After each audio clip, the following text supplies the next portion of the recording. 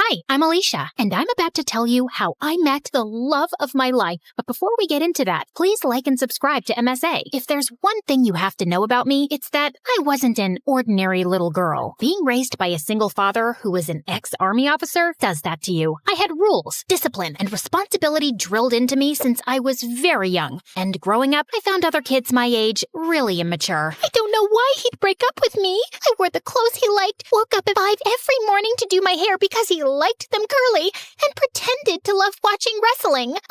Excuse me, but I need to get that muffin. Can't you see that I'm crying? My boyfriend just broke up with me. Aw, I'm so sorry. You know, it reminds me of the time my dad took me for this obstacle course, and I twisted my ankle so badly, the doctors told me I'd never be able to walk again. But I didn't lose hope, and here I am. How is that the same thing? It's not, because that was an actual problem, but yours is just a bunch of high school nonsense. Now move your butt, please. Needless to say, I didn't have a lot of friends, and I didn't care either. My life was all sorted out. Graduate school, get into a good college, work, and retire. But then I turned 18 and met Arthur. He was a transfer student from Greece, and boy was he dreamy. The first time I met him was in gym class. We were playing catch, and I was so lost in looking at him. I totally missed the ball, and it hit me right in the face. I fell on my butt, and Arthur came running. Are you okay? You're bleeding. It's nothing. I'm used to much worse. On second thoughts, I might need a doctor. Arthur smiled and carried me to the nurse's office. The entire time I was there, he sat next to me, and later he dropped me home. We became friends after that, and slowly I fell for him. He was smart, mature, and sweet. If there was one guy I wanted to date, it was him. So I decided to ask him out, except I didn't know how. So I turned to MSA for help, and it did not disappoint. Rule number 1, never let your crush know you're interested in him. Avoid eye contact and do not speak at all. The next day, when Arthur waved at me in the hallway, I wrinkled my nose and turned away. He sat next to me in class, but I didn't pay any attention. But then in the cafeteria, he caught up with me. Are you avoiding me? Me? Avoiding you?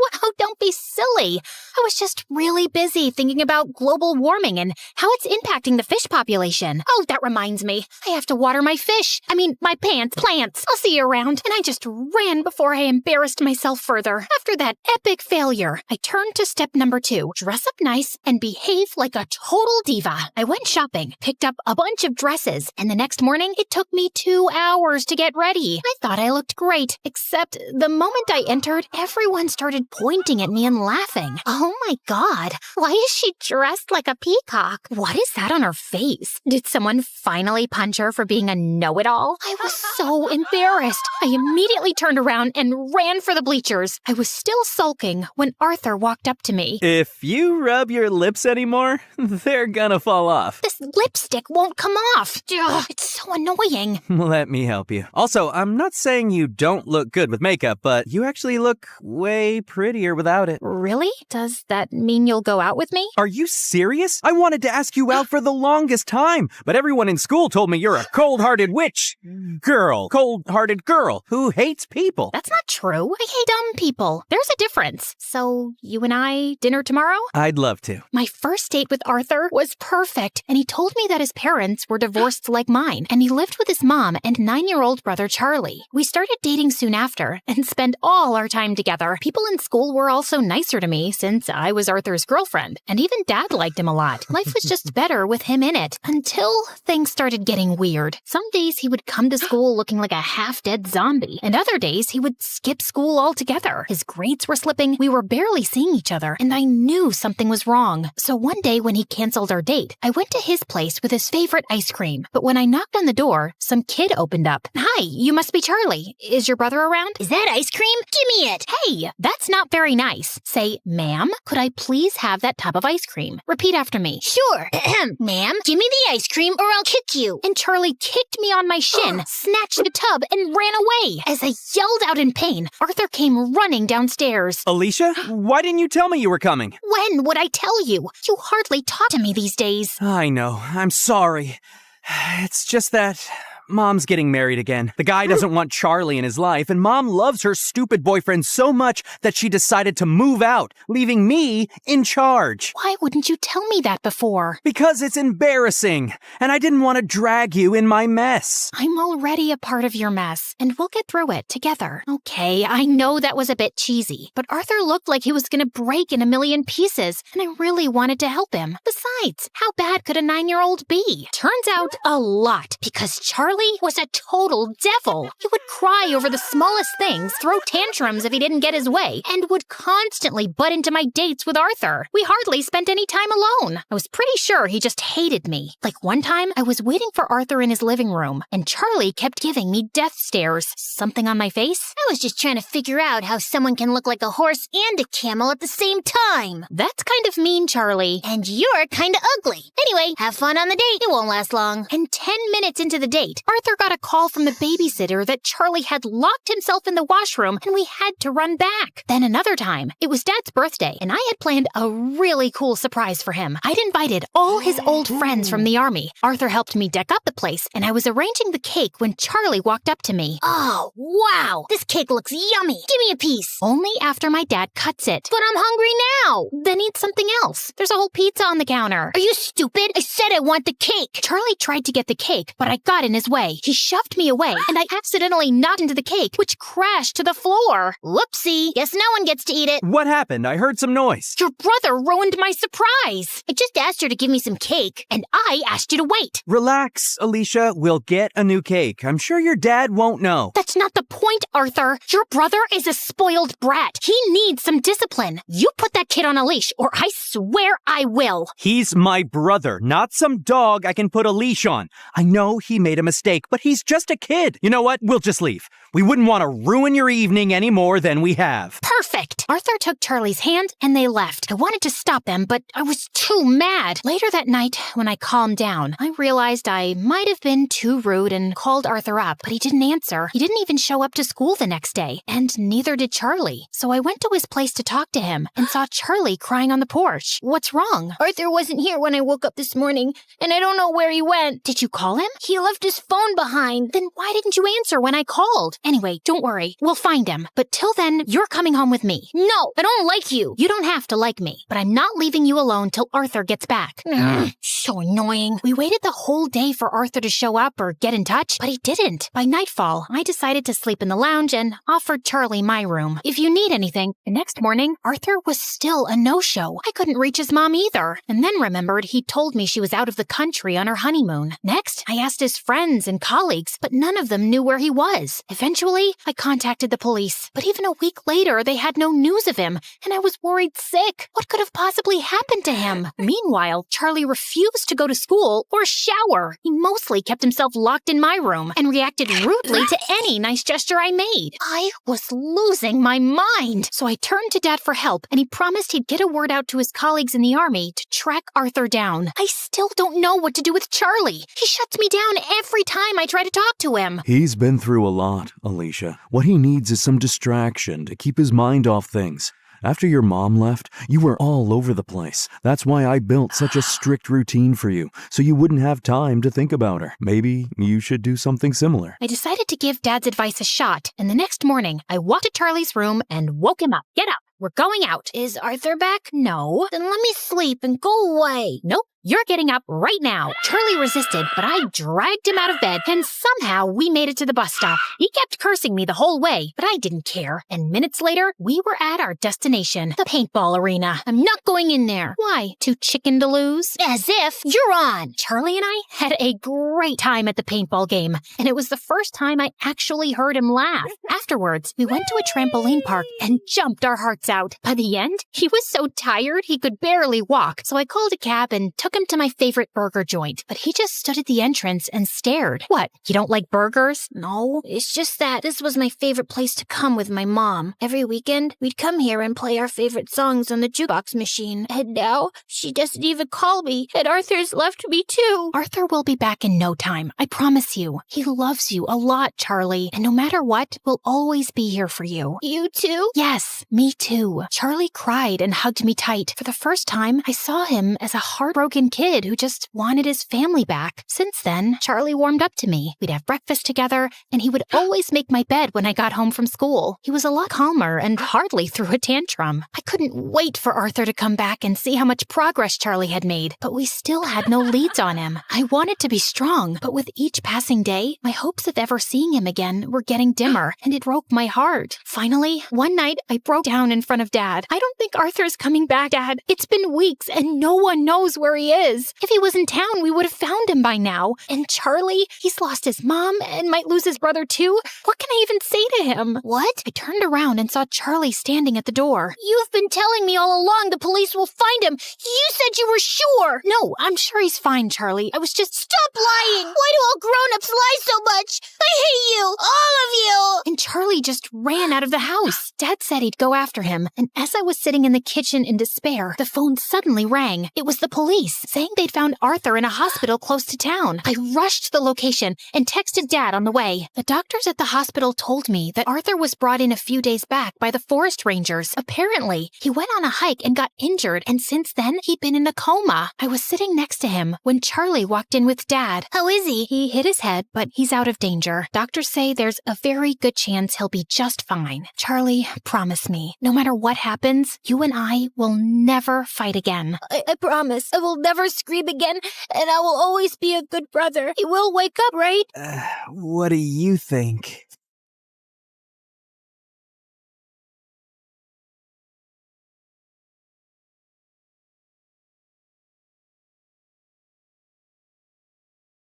Hi, my name is Alice, and I'm from Rochester, New York. Please like and subscribe. You know how people say that when you meet the love of your life, time stands still and your heart skips a beat? Well, my dad had his own version of it. Love feels like a bunch of fireworks exploding inside your heart. That sounds dangerous. Oh, honey, it's the most beautiful feeling in the world. Dad always tells me about when he met Mom. He was playing on the subway, and when she stepped in, he felt fireworks go off inside of him. And that was it. My life changed forever. Our life changed forever. My mom was a big shot lawyer, and my dad worked as a music teacher at my own school. I inherited my dad's love for music, but wasn't into singing, so I used Mom's lawyer skills on them and convinced them to buy me a drum kit. My life was simply wonderful, but everything changed when I was 12. Mom got stuck on one big case and was working crazy hours, so there was no time for anything else. Not even for me. For months, I kept bugging her to notice me, but the answer was always the same. Not now. I can't, Alice. Of course, this also led to fights between my parents. They used to argue in the kitchen at night when they thought I was asleep. Finally, one night, she just left. There were no explanations, no clues, no goodbye letter. Nothing. It was a rough time, but my dad and I always stayed together. As time went by, we both started feeling a little bit better. Despite everything, I never stopped believing in true love, and I eagerly awaited the sensation my father had described so many times. When I turned 16, I witnessed the fireworks of love up close. I was at home cooking an egg when these bratty kids kept ringing our doorbell and running away. My blood was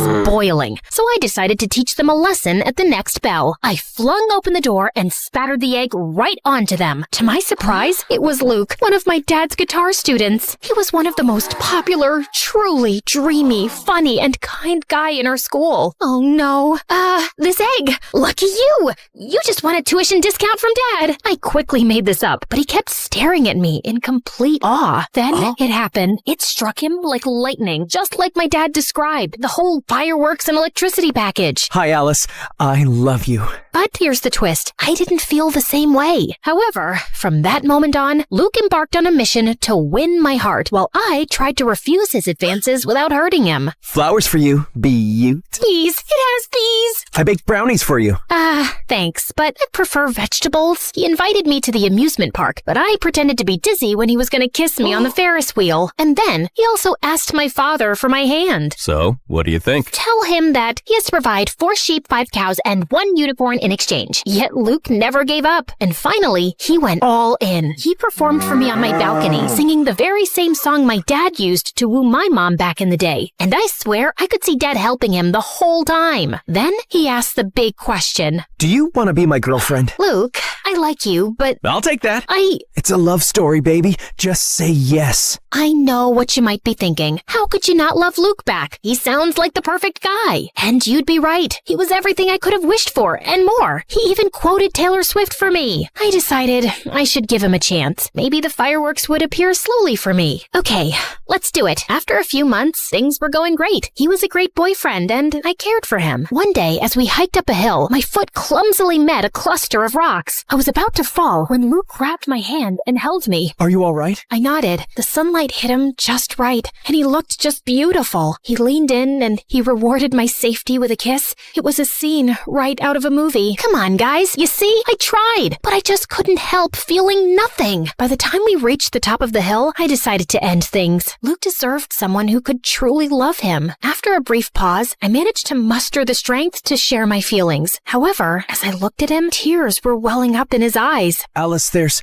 something I have to tell you. Yes, Luke? I'm thrilled that we're together. I've been looking for the perfect partner for what feels like forever. Tears began to fall down his cheeks, and I hugged Luke tightly. How could I break his heart after that? I just couldn't. I needed a new plan, a way to end things without hurting him. Just then, I got an idea. I needed to find my boyfriend a new girlfriend. Yet, it was easier said than done. Finding the perfect girl for Luke was certainly a tough mission. I introduced him to Sarah in a bowling alley, but it turned out she was only interested in using Luke to make her ex-boyfriend jealous. On trivia night, Claire and Luke had a heated argument about the best pizza toppings. They didn't get along after that. Lastly, how can I forget about Julie? When I introduced her to Luke at a party, it was pretty clear that she was more interested in me than in him, much to Luke's amusement. Of course, he knew nothing of my plan. I introduced so many girls to him, pretending they were my friends, but none of them sparked even the slightest explosion. Luke only seemed to have eyes for me. Darn him! After a few weeks of failures, I was about to give up hope. But then, right in my dad's class, the solution seemed to fall from the sky, almost literally. Boys and girls, we have a new exchange student from South Korea. This is Moon. That new girl seemed quiet, but she was a total stunner. We have a little welcome tradition here. You've got to sing us your favorite song while standing upside down. What? You could actually see Moon's soul leaving her body. Kidding. But come on, it'll be a blast. So, which song are we going with? For a brief moment, Moon seemed to be torn between making a mad dash for the exit, pretending to faint, or fighting my dad to ignore his request. Love Story by Taylor Swift. Bingo! That was the girl who was gonna sweep my boyfriend off his feet. I couldn't have been more thrilled. Above all, she had a beautiful voice. She was perfect for Luke. As soon as the class ended, I walked up to Moon. Hi, I'm Alice. That was amazing. Thank you. I just hope I don't have to do that to introduce myself in math class. Don't worry about it. The gym teacher might make you do some push-ups in front of the whole school, but apart from that, well, that's it. I'm going back to South Korea. She even had a great sense of humor. By the way, the music teacher who just made you sing in front of everyone is my dad.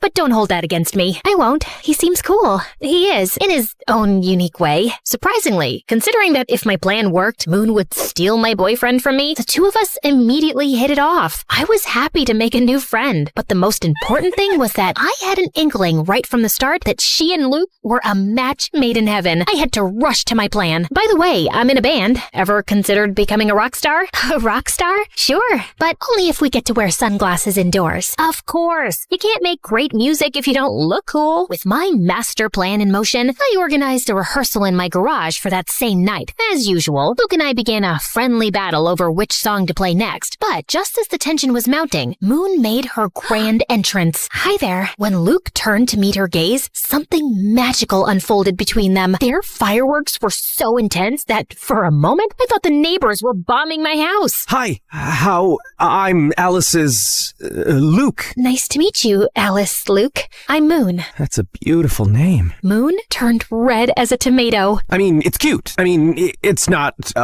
horrible name. They were so awkward and cute that they looked like two penguins trying to dance. The first part of my plan was complete. Over the next few weeks, I did everything to bring my new friend and boyfriend even closer. I planned this adorable picnic for the three of us, but then I faked a stomach pain, so they both got time together. Alice, are you okay? Oh no, not again. What's wrong, Alice? It's my, pigmatitis. Okay, let's go see the doctor. Clearly, my plan failed. Next time, I took them to the movies to watch an old sappy romantic film. Where's Alice? She told me she wasn't coming because she hates Sandra Bullock. She hates Sandy B? Is that even possible? Right? I said exactly the same thing. They watched the movie together. All the while, I was lurking secretly in the background. In a particularly romantic scene, their shoulders leaned against each other. They locked eyes, and their lips came closer. It seemed that it was the moment, but... Want some more popcorn? Yeah, sure. So close. By the way, I, of course, don't hate Sandra Bullock. Slowly, I was running out of ideas and excuses. I even signed us up for a romantic bread baking class, only to remember right beforehand that I was gluten intolerant. Silly me. Since when? It's very recent. I don't want to talk about it. We can make gluten-free bread. It's not the same. Go on without me. Tragically, I had to keep up that lie and not eat a sandwich in front of them for way too long. Oh, the lengths I went to. But despite all my efforts, nothing was happening. They clearly had feelings for each other, but neither was making the first move. I was determined to give it one final shot, so I orchestrated an irresistibly romantic date at Rochester High Falls, Luke's cherished spot. I prepared the scene, and it looked spectacular. I stood there, admiring my masterpiece. This must have been how Billie Eilish felt when she composed Bad Guy. My plan wasn't complete without the final touch. 2 mysterious and alluring letters, one for Luke and one for Moon. That evening, they both arrived thinking the other had organized the date. I should have respected their privacy and left, but I sneaked a peek at the date and sat in a nearby grove with popcorn and soda. It seemed like they were still too shy to make the big move. Just as I was about to fall asleep, Moon slowly moved nearer to Luke's lips. The excitement was so intense that I could feel it moving through my body, particularly in my ankle. In my ankle? I looked at my leg and saw a raccoon clinging to my ankle. Freaked out, I totally lost it. I sprang from the bushes just in time to disrupt their big moment. Alice, what are you doing here? Oh, hi! Just taking a walk. Around the falls? Alone? At night? Well, you know what they say, when nature calls. Don't judge me. That's the best I could come up with. Alice, this isn't what it seems. We were just... Their embarrassment and guilt were clear. I'm sorry. They clearly felt terrible, and I felt even worse. It was entirely my fault. It was time to tell the truth. You don't have to feel guilty. I orchestrated the entire thing. What? You? Yeah. I couldn't help but notice the magic connection between you two. This is my strange way of giving you my wholehearted blessing. Well, at least I told them part of the truth. For a brief moment, Luke and Moon exchanged puzzled glances, and Luke turned to give me an earful. However, after what felt like an eternity, they both enveloped me in a hug simultaneously. Alice, I can't believe you'd do something like this. You could have just spoken to me. And I'm sorry. I tried to fight these feelings. No need to apologize. The heart wants what the heart wants. Are you sure you're okay with this? Absolutely. You two are meant for each other. I'll step aside and let you enjoy the rest of your date. I walked away swiftly, but before I got too far, I turned back to see them finally sharing their first kiss. Well, you could have at least waited for me to leave. Just kidding. Carry on. This may appear like the happily ever after ending, doesn't it? But believe me, there are still some more fireworks to discover. My grand plan had succeeded. Moon was perfect for Luke, and they were really happy. However, sometime later, I started to feel increasingly sad. While I was genuinely thrilled for them, a feeling of loneliness began to take over me. Eventually, I decided to share with my dad my deepest fear. Dad, what if I never experienced those fireworks? Alice, just like music, love has its own tempo. It won't come if you're expecting it. But trust me, sooner or later, your moment will come. But what if I end up with a broken heart, like you when Mom left us? That can happen. Love is not perfect. But believe me, it's still worth it. After that, I decided to give the whole love thing a rest. I just focused on school, my friends, and of course, music. For several months, everything went smoothly. Surprisingly, my dad was right about love. My moment was bound to come just when I least expected it. Boys and girls, we have a new exchange student, this time from Italy. This is Camillo. And that was it. Boom, boom, boom. Just like my dad had predicted, my moment to feel the fireworks had arrived, and it came on strong when Camillo strolled into the classroom. I couldn't take my eyes off of him. And to be fair, no one else in the class could either. He was so irresistible, incredibly handsome, cool, stylishly dressed, and smart. My dad tried to get him to sing a song to introduce himself, but Camillo instead recited a poem in Italian. I didn't understand anything. I was too captivated by him. Ah, right. It's a very lovely and romantic poem. Not really. It's about what hell is like. Marry me. I knew I had to beat out tons of other girls to win his heart, but if there was one thing I was truly confident about, it was my matchmaking skills. Game on. During lunch, I went up to him. He was sitting by himself, with all the girls gazing at him from afar, too mesmerized to strike up a conversation. But I wasn't like the other girls. Hi there. What's cooking, good looking? Not my best pickup line, I know. Hi, you. Alice. Oh, right, Alicia. Already? My name, or a variation of it, coming out of his mouth made me shiver. What are you reading? Robert Frost. Oh, he's the one who invented frosting?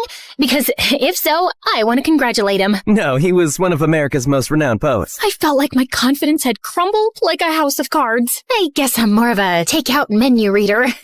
Camilo shot me this weird smile and went back to his book. I left feeling defeated and humiliated, all while the surrounding girls erupted into laughter. Still, I wasn't going to give up so easily. You guys know I can be very stubborn. Over the next few days, I did everything I could to get Camilo's attention and interest. So, you're a photographer? Yeah. Me too. I love selfies. And when I thought I couldn't get any lower, Camilo, I wrote you a poem. Okay. Twinkle, twinkle in your eyes, like the stars in moonlit skies. In your arms, I feel so right, like a star that's shining bright. He rested his hand on my shoulder with second-hand embarrassment. That was very sweet. What was I thinking? Are we going or not? The most stunning gothic girl was walking towards Camilo. Sure thing, Bella. They just walked away while my hope lay shattered on the floor. After the humiliation of a lifetime, I crawled home and locked myself in my own room for days. Is this karma for not loving Luke back? Unwelcome love is horrible. Why didn't anyone tell me? I decided to never leave my room again.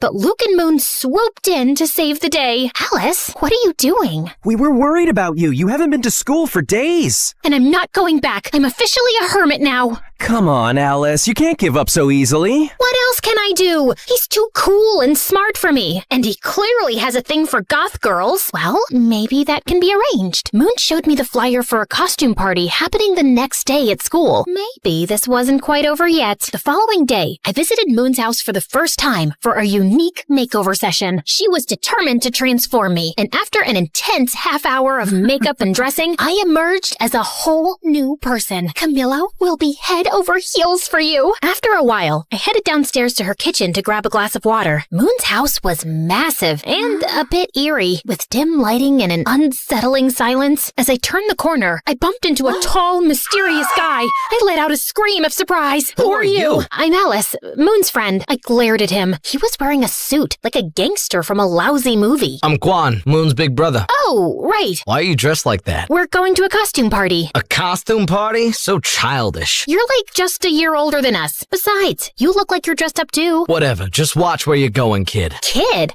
Just then, Moon showed up, probably after hearing my screams. When I turned to face him, Quan had already disappeared down the dark hall. What? Why are you smiling? You know, your brother is a real piece of work.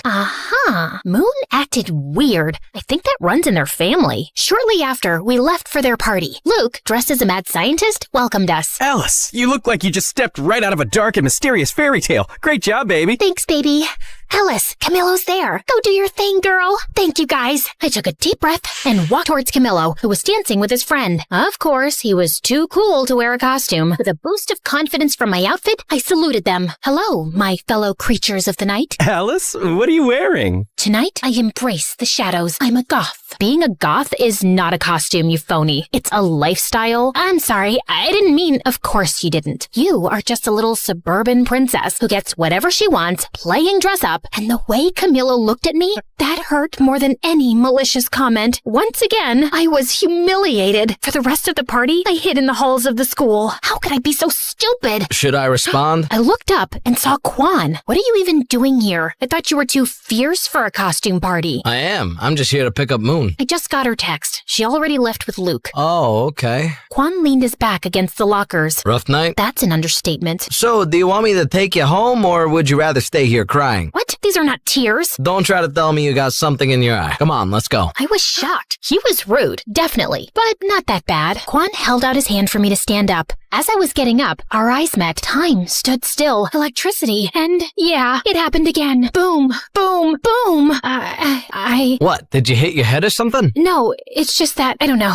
Forget about it. I'm fine. If you say so. As Quan drove me home, I kept looking at him out of the corner of my eye the whole trip. I was spellbound. I tried to strike up a conversation with Quan, but he didn't pay much attention to me. So, tell me about yourself. Pass. Come on. What do you like? Silence. Clearly, Quan was not very interested in getting to know me. Soon after, he dropped me home. I couldn't believe it. After years of dreaming about those fireworks feelings, I finally got them. Twice in 1 week. Plot twist? Both guys are just not that into me. This was obviously karma. It was Cupid's way of getting back at me. Destiny laughing in my face. Or maybe it was just my teenage hormones. I hate my life. But what I didn't know was that Moon hadn't left the party when Quan arrived. In fact, she was in the bathroom and saw and heard my entire conversation with her brother. Although Quan didn't notice my fireworks explosion, Moon did, and decided it was her turn to play Cupid. Moon started finding excuses and forcing situations for Quan and me to spend time together. She would invite me to her house, but when I arrived, she wasn't there. Is Moon home? For the 4th time this week, she's not. Despite how Quan acted like he didn't care, Moon was determined to make it happen. She even locked us in an escape room. I guess we're gonna have to solve this to get out. This could take a while. The key is under that armchair. Oh, right. Then, Moon planned a movie date with Quan and me, and then left us. Yeah, she used my own little scheme against me. We got into the wrong screening room and ended up watching a children's movie. This is so boring. Wait, are you crying? No, I'm not. You're crying. OMG, you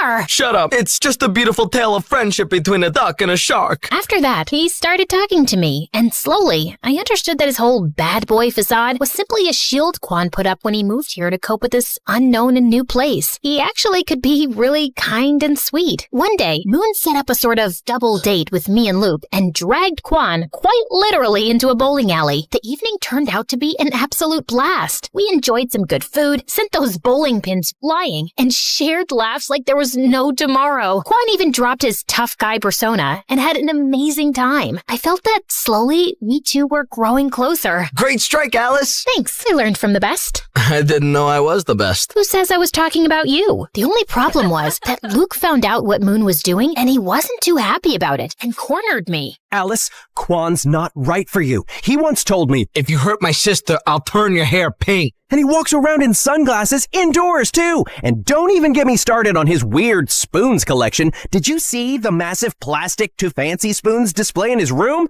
I'm just worried you'll end up hurt. But I wasn't very convinced. And then the next day, as we were preparing for our band rehearsal, Luke arrived with a surprise visitor. Camillo came to rehearsal, if you girls don't mind. If looks could kill, Luke would be dead now. Oh, that's why you said not to bring Quan. We'll talk later, baby.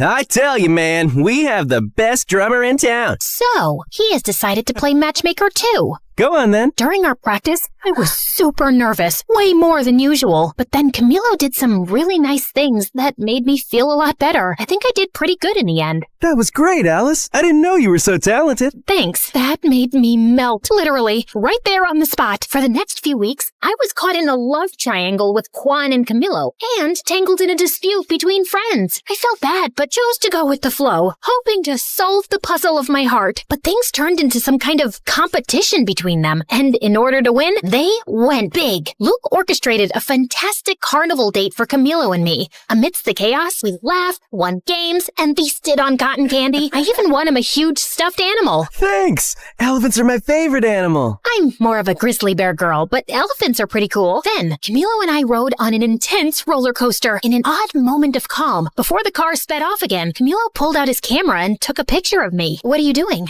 I want to capture this moment forever. That was one of the most magical and romantic nights of my life. For her part, Moon convinced Quan to take me to his favorite spot, a haven he had never taken anyone to before. It was a dark and murky place. Quan led the way, nodding to some guys. All eyes were on me, so I tried my hardest to copy his attitude. Needless to say, I failed. Quan, we are too young to be here. Relax. What is life without a little risk? Right, but maybe this is a little too dangerous. Okay, I admit it. I was scared. But you would be too if you saw those people there. It looked like the whole cast of Pirates of the Caribbean. Don't worry, Alice. I know the owner and most of the guys. They are cool. Quan took my hand, and not only did I feel safer, but I was also ecstatic. The rest of the night turned out to be surprisingly amazing. Everybody was fun and welcoming. Quan revealed his secret technique to cheat in poker, and an energetic punk band put on a spectacular show. Hours later, we watched the sunrise on the hood of his car at the highest point of the city. Hey, okay, I hear you all yelling, pick a lane, girl.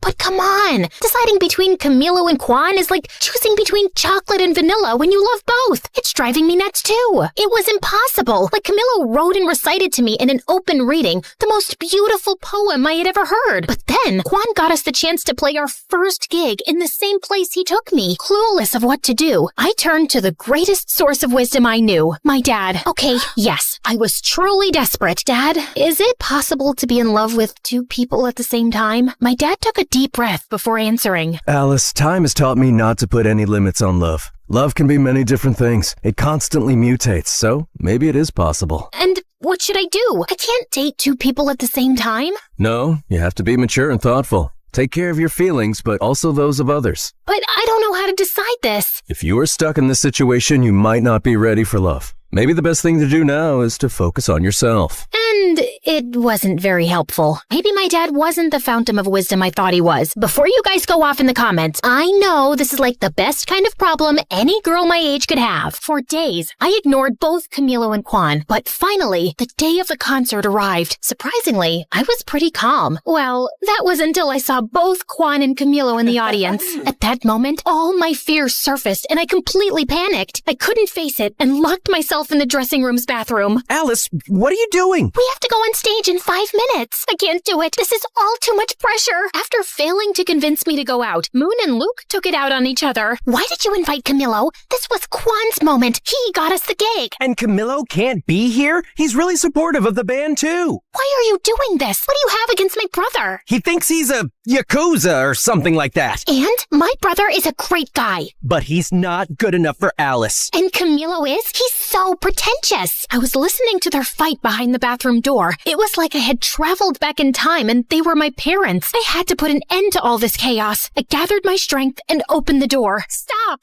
This ends now. You can't be fighting over my love life. That doesn't make any sense. But... No buts. We were just trying to help you, like you helped us. I know, but it just doesn't feel right. I was wrong. Love should be spontaneous and free, not something we try to control and mold to fit our convenience. It's my life and I can make my choices. You're right. We're sorry. I'm sorry, Moony Toony. I am too, Lukey Doovie. That's really sweet. But for now, enough with the cheesy stuff. We've got a show to give. The room was silent and expectant when we got on stage. The air was tense, but we were ready. Hello, we are Cupid and his broken arrows. Are you ready to rock? Let's do this! 1, 2, 3, 4. The show was incredible. To be up on stage playing our music was a life-changing moment. There, I felt everything. Electricity, adrenaline, nervousness, and fireworks. And I can proudly say that it was the first of many shows. As for the guys, I decided to follow the advice of my father, who, as always, was right. I wasn't ready for love, and I didn't want to risk hurting them. I took them aside individually and told them the truth. Luckily, they both understood, or at least I think they did. I decided that I should focus on my first love, music, and that would pay off big time. Cupid! Cupid! Cupid! Ladies and gentlemen, are you ready? Well, it's a good thing you are, because this is Cupid and his broken arrows! Oh, hi guys. Yeah, as you can see, a lot has happened since the last time we chatted. Where were we? Oh yes, after our first show at that shabby place, Luke, Moon, and I promised to do everything we could to get to the top of the music world. First, we decided to go on tour. We rented an old van and set off on the road to our dreams. Well, at first, it was looking more like a nightmare than a dream. Not exactly the Four Seasons. Tell me there's no cockroaches. I can't sleep here if there are cockroaches. Of course not, Moon. Maybe just some 8-legged roommates. But I'm sure they're very friendly. The top bed's mine. Those first few weeks were challenging and scary, but Luke, Moon, and I stuck closer than ever. Sometimes literally. Relax, guys. Nothing bad ever happens to teenagers in horror movies, right? Initially, our gigs were confined to really small and quiet venues. Good night. We are Cupid and his broken arrows. Yeah, there were literally more crickets than people, but slowly, people caught wind of our shows. Our songs started popping up everywhere, and we gathered a group of loyal fans. It wasn't an overnight thing, but somehow we became kind of famous. However, the sudden fame had its downsides. The biggest downside of them all was him. That's Trevor, our manager. He discovered us when we were playing in a tiny, sleazy venue in Los Angeles. Hello, kids. I'm gonna make you stars. Talking about terror? Trevor? See? It's like his name was meant for a crooked manager role. I'm just spitting straight facts here, guys. Where do you dream of playing? Just name it. In the forum? That's a little too ambitious. I'll make it happen. Sky's the limit for us. Despite Moon and Luke's excitement, something didn't smell right to me, so I decided to keep an eye on Trevor. Follow that car! I always wanted to say that. I tailed him to the forum offices. Oh, tailed is what spies say when they follow someone. Too many spy novels, I guess. So, Trevor got out of his car, but returned as if he'd forgotten something. What could it be, you might ask? His briefcase? His parking permit? Maybe his wallet? Well, not exactly. A gun? Who brings a gun to a business meeting? It's like bringing a gun to a business meeting. I figured he was a little shady, but he was actually dangerous. After a while, he walked out of the meeting with a big smile and put his gun back in his suit. Oh my God! That night, after Trevor gave us the news that he got us a slot at the forum, I revealed what my fierce investigation had unmasked. It's over, Trevor. I saw your gun and how you used it to get us this concert. We can't be involved in something as dark as that. Oh, you mean this? Trevor pulled out his gun and pointed it directly at me. My life flashed before my eyes. Moon, Luke, and I screamed in terror as he pulled the trigger. To find out what happened next, join part 4 of the story. Now relax. I'm just kidding. Trevor fired, but all that came out of the gun was water. Phew, that was a close call. Well, maybe not really. Are you crazy? Why are you carrying this with you? For protection, in case, a small cat attacks me. And why did you use it in the meeting? Oh, that! Those guys never water their plants. They were so dry, poor things. Maybe I had misjudged him. Still, if you don't want to be involved in something as dark as me, I understand. Maybe it's for the best. No, Trevor, please don't take this personally. Alice is just like that. Excuse me? Yes, we really want to work with you. Great then. Are you in, Alice? Outvoted, I had no choice but to accept Trevor. His impact was soon felt. He devised everything for us, from trying on silly, smelly costumes, which I'm sure he had stolen from the thrift store to keep the extra money for himself, to making us do some bizarre and really embarrassing publicity stunts. Yet, while I hated to admit it, he did take us to the next level. He even got us a record deal. Maybe he isn't all that bad. He certainly wasn't the worst thing that came with fame. Paparazzi were a real headache. Hey, Alice, aren't you dating someone? People want to know about your love life. Oh, it's a full-blown love triangle. Me, my couch, and my Apple. iPhone. Seriously? Can it get any cringier? Well, I know what you must be thinking. What about Quan and Camillo? You guys are so predictable. Okay, after I told him I was not ready for love, our paths simply parted. Camillo moved to the big city to try his luck as a poet, and Quan went back to South Korea. I had accepted that love wasn't my thing, and I was fine with that. Really, I was. But it seems that not everybody was. Alice, people are interested in you and your love life. We must give them something. And before I could say anything, Trevor launched his enormous Find Alice a Boyfriend operation. When he was choosing from the pictures, from his looks, you'd think he was attempting to assemble an atomic bomb. I wish you people would stop meddling in my love life. You're one to talk. Fair point. Must I suffer all my life for that one time I played Cupid? Besides, you two are practically soulmates. I only intervened in the name of true love. Maybe Trevor will find you your soulmate. If he does, he deserves a Nobel Prize in matchmaking. Haha, very funny. Bingo! We found our man. Get ready, Alice. Trevor orchestrated a date with one of the buzziest actors in town. Naturally, he gave the paparazzi a heads up, turning the dinner into a spectacle that rivaled the Super Bowl coverage. I won't deny that he was good looking. The man could make any Greek god jealous, but he seemed to be already in a committed and very toxic relationship with his phone. It was like they were stuck in a never-ending staring contest. If a UFO landed on the table, he'd probably just assume it was dessert. So, tell me something about yourself. I have 5 million followers. Wow, I'd be concerned if that many people were following me. That's next level stalking. Huh?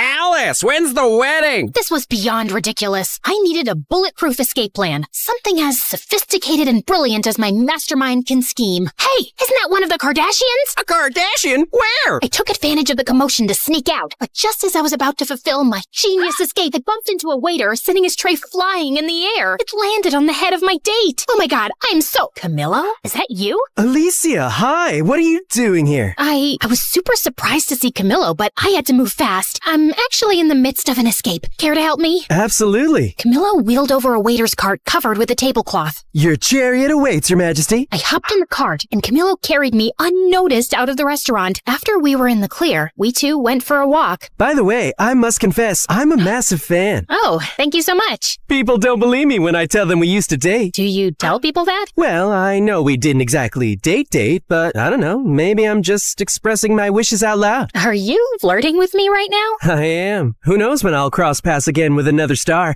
especially with one as strikingly beautiful as you. He was going all in. I tried to play it cool. That's smooth, but I'm not gonna fall for it that easily. I did. I'm not the same girl I was a couple of years ago. I was. Besides, I know you have a way with words. He did.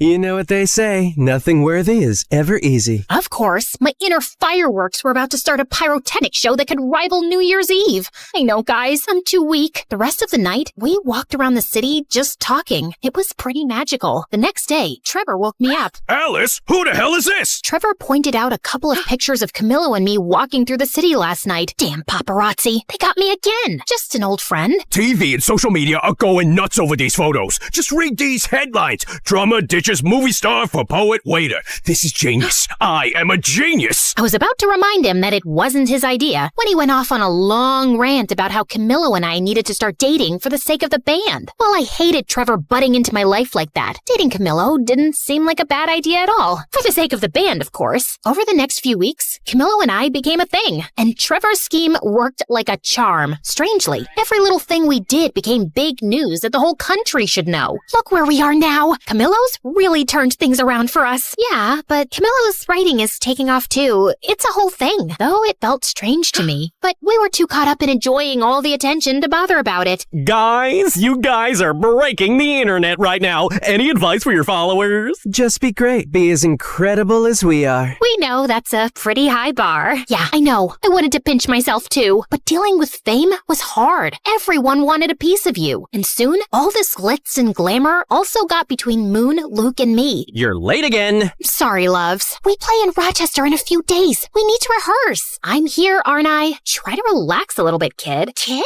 We've done hundreds of shows. It's a walk in the park. It isn't just another show. It's our first home show since we left. Quan is even coming back from Korea with his new girlfriend for this. It has to be perfect. The mention of Quan and a girlfriend struck a chord with me. He had a girlfriend now? Who was she? Why didn't Moon tell me this earlier? Why wasn't he thinking of me? I was beyond angry. What the hell, Moon? Why are you throwing Quan and his girlfriend in my face? She was not throwing... This is clearly not about the show. Of course it is. What else would it be about? This is about you two being jealous of me and Camillo. This is about you not bearing to be under my shadow. Oh my god, you're completely delusional. Oh yeah? You two are completely... I couldn't think of a good enough adjective, so I simply stormed out. What I didn't realize was that Trevor was standing on the side, just watching the drama unfold. Don't stress. You don't need anyone. I think you could even go solo. What? I mean, everybody knows you're the heart of the band. You're gonna do great things by yourself. I just know it. Oh, shut up. I knew Trevor was trying to manipulate me, but he wasn't all wrong. The band thing was not working. We were always fighting, and I had Camillo. What was the point of continuing? Okay, let's do it. We decided it was best to keep it a secret until after the show in Rochester, which would be our last. I had fears, doubts, and a lot of anxiety, but Camillo managed to calm me down. I'll be right there at your side. Finally, the day of the show had arrived, my relationship with Luke and Moon was more strained than ever. To avoid them, I went to the side of the stage. The arena was packed. Everybody we knew was there. Luke's family, Moon's dad, even the goth girl was present. Wait, where's Dad? I tried to locate my father in the VIP and the crowd, but it was like finding Waldo. When even Camillo, who was supposed to bring Dad, didn't answer my calls, I started freaking out. Something felt really off. Soon after, Camillo called me from the hospital and told me there had been an accident. What? How? I was late. Then I saw your dad's accident on the way, so I followed him to the hospital. But your dad is fine. He's resting now. Why did nobody call me? They said they called his emergency contact. I'm on my way.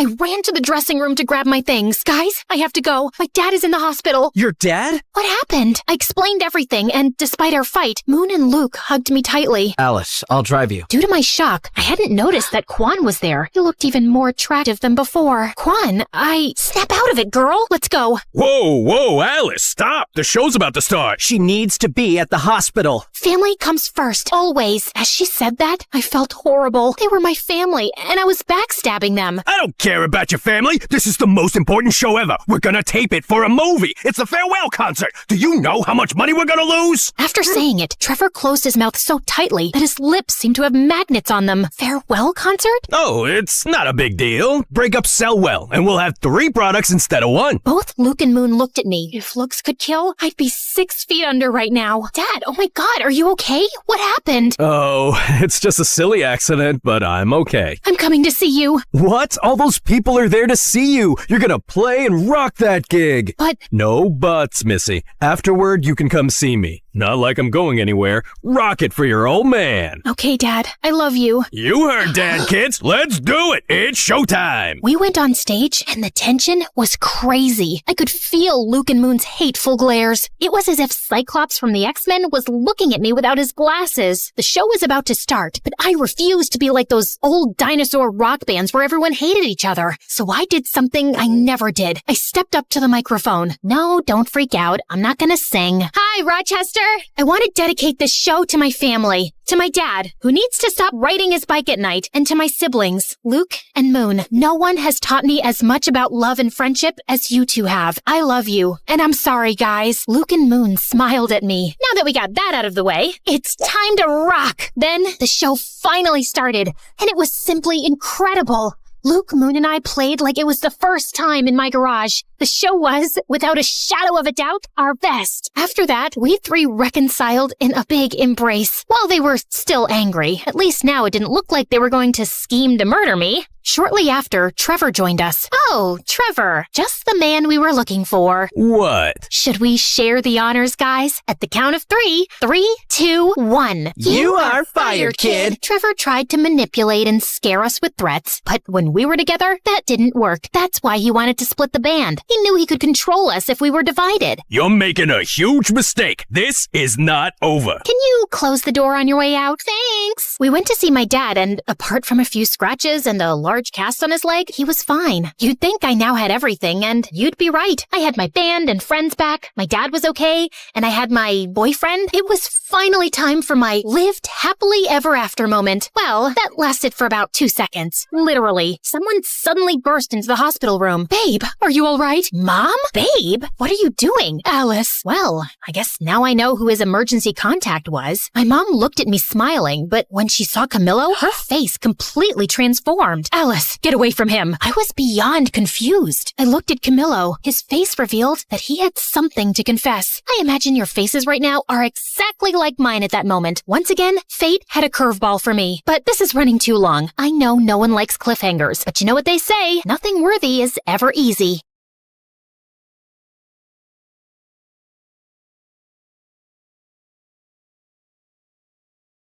Bonjour, my name is Andrea from Paris. Please like and... Nah, I'm just kidding, guys. It's me again. Gotcha. You didn't know I spoke multiple languages, Verdado. So, where were we? Oh yeah, my band almost broke up. My manager tried to take control of my life. My father was in an accident. My boyfriend was keeping a huge secret from me. And my mom had come back into my life after almost 10 years. Am I forgetting some other misery? Yeah, I'm also really hungry. Oh, right. I hadn't eaten anything since before the concert. But at that time, we had more important things on our plate. Alice, I told you to get away from him. Who does she think she is to tell me what to do? No. First, you owe me an explanation. Why have you left? Where have you been all these 10 years? Why have you never called? Why are you coming back now? Why? Well, I guess she owed more than one explanation. Maybe we should leave. And miss the showdown? Yeah, let's give them some privacy. Yes, better. What are you even doing here in the first place? We'll wait outside. No, nobody leaves. And you better start talking before we start improvising a bad cop, good cop scene. And no, Luke, you can't be the good cop. But Alice, no excuses. Just spill the beans. My mom took a seat and a deep breath, then remained in silence for a few minutes. I couldn't wait to know the truth. I was impatient, nervous, stressed, and hungry too. But most of all, I was tired. Then she started talking about her life, blah, blah, blah, some really revealing stuff and other things, and then the end. I'm sorry, guys. I'm just exhausted. It's not that easy to narrate 4 parts in a row. The life of an MSA star is harder than it looks. You know what, guys? Let's mix things up a little. I know you're probably tired of hearing my voice. At least I am. So let's hear my mom's story told by herself. See you later, alligators. Hi, kids. I'm Carrie, Alice's mom. I know most of you must hate me, but hold off until you hear my side of the story. If you still hate me later, well, don't put it in the comments. I don't think I can handle having my own haters. Let's start from the beginning. After I got married and had Alice, my life was practically perfect. Lovely family, a career climbing. Life was looking up. When Alice was finishing elementary school, my big shot arrived. Carrie, we want you to lead the case against the Siri clan. Oh, yes, I'll do it. Their time has come. Justice will be served. The Siri clan was one of the largest and most dangerous criminal groups in the country. They were the worst of the worst, fixing sports events, moving narcotics, blackmailing politicians, and even kidnapping kittens in their spare time. You name it, they did it. Get ready. This is gonna change your life. And boy, it did. I couldn't imagine at the time how much it would cost me. I couldn't tell anyone about my involvement with the case, not even my family. Still, the clan found out pretty much everything about me. I soon started receiving threatening phone calls, menacing letters, and gifts of dubious taste. The prosecution put security on us. The suit guys followed us all around without Alice and her father knowing. But that didn't stop the Siri clan. Oh no. A few days before the trial, I received an envelope in my office. Inside, there were pictures of Alice at school, in the park, coming in and out of the house, everywhere. I thought about calling the police, but it was too dangerous. I had to do something. So I went to see the head of the clan, ready to put my career aside and my principles in exchange for the safety of my family. But he was a tough negotiator. I have a counteroffer. They not only forced me to sabotage the lawsuit against them, but also made me work for them as their legal counsel for years. They never stopped following Alice. I had no choice but to stay and help them grow their criminal empire even further. So that's why I left, because now I'm a criminal and I can't even look at you in the eyes knowing everything I did. And why did you come back? After I left, I blocked your numbers, but I never changed mine. The hospital called me saying there had been an accident and I had to come and make sure you were okay. I guess I'm still your emergency contact. Of course. There's no other person I want to see in an emergency. He's such a flirt. Is that so? It is, and not only in emergencies. I think Alice's dad has the hots for Alice's mom. You don't say. I'm just glad I get to see you again. Oh my God, Dad, stop flirting with her. Have you forgotten that she abandoned us for like 10 years? Are you sure you don't have a concussion? Let's call the doctors to do more tests. I'm fine, Alice. I guess old habits die hard. He smiled at me, and even after all these years, just like the first time I saw him playing in the subway, I felt fireworks inside. How could I help it? Look at him. He is as attractive as he was 10 years ago, maybe even more. You can tell he's been hitting the gym. Check out his arms, his shoulders, his... Okay, that's enough. This is still a family channel. I'll take it from here. As you can imagine, my mom's story was like a roller coaster for me. And by the end, I was pretty dizzy. I didn't know what to say. But at the same time, I had hundreds of questions to ask. But first, I needed some air. Like, a lot of air. And something to eat. So I walked out of the hospital. And then I saw it. That was really love at first sight. Thank God. I ran to it, and I ordered half a dozen hot dogs. What? Lady has to eat too, you know. Besides, can't think with an empty stomach, right? Bon appetit. Note from the MSA producers. Due to the disgusting nature of the following images, we have decided to censor the next part. Ugh, I so needed that. Now I can think straight. Let's get this over with. I walked back to the hospital, but stopped dead in my tracks when I saw Mom and Camillo talking at the entrance. We should try to be friends. After all, We are family. You don't scare me. And why should he? Oh, let me guess. He probably is the son of the boss of that clan, and he's just dating me because he has a secret agenda, right? No, not at all. So why should I get away from him? Maybe I got carried away. To be honest, I don't think you guys are really a match. I mean, you are a Cancer and he is a Capricorn. Those are the least compatible signs in the horoscope. I'm actually a Scorpio. Oh, then it's okay. You have my blessing. Great! Thanks, Mom. Camillo hugged my mom. Their performance was as believable as a bunch of elementary school kids acting out Shakespeare for the end of the year play. Of course I knew there was something wrong. I'm not an idiot, guys. I asked Camillo about it like 1,000 times. Why does my mother hate you so much? What did you do? But he always came up with different excuses. It's because I'm Italian. She hates poets. She doesn't like my cologne. I think she must be in love with me. Eventually, I stopped asking. I know it sounds crazy, but after so much time, things were somehow in order and part of me didn't want anything to change. Sure, I knew that things sooner or later were gonna bite me, and trust me, when they did, it hurt like a dog bite. The next few days were truly bizarre. My mom came back into our lives as suddenly as she had left. Every time I went to visit my dad, she was there, and the two of them together were absolutely unbearable. You guys know I'm a sucker for love, but they were too much even for me. Here comes the plane. Can I have a bite of the pilot, too? Oh, don't start.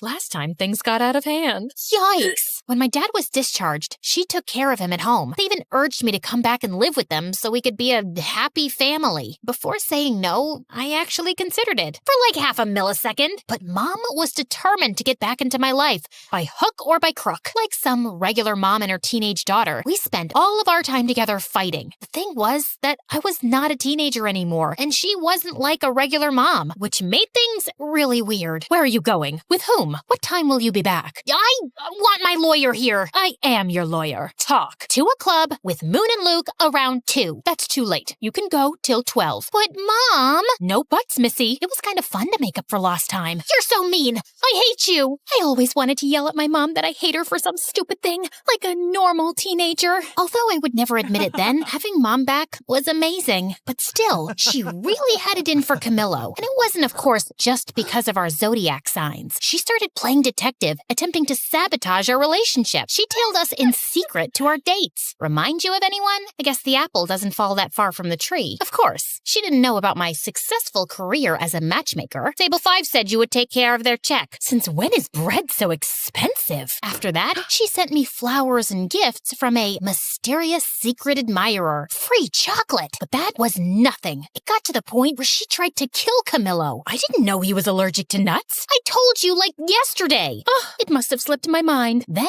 she went all in and planned a blind date for me and Kwan, who was a few days away from returning to Korea. I had to admit that it was a beautiful date, and Kwan looked so attractive. But I had a boyfriend and he had a girlfriend. I'm so sorry my mom put you up to this. Don't worry. It's always nice to spend some time with you. Won't your girlfriend mind? I don't have a girlfriend anymore. She left me. She said my heart was still entangled with something here. And what is that something here? I think you already know. Kwan smiled at me, and I blushed so much that I could have become a stunt double for Poe. You know, the red Teletubby. Change the subject, Alice. This could get out of hand. I don't know what my mom has against Camillo. She hates his guts with a passion, but he didn't do anything. I think you should trust your mom. I know you two have a complicated history, but she must be doing this for a very good reason, and you can't keep ignoring it. At first, I thought Kwan was only saying this because he was jealous, but then I started to think he had a point. Turns out, his words were absolutely right on target. When I got home that same night, I did what I promised I would never do. I went through my boyfriend's computer. Guys, this is me not setting a good example. Don't follow my lead on this one. Remember how I said things would come back to bite me in the butt? Well,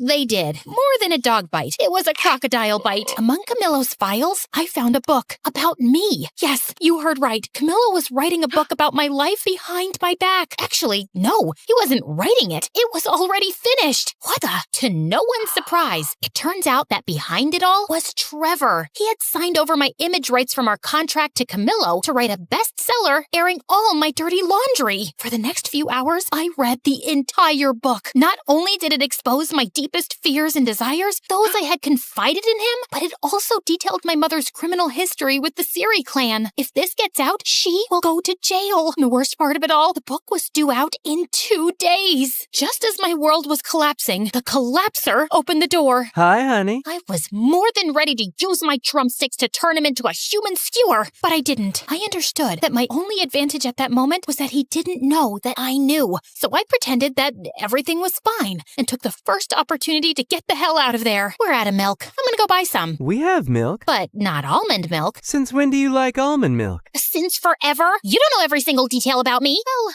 maybe I lost it for a moment. Once I escaped from there, I met with my mother. She confessed to me that she knew about Camillo's book. A few weeks ago, my boss told me that someone was snooping about my past and the trial. They thought they were the prosecutors, but when I saw the photo, I recognized Camillo immediately. I'd seen him in every photo and interview of you two. You follow my career? Of course I do. I'm your biggest fan. My mom found out he was writing a book, but when she tried to warn me, he threatened to reveal another big secret. My mother was betraying the clan. She was preparing a case with the prosecution, taking advantage of her inside knowledge to bring down the Siri clan once and for all. If that came out, not only would the case collapse, but we would be in grave danger. The release of the book would have the same result. So we soon regrouped with my dad, Moon, Luke, and Quan to shut down the release of my unauthorized biography. That's a sentence I never thought I'd say. We split up and went to different districts to buy all the copies of the book that were ready to circulate. Yeah, we spent a lot of money on books. In the meantime, my mom managed to get a legal order to stop the printing of new copies, arguing that they did not have my authorization. Amazingly, we managed to stop the book from coming out. We gathered all the copies and made a huge campfire. Not great for the environment, I know. Again, don't follow my lead on this one, guys. Anyone want a marshmallow? You're still leaving tomorrow? Maybe you can stick around for a bit. I'd love to, but I have to go home. But you should visit me. Maybe I will. Sadly, our victory was short-lived. Feeling defeated, Trevor and Camillo leaked the book virtually, and it soon went viral. What ensued was absolute chaos. My name became a trending topic, and the news went crazy with my mother's criminal story. Soon, reporters were swarming my house and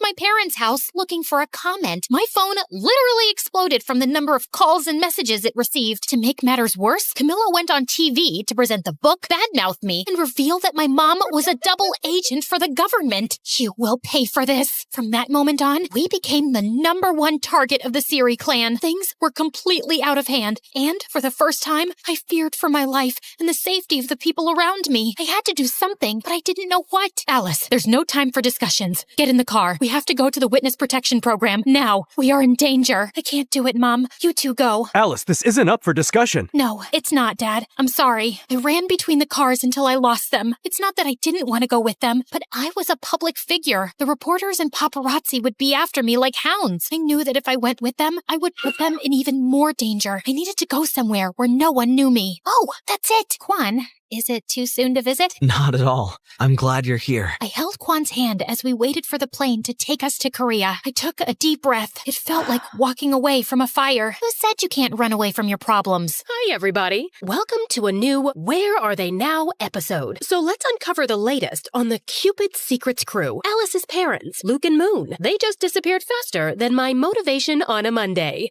But what everybody really wants to know is where is Alice herself, the villain of her own story. Some say she became a Buddhist monk. Others that she had facial surgery to look unrecognizable. But something went wrong and she became a circus freak. Some even claim that she was seen living in the middle of the snowy forest, like the Yeti. But still, the mystery remains unsolved. Where is Alice? I'll give you a where are they now, you gossip-mongering, face-twisting, snitch-ditch-twitch character hack. This villain is right here, crafting a comeback that'll knock your ratings into the next ice age. And talk about facial surgery? You should check yourself first. Wicked witch of the bargain bin Botox, duck lips meeting frog eyes, and a meme gone wrong disaster? No surgeon could fix that. Calm down. She's not even here. No, don't shut it off. I want to hear more of her nonsense. Great. Now the power cuts out on me. As if everything else wasn't enough, the electricity there had a mind of its own. It always went out with the worst possible timing. Okay. You know, I'm not usually the nagging type. More like a silent ninja. Until someone turns on that spotlight of lies, you might think we stepped out of a time machine into the past. Well, almost. lost. So this is where Alice is, in the middle of nowhere, picking up cow dung. I know, gross. I should give you a recap of the last year, but I don't really feel like it.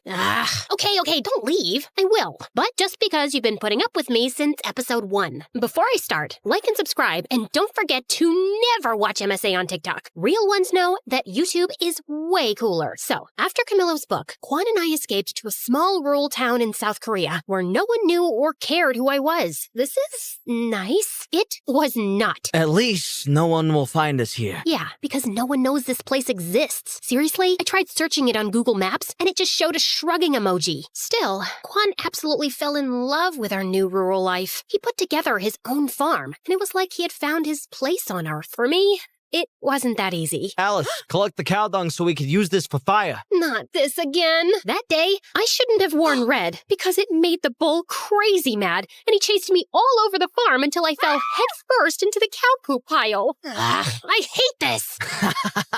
Look on the bright side. It's good for your skin. Oh, really? Then come here. I'll make you a good hydrating mask. Stop running! Living with Kwan was awesome, but it never felt like my real life. I just wasn't myself there. To make me feel better, Kwan once took me to a nice restaurant in the city, but I felt so paranoid that I went with a full disguise.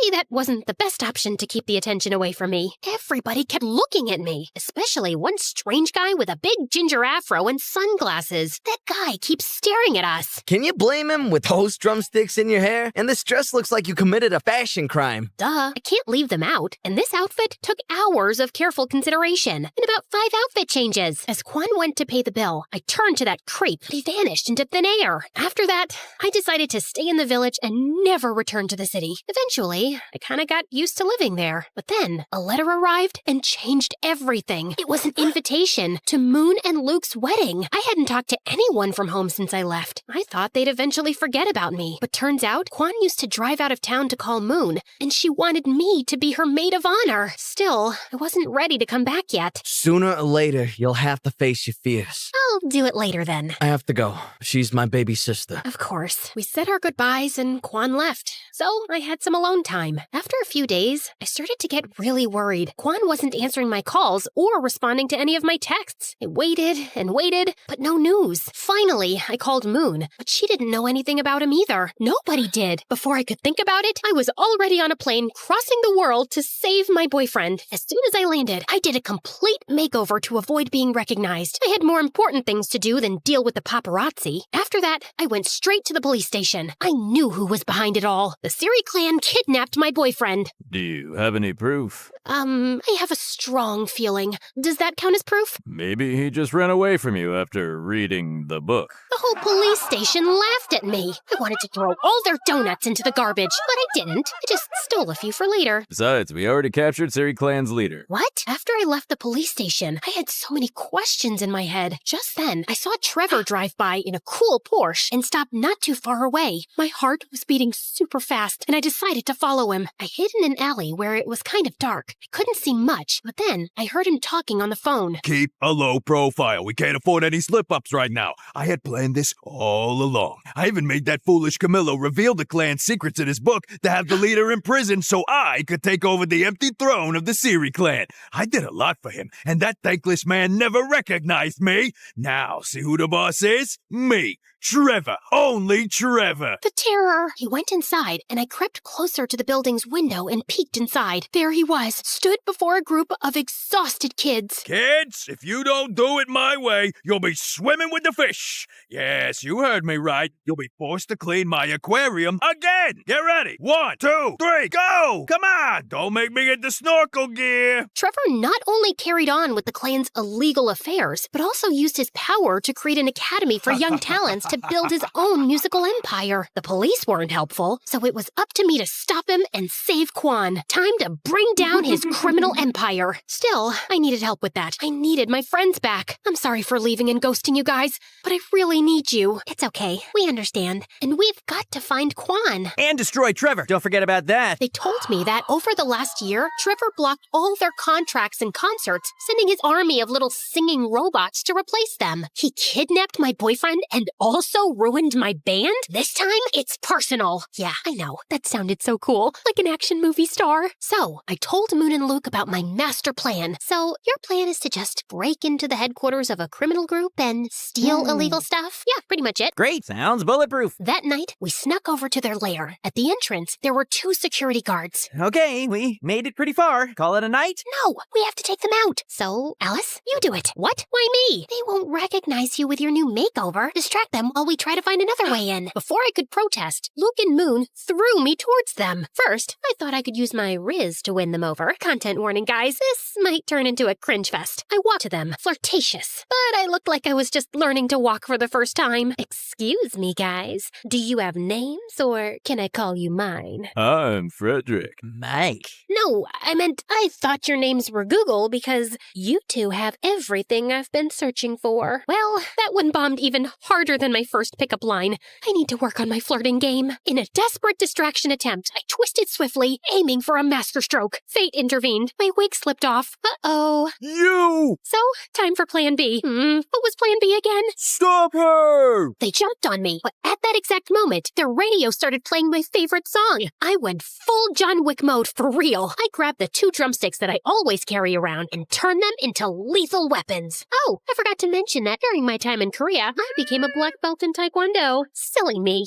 After beating up those 2, I tried to find Moon and Luke, but I got to Trevor's office. I turned it inside out, but found nothing about Quan. I was about to give up when I came across something mind-blowing. A manuscript from Camillo, Cupid's Secrets Part 2. A sequel to my story. Yeah, my head exploded. Quite literally. It detailed with amazing precision my life in that little town in Korea. Every little part of it. How the heck did he know all this? Then, as James Bond's villains, they appeared. Oh, look who's here. So good to see you, babe. I love your new style, but ew, you smell like cow poop. Trevor and Camillo were at the door of the studio. I lunged at them. You fuck! But an army of guards appeared out of nowhere and held me.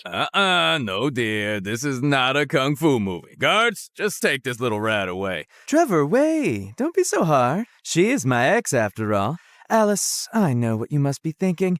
How did I know all that? Just take a look at the notes. I looked at the notes. It was some kind of daily report. A really complete one. Then my heart stopped. The name that signed all the notes was Quan. It isn't true. Quan would never betray me like that. You're lying. Tell me where he is. Well, you thought the same about Camillo, and look where that got you. You see, Alice, everyone's playing their own game. Quan, in this case, is playing hide and seek. Hide until the book is out and seeking a fortune. He's gonna be rich, and he just had to sell us his relationship with you. A bargain, if you ask me. Tears began to roll down my cheeks. Once again, my boyfriend stabbed me in the back. I told you it was a mistake to fire me, kid. Now leave with your dumb friends. And Luke, just a piece of advice. Next time, don't yell when trying to sneak in somewhere. Oh yeah? I was caught in a half-open window. What should I have done? Probably not screaming like a maniac. Push my butt up! Push my butt up! I was completely defeated. I didn't even fight back when his goons kicked us out. Don't go too far this time.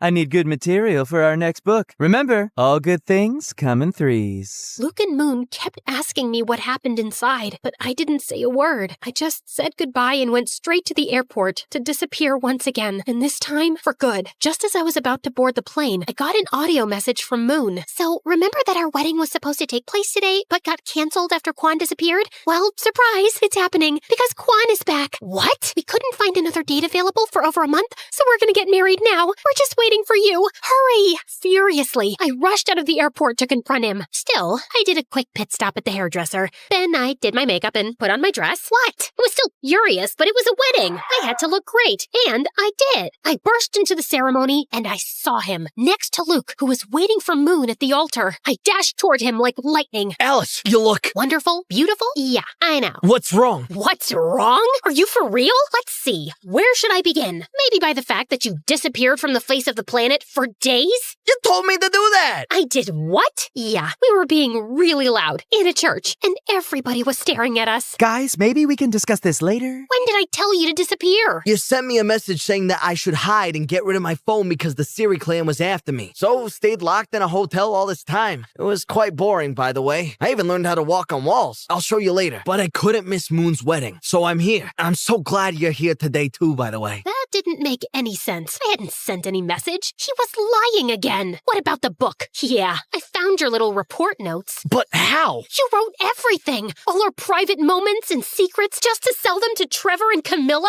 Wait, what? I did write all of that, but I didn't sell anything. I lost them at the airport. Like I'm gonna believe that. I would never sell that. I just took notes of everything because, well, it's quite embarrassing. More embarrassing than getting your butt kicked in a church by the bridesmaid? Okay. The truth is I wanted to write my own book about you.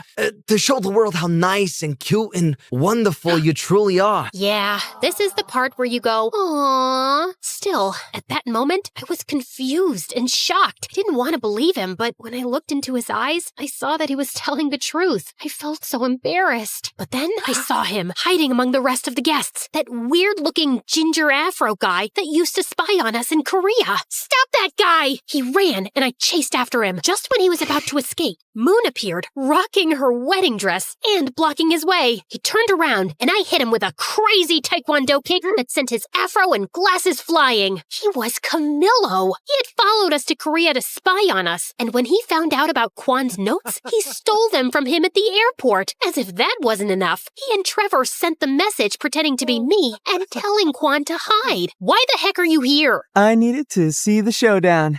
It's the ending of my sequel. You and your freaking sequel. I'm gonna kill you right now. Let me. Kwan stepped forward and headed for Camillo. He grabbed him and shoved him, ready to punch his lights out, but I stopped him. He deserves it. But he's not worth it. Yeah, the last thing I need is to get punched by a farmer. I turned around and slapped Camillo so hard he spun like a startled ballerina. When he finally stopped twirling, Moon gave him another slap, sending him into another whirlwind. But I wasn't done with him. Listen to me good, you hack of a writer. I'm about to end your whole career. First, I took care of Trevor. I sent Luke, disguised and armed with a camera, to his music academy. Turns out, Trevor had those poor kids rehearsing day and night, like a twisted version of School of Rock. He got arrested for child abuse, and the Siri clan vanished. My family was finally free, so I went to get them out of the witness protection program. When my dad opened the door, he had the longest beard ever. Gandalf, is that you? Alice! Dad hugged me tightly. Soon Mom joined in. I can't breathe, guys! My parents moved back to Rochester and got re-engaged. Another wedding on the way. With my mother's help, I sued Camillo for the rights to my own story. During the trial, it came to light that he had plagiarized other writers. Camillo lost all profits from the book, sequel rights, and his reputation. Last I heard, he was working as a waiter again. I said cappuccino, not macchiato, you spaghetti brain. Finally, I was free. I had my voice back. Eventually, I found the perfect place to tell my story. So, thanks MSA. They don't pay as much as Hollywood, but they are way cooler. Oh, and the rest of Luke and Moon's wedding was awesome. Our band even got together for a quick reunion show. Then we partied like there was no tomorrow. But there was. I could have never done this without you. Of course you could have. So, what now? My real life is here. My family, my friends, my music. But mine isn't. We both started crying because we knew that despite that we loved each other, we had to follow our own path. Sometimes love is about letting the other one go. Don't worry, guys. I'm not going to end this 5-part story with such a downer. You know your girl Alice better than that. So, Kwan returned to that little town life that he loved so much. As for me, the band got back together and we traveled the world playing our music. Many years later, my music took me to a familiar country. I took a trip to the countryside and reached a lovely farm. Then I saw him. Kwan looked so handsome. I remember the first time we met. He was acting like a tough guy and I was dressed as a goth. Safe to say, we've both had quite the glow up since then. When he saw me, he smiled. And then everything. Silence. Time stood still. Electricity. Heart racing. And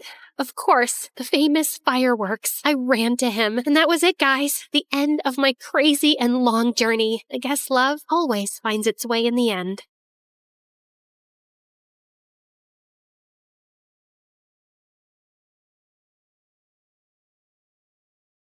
I was about to shoot my target when suddenly someone appeared from the shadows and snatched the apple away. It was the most popular guy in school, Travis, and lately he'd been flirting with me every chance he got. Let's play a game. If you miss the target, I'll have to kiss you. But if you hit it, then you'll have to kiss me. What do you say? Sure, why not? Everyone knew how good I was in archery, and as expected, it was a bullseye. Deal's a deal, cream puff. As he closed his eyes for the kiss, I called for the school cat Loki and whispered something to it. You can open your eyes now. Loki scratched his face like a wild animal as I walked away, in total satisfaction. Hi, my name is Bianca, and I'm incapable of falling in love. Well, that's what I thought. But before I continue, please like and subscribe. My mom owned a huge chain of hotels, and I was the sole heiress to the business empire. Our family name was well known already, but I'd really made us famous. Teen heiress seen kissing alleged gangster? Spoiled princess seen at archaeological site closed off for public? Princess Bianca announces to pay any amount to straighten the Leaning Tower of Pisa.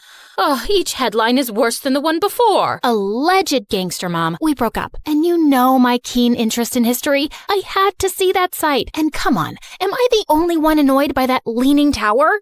When will you ever get serious, Bianca? I have a private jet to catch, but we're not done with this conversation. Yes, go to your meeting, Mom. You didn't even remember to wish me a happy birthday, but I was still celebrating in style. I was having a huge birthday party at the newest club in town, but my night was ruined when I saw an uninvited guest, Travis, and he was approaching me and my BFF Carmen as if he was God's gift to women, despite that scary face. Hey, sugar lips, wanna dance? Aren't you supposed to hate me for making you look like Frankenstein? What's love without a little pain? And I adore your feistiness. He was all over me the whole night. Eventually, I had to make Carmen distract him and try to escape, but he noticed and followed me like a madman. I'm not done with you, my love. I turned around a corner and opened a VIP door at the end of the hallway. There were some men in suits playing poker, and they all turned to me like I was an alien. Oopsie, wrong room. Thought it was the toilet. But may I say, sir, your jacket is really cool. Very vintage 90s. Michael Jackson kind of vibe. Okay, I won't bother you guys. May the best man win. Bye. Travis was nowhere to be seen, so I took the chance to finally leave the club. But of course, I couldn't avoid him at school, and he was being such a nuisance that eventually I got a restraining order against him. My life was finally peaceful, till a few days later when Carmen told me that her cousin from the village would be joining our school. Since when do you have a cousin? Ever since he was born. You never told me about him. I love to collect snake skins and samurai swords in my basement. I didn't tell you about those either. What? Friends should share everything. I think some secrets are good. Oh my god, my cousin's here. I turned to this guy who was walking towards us like he was the king of the underworld. Judging by his walk, he knew he was a fine specimen of the male species. But suddenly, he tripped over nothing and fell into the fountain nearby. And then he immediately got up like nothing happened. I felt like I was watching a comic cartoon strip. Are you sure he's not some hot model you paid to act as your clumsy cousin? Nice way to say that he's hot and adorable. He then spun her around like she was a cotton ball. Carmen, my favorite girl. I missed you so much. The guy turned to me and I was stunned. He was even more handsome up close and also really familiar. You must be Bianca, Carmen's best friend. I'm Slater. Nice to finally meet you. Did you just curtsy? And have we met before? No. Is this how city people greet each other? Excuse us a moment. Carmen pulled me out of Slater's earshot. What you doing? Talking to my best friend's cousin? Why does that require you to bring your face so close to his? I just thought he looked really familiar. What's your problem? I just think you're finding an excuse to flirt with him. Now listen up, Bianca. You're never serious about any boy, and you just play with their feelings and dump them. And you're not allowed to do that to my cousin. He's not even my type. Relax. Just don't get involved with him that way, or it's friendship over. Understood? Loud and clear, ma'am.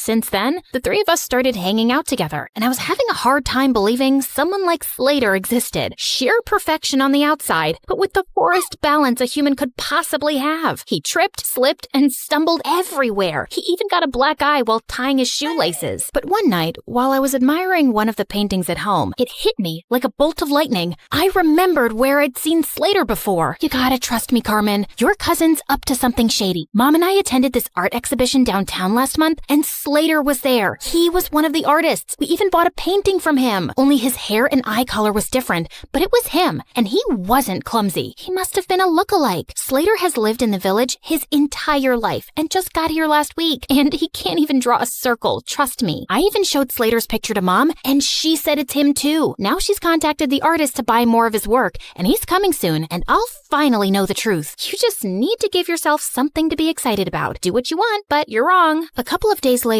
the artist called Mom to say that he had to go out of town and he'd come to meet her next month. How convenient. I decided not to say anything to Slater and try to get to the bottom of his secret identity. He was always hovering around me and Carmen like an annoying fly. He was sure to slip up at some point. I'd be watching him. But one day, I was spying on him at the gym, and after seeing him miss the 100th basket, I got really bored. I decided to skip the rest of school that day to get a manicure. As I was walking to my car, a van suddenly stopped next to me. "Good day, child. Would you please buy some apples from me? I run an orphanage, and I'd like to get some toys for the children." "Sure thing. Just give me a basket and I'll give you $100,000. I was about to take the basket from her when Slater suddenly popped out of nowhere and crashed into me. Hey, you, who do you work for? Show me your ID. The poor lady looked terrified and just drove away. What the heck was that? Didn't your parents ever tell you not to take candy from strangers? What if she was trying to poison you? Dude, those are apples, not candy. And who am I? Snow White? And that cute granny is trying to poison me because I'm the fairest girl in all the land. This isn't funny. You don't know how dangerous some situations can be. Oh, please. I swam with sharks last year and jumped off a hot air balloon when it malfunctioned. I laugh in the face of danger. And that lady just wasn't dangerous. I know you're from the village and probably think everyone in the city's evil, but please stop being a weirdo. But Slater just got weirder. Like another time, the three of us were at a restaurant, and as soon as the waiter served our order, he started sniffing mine. If you wanted me to completely lose my appetite, you succeeded. What's wrong with you? He also started sniffing his food and Carmen's. That's how we do it in the village. The first whiff of food tells you everything you need to know. About what exactly? About how organically the food was grown, if the farmer sang to his crops and cows.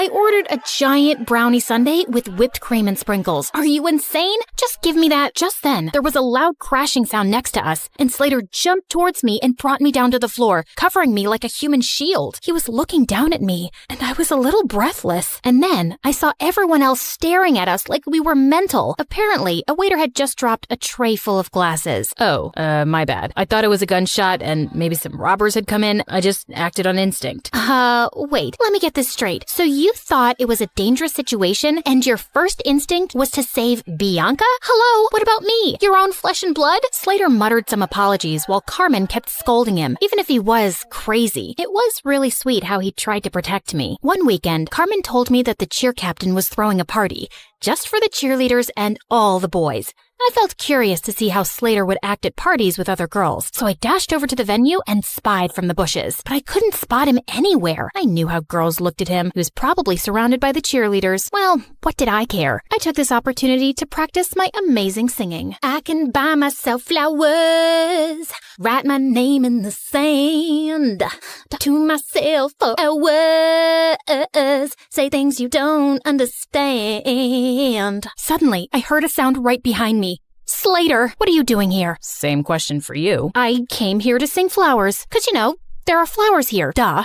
What about you? It's too loud inside, and everyone was acting wild. It was scaring me. Just then, a huge bug came flying at our faces, and Slater tried to smack it away, but he ended up slapping me instead. Oh my god, I'm so sorry. My hand is so stupid. Bad hand. Gosh, Slater, why are you so freaking clumsy? I don't know, just born that way, but I get even clumsier around you, 'cause attractive girls make me nervous, and you're the most beautiful I've ever seen. What do you mean? You know what I mean, Bianca. It suddenly hit me. He was attracted to me, and that could make things complicated. I had to avoid him from now on before Carmen could misinterpret things and unfriend me. But the very next day, I caught him in the janitor's closet with his butt stuck in a mop bucket. Jesus, what have you done this time? Can you just help me, please? I think I got a cramp. As I pulled him up, our lips accidentally touched, and my tummy fluttered. Just then, someone gasped from the door. Carmen! Girl, it's not what you think. I followed her to an empty classroom and tried to explain. I swear, there's nothing romantic going on between us. He's too dumb and clumsy for me, and I'm certain he's a liar. Excuse me? That's my cousin you're insulting. And you say these things, but I feel like you're attracted to him. Just don't get attached to him, okay? He's not right for you. Of course, duh. I already knew that, but I was a bit bothered by what Carmen said. Why did she think he wasn't right for me? A few days later, I was practicing archery alone when suddenly an arrow came flying from somewhere and almost hit me. I turned around and saw someone behind a tree.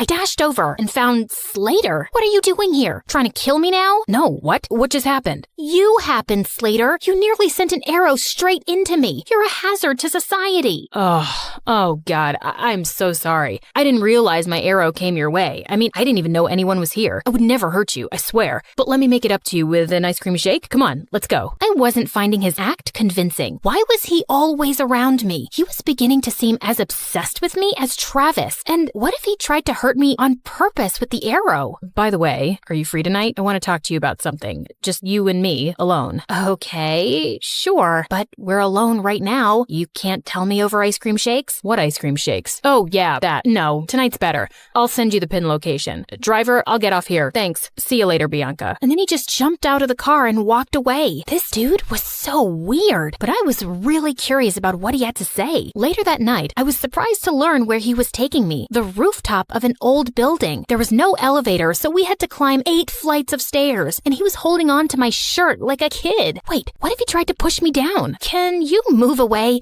I need some personal space. But what if I trip and fall down the stairs? You know how clumsy I get. Why would you invite me to a rooftop then, idiot? You'll see. When we finally reached the top, I was surprised to see a candlelit dinner. What's all this? Obviously a date. Were you expecting a crime scene? Didn't your cousin warn you about me? She did, but I just don't see why she's so against the idea of you being my girlfriend. You're beautiful and amazing. She was trying to protect you because I have a history of not being good with relationships. May I know why? And before I knew it, I just found myself opening up. Growing up, I saw how my dad broke my mom's heart and left her for another woman.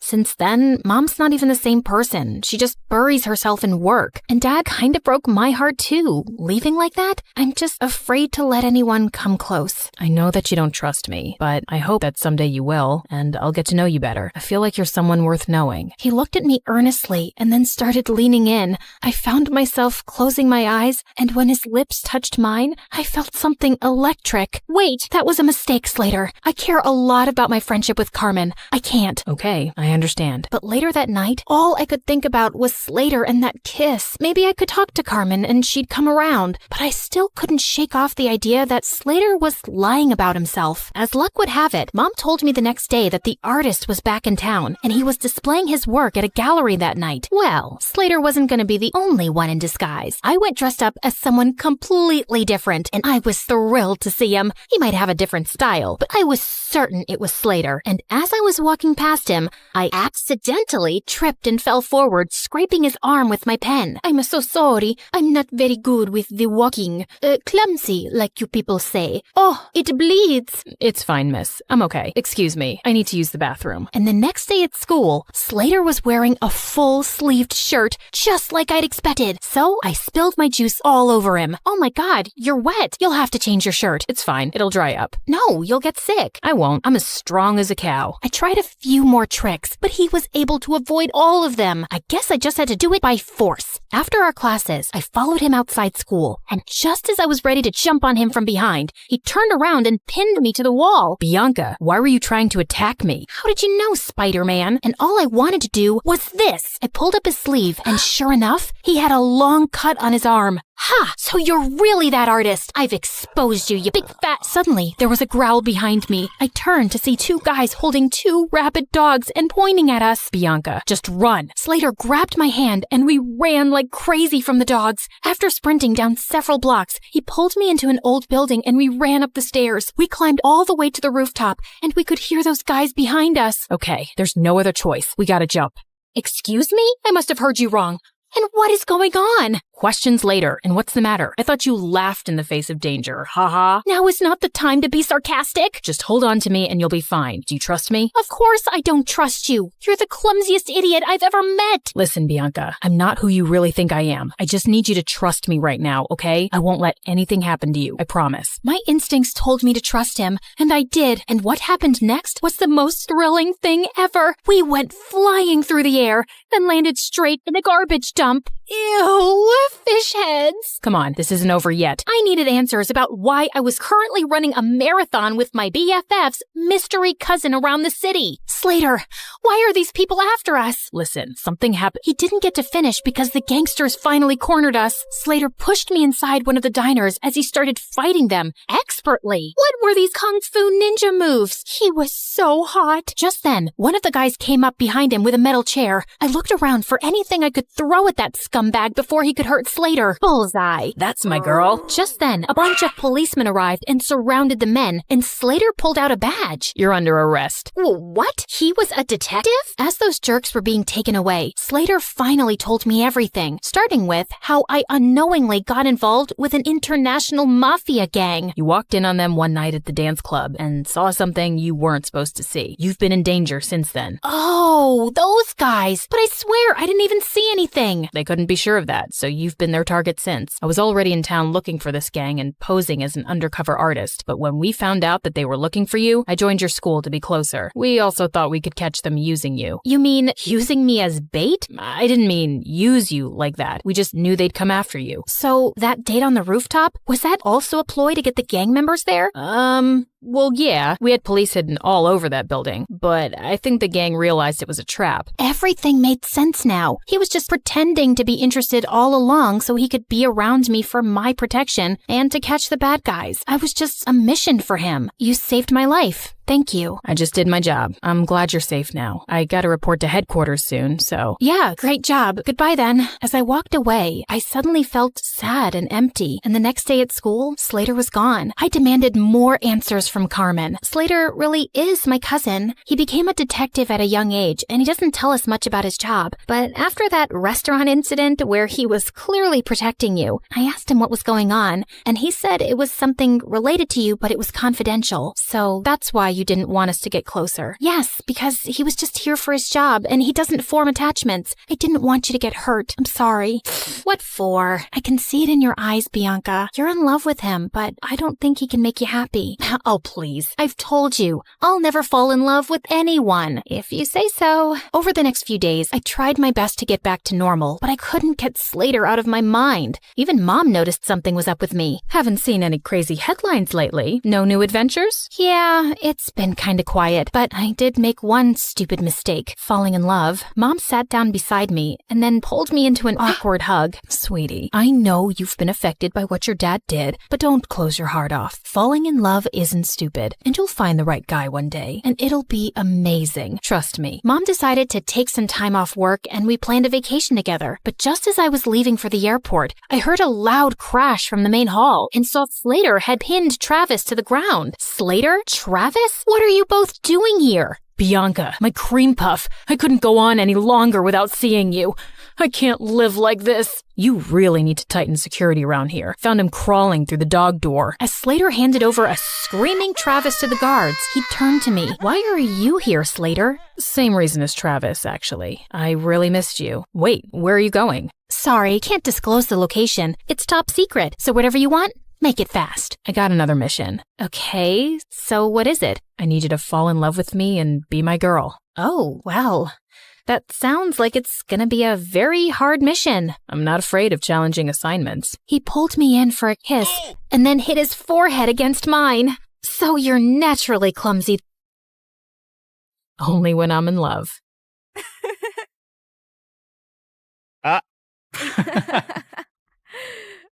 Hi, my name is Ashley, and I live next to the worst family on earth. They're the biggest snobs ever. They drive around in the fanciest cars and clothes and look down on everyone else. And they have a son named Jack, who's an absolute troll.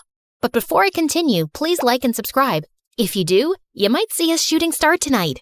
When I was 6, I was playing with my favorite doll, and Jack ran up to me, snatched it out of my hands, and threw it into the street. A car ran over it and smashed it into pieces.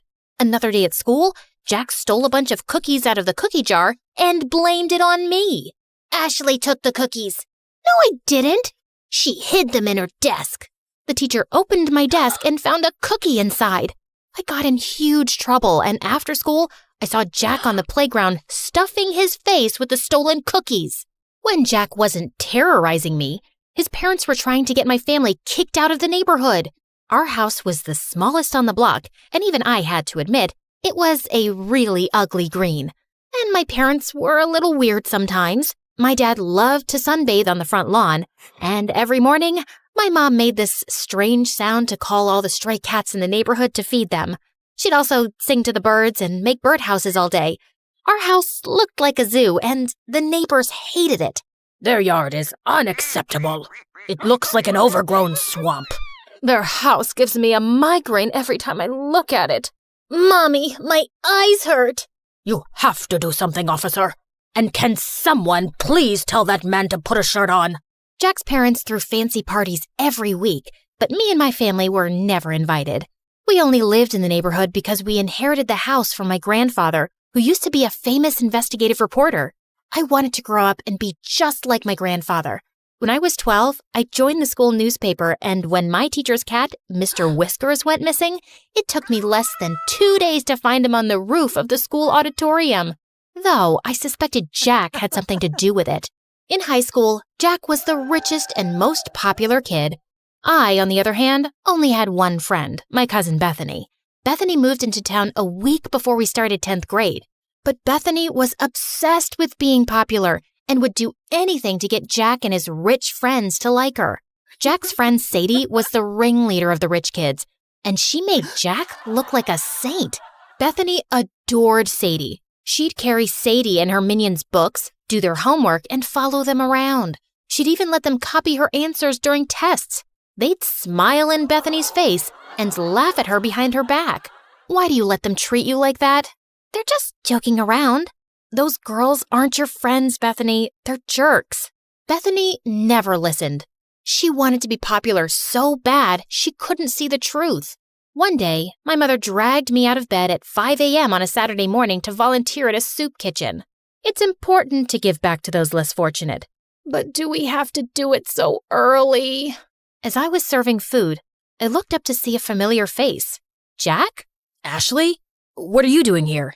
Jack's face turned white, and he just ran out of the soup kitchen. The next day, I saw Jack at school in science class. The teacher partnered us up for a big project, and we met in the library after school. Why were you getting soup at the soup kitchen? Did you fall on your head or something? Why would I ever go to a place like that? You don't have to lie to me. I'm not lying. I'm just trying to help. No one asked you for help. The next day, Bethany and I were walking to class, and we ran into Jack in the hallway, and Jack gave me the meanest, coldest stare ever. What's up with you and Jack? I saw you two whispering in the library. Are you guys dating? Is it a secret romance? Oh, Jack's so cute and so rich. I'm so mad you didn't tell me. Jack and I aren't dating. Then what's going on? Can you keep a secret? Of course. I told Bethany about how I saw Jack at the soup kitchen and his weird behavior afterwards. But all Bethany cared about was that I had the attention of such a rich, popular boy. But I had an itch to investigate.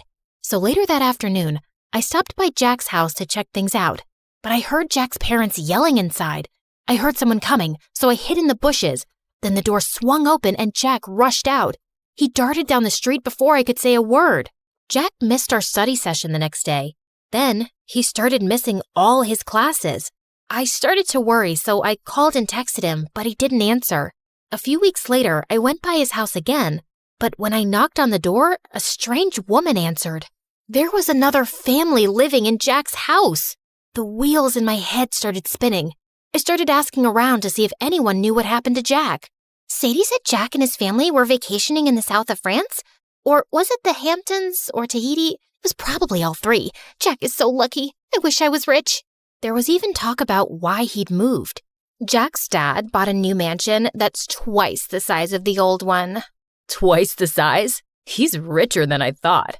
The explanation seemed reasonable, so I let it go. During summer break, I was heading home one day after running some errands when I saw a boy in an oversized hoodie playing guitar on the sidewalk. He played a sad song that was so beautiful, it made my heart sink. When the song ended, some people dropped money in the can beside him. I walked over to put in some money too, when a suspicious-looking guy crept up and snatched the boy's can. Then the thief ran toward me. Without thinking, I stuck my foot out and tripped him. "Give that back, or I'll turn your face into scrambled eggs." I took a martial arts stance that I saw in a movie once. It worked, because the thief dropped the money and ran. I picked it up and turned to the boy whose hood had come off. It was Jack. "Jack? Are you okay?" Jack shook his head and broke down into tears. He told me that his parents broke up, then his dad sold their house, stole his mom's money, and fled the country. Now Jack and his mom were broke and living in a shelter. I felt so bad for Jack. No one deserved that, not even a rich jerk like him. So I invited Jack and his mother to my parents' house. Ashley, why is this woman in our house? "They're in trouble, Mom. They need our help." Jack's mom apologized for the way she treated my parents. My parents forgave her and invited them to stay in our guest room for as long as they needed. Luckily, Bethany was away all summer with her family, so I could keep the secret. Jack and his mom were so grateful that they helped out as much as they could around the house. Jack even tried to help my dad fix a leaky faucet. That didn't turn out well, but the gesture was sweet. I tutored Jack to help him catch up on the work he'd missed at school. It was odd having Jack in my house at first, especially when I saw him walk out of the shower with a towel around his waist. A few weeks later, Jack's mom got a job and they moved out. I hated to admit it, but I missed having him around. On the last day of summer, Jack sent me a text asking me to meet him. "What's all this?" I wanted to thank you. It's not much, but it's the best I could do. Jack opened the basket and pulled out my favorite foods, chili dogs and Brussels sprouts. You and your family are the strangest people I've ever met. What's that supposed to mean? It's a good thing. No one's ever been so kind to me, and I love how you and your parents live your lives without caring what others think. It's inspiring. How do you do it? I don't know. It's just how I was raised. I wish I was as strong as you. I looked at the biceps bulging out of his shirt. I think you might have me beat. School's gonna be so tough. I'm supposed to be the rich kid with the fancy car and the millionaire parents and... You're not that guy anymore. And to be honest, you were a real jerk before. I like the new you way better. Since we're being honest, I have to admit something. What? I think I have a crush on you. Really? And I'm pretty sure you have a crush on me too. Then Jack pulled me close and kissed me. We talked for hours that night, and he even played me some songs. I saw Bethany at school the next morning after summer break. Jack passed us in the hall and he winked at me, and I couldn't stop smiling. What was that? I don't know. Jack's always been weird. Then why are you blushing? I didn't tell Bethany about me and Jack. We were taking things slow. One day, Jack and I were walking home from school when Sadie and her rich friends pulled up in a fancy car. "Hey, Jack, where's your ride?" I don't... You're trading it in for a new one, huh? Always trying to one-up me, Jack. We all get it. You're the richest, but I'm a close second. Yeah, my new car is gonna be great. It's twice as expensive as the last one. Jack, what are you doing? Ditch that loser and hang out with us. Plus, we have to decide what color we're gonna wear to the winter dance. I'm not going to the winter dance with you. Then who are you going with? Tell me you're not gonna take that freak instead of me. If you're referring to this amazing girl standing beside me, then yeah, I am. Sadie was pissed and drove off. I appreciate the compliment, but you can't keep lying. About what? Your father's not buying you a new car. I know that. Then why lie about it? Why not? It's not hurting anyone. The truth always comes out, no matter how hard you try to hide it. Let's talk about something else. What time should I pick you up for the dance? I think I'll pass. I'm allergic to liars. Jack and I didn't talk after that. I'd see him at school bragging to his friends about the money he didn't have, lying about the huge fancy house he just moved into, and making fun of the poor kids. He was a rich, self-centered jerk again. I couldn't believe I fell for this guy. Jack called and texted me after school, but I ignored him and binge-watched MSA videos. What's with the frown? It'll give you wrinkles. I don't get why Jack has to lie about being rich. Some people will do anything to keep up appearances. Lie, cheat, sometimes even steal. But it's not right. Of course it's not right. Doing the right thing isn't always easy. I decided to go to the dance alone. Bethany and I were supposed to go together, but she wasn't returning my calls. When I arrived at the dance, I saw Bethany hanging out with Sadie and her crew, following them around, holding their drinks. Hey, Bethany, I've been trying to reach you. Sorry, I gotta go. Bethany was acting strange. She could barely look me in the eye. Then Jack walked up to me, and before he could say a word, everyone's cell phone started going off. I looked at my phone and saw a video of Jack's mom working as a maid. You're not rich, Jack. You're a poor loser. Then all of Jack's rich friends laughed at him. And don't try to deny it. Bethany told us everything. She even made this video. It's true. Ashley told me that she saw Jack begging for food at the soup kitchen. Shut up, Bethany. No one asked you to speak. Be a good little puppy and stand over there. I felt furious at Bethany. I'm so sorry, Jack. I never meant... It's okay. It's not your fault. I should have stopped pretending a long time ago. Sadie, you're right. I'm poor, but I don't care what you or anyone else thinks of me. You've never been my real friends anyway. All you've ever cared about is my money. Well, now it's gone and it sucks. But I found something way more valuable. Then Jack took my hand. Oh, geez. If you say you've fallen in love with that freak, I'm gonna throw up. I'd had enough. I walked over to her and accidentally spilled my drink all over her dress. Oh, sorry about that. But you know, the punch does bring out your eyes. You want to get out of here? Yes, please. As Jack and I walked out the door, Bethany ran up to us. Ashley, it wasn't personal. We're still friends, right? Maybe I can fix things with you and Sadie. If you did her homework for a week, then you're pathetic, Bethany. And you deserve someone like Sadie. Jack and I left the party and went to the beach. We ate chili dogs and Brussels sprouts and danced the night away. This is nice. You know what the best part is? What? It doesn't cost a thing. Then Jack gave me the most romantic kiss ever.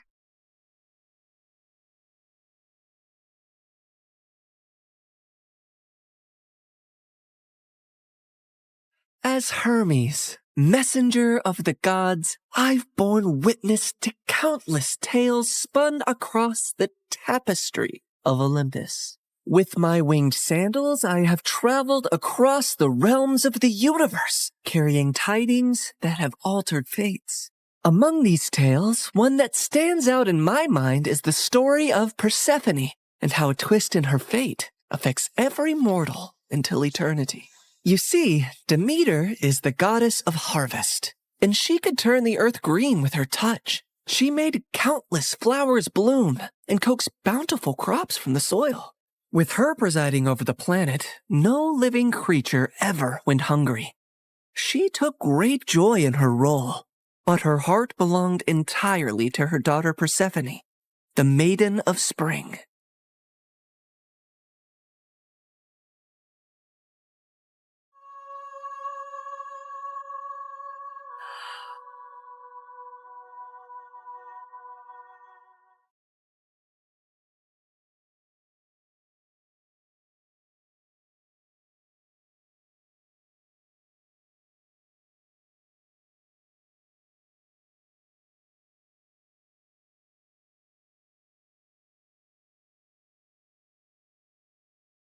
I've never seen anything like you. Are there more of you nearby? Little princess, I know of a field where the flowers bloom as far as the eye can see. I can take you there if you want. Oh, really? Oh, that would be a sight to behold. Then come with me, sweet child.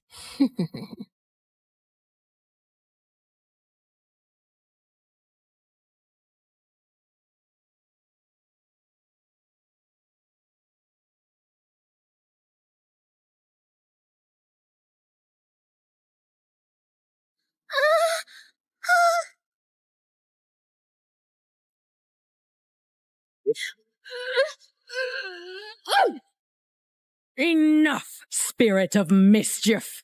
I have given you plenty of chances to change, but it seems all you want to be is a troublemaker. Did you think you could lure my daughter away and I would be unaware?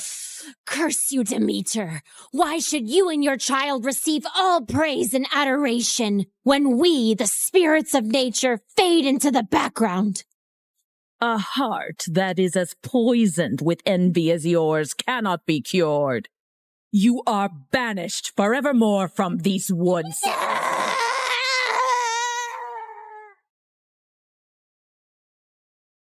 Did you forget that you are not allowed to venture into the forest alone? I'm so sorry, Mother. I only wished to see the magical flowers.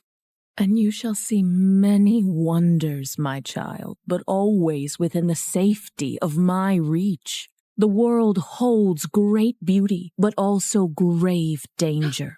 Come now, it's almost dawn. Let us go out into the meadows and make our own magical flowers bloom. That sounds perfect, Mother. Demeter always wanted to keep Persephone close to her. But as her daughter grew older, she turned into a beautiful young goddess who attracted the attention of many young suitors. Anytime a god smitten by Persephone's beauty sought her hand in marriage, Demeter sternly turned them away. I cannot marry her off, Hecate. She is too delicate for the harsh world outside. Huh? These gods who come after her, they only see her beauty, not her gentle soul. They cannot care for her as I do. Demeter, you must be mindful of what Persephone wants too, or she might grow to resent her cage. A cage? Is that what you would call it? She has everything here that she could possibly desire. She's a powerful goddess, and under my guidance she can wield life from barren soil. Any god she marries will only dim her light. No, she will be here with me forever. Innocent and loved. I do not desire to leave your side, Mother. I will stay here, forever. But fate had different plans for Persephone. On a rare trip to Earth's surface, the Lord of the Underworld, Hades, was wandering through a grove of trees when his gaze fell upon a scene that held him transfixed.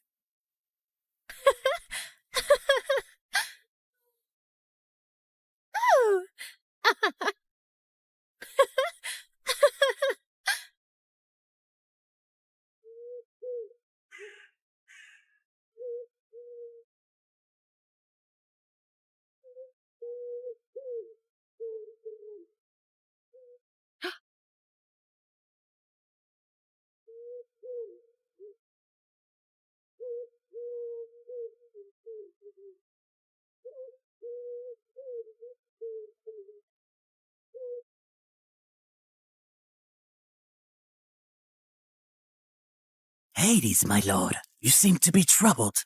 What weighs on your soul?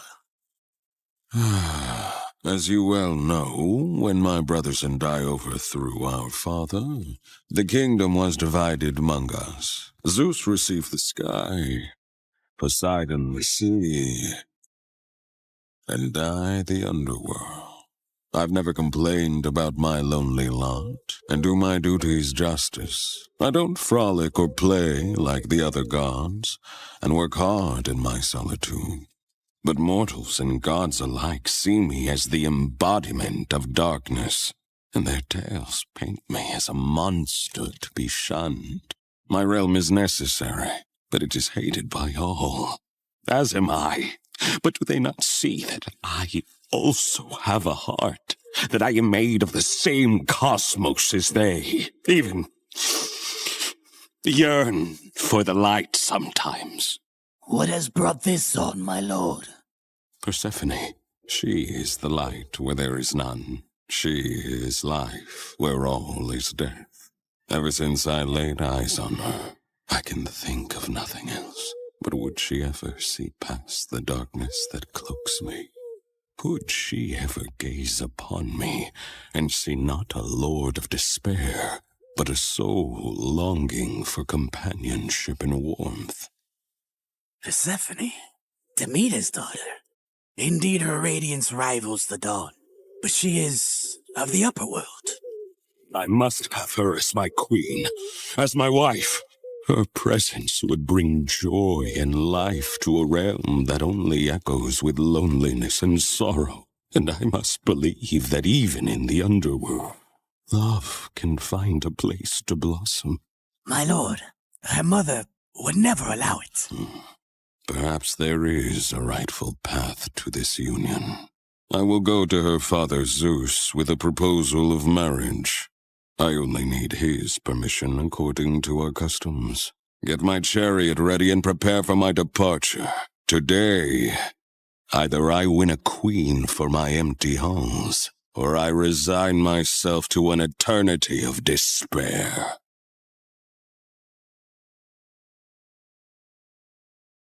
The next day, when Persephone had wandered far from her companions in a field and was kneeling down to admire Narcissus, suddenly the earth beneath her shook.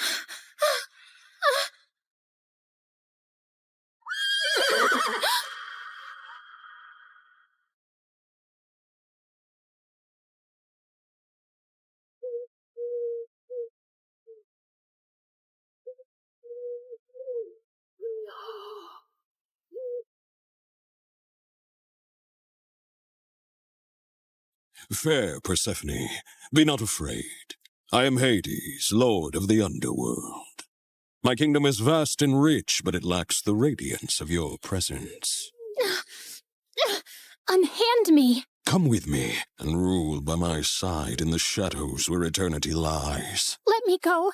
My mother will tear the world apart to find me, and there will be no place dark enough to hide.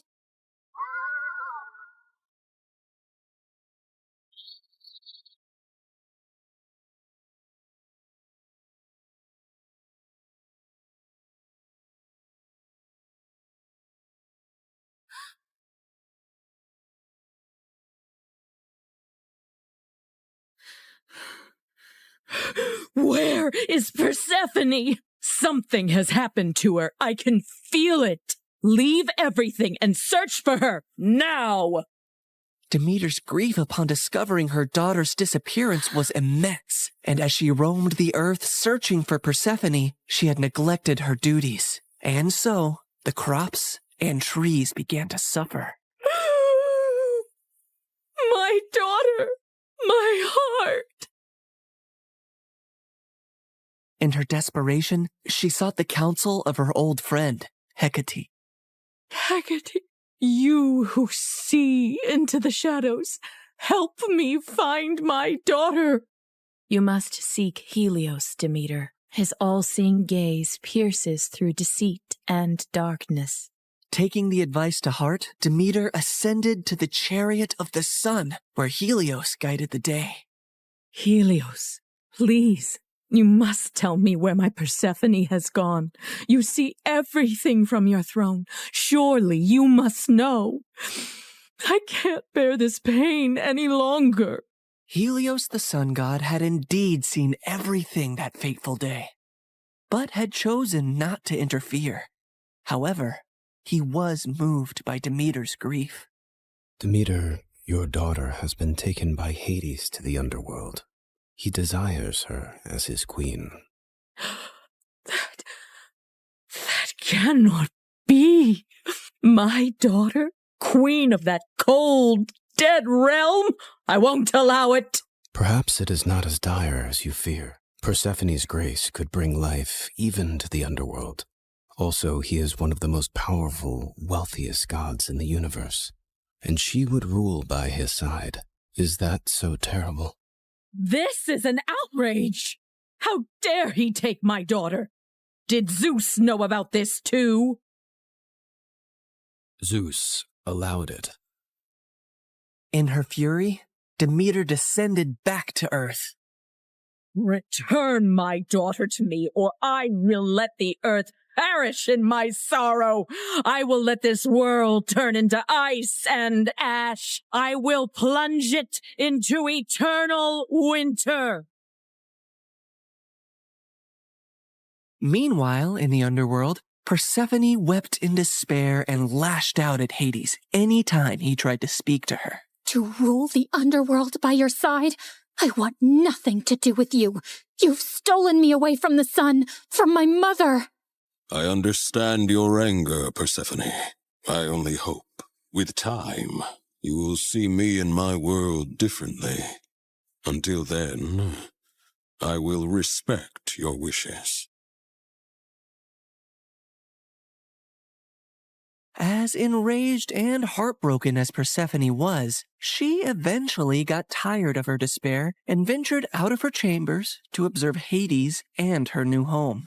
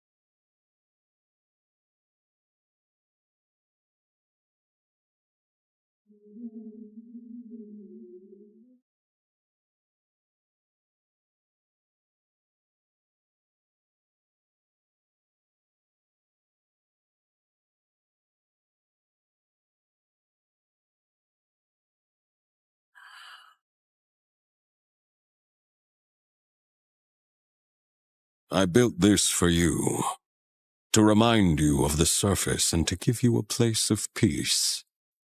I've never seen something like this. It's so beautiful.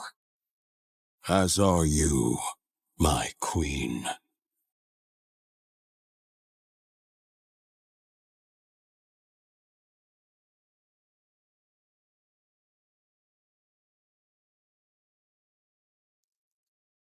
Each realm has its supreme ruler, Persephone.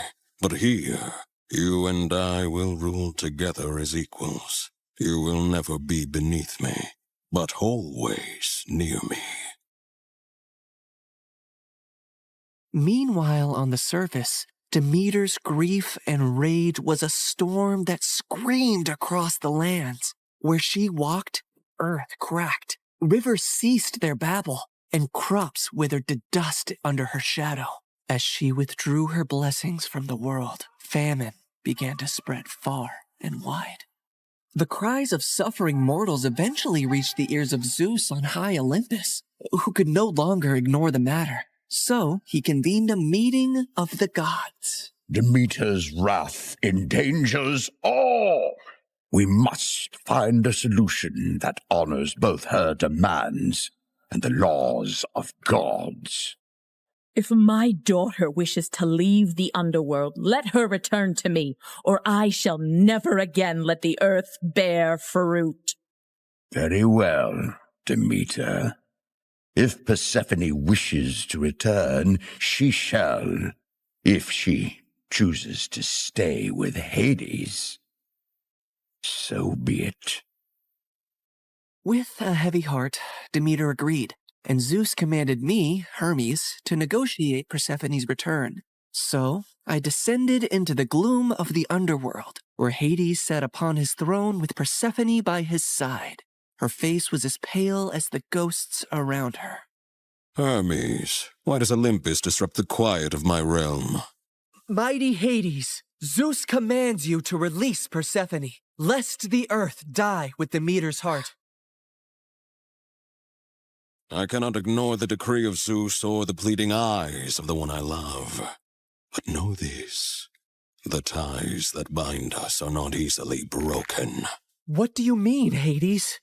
Just then, Persephone looked down at something she was clutching in her hand, and I saw it was a pomegranate. Suddenly, the realization of what had happened dawned on me. Fair Persephone, did you eat from that fruit? I couldn't help it. 6 seeds, to be exact. Each of them has sealed her fate and has bound her to the underworld. I knew I had to think quickly and come up with a deal that Hades would accept. Otherwise, Demeter would let the earth starve forever. She only ate a small portion of the fruit, so she should only stay with you for part of the year. She will spend 2/3 of the year with her mother on Earth, and 1/3 with you in the underworld.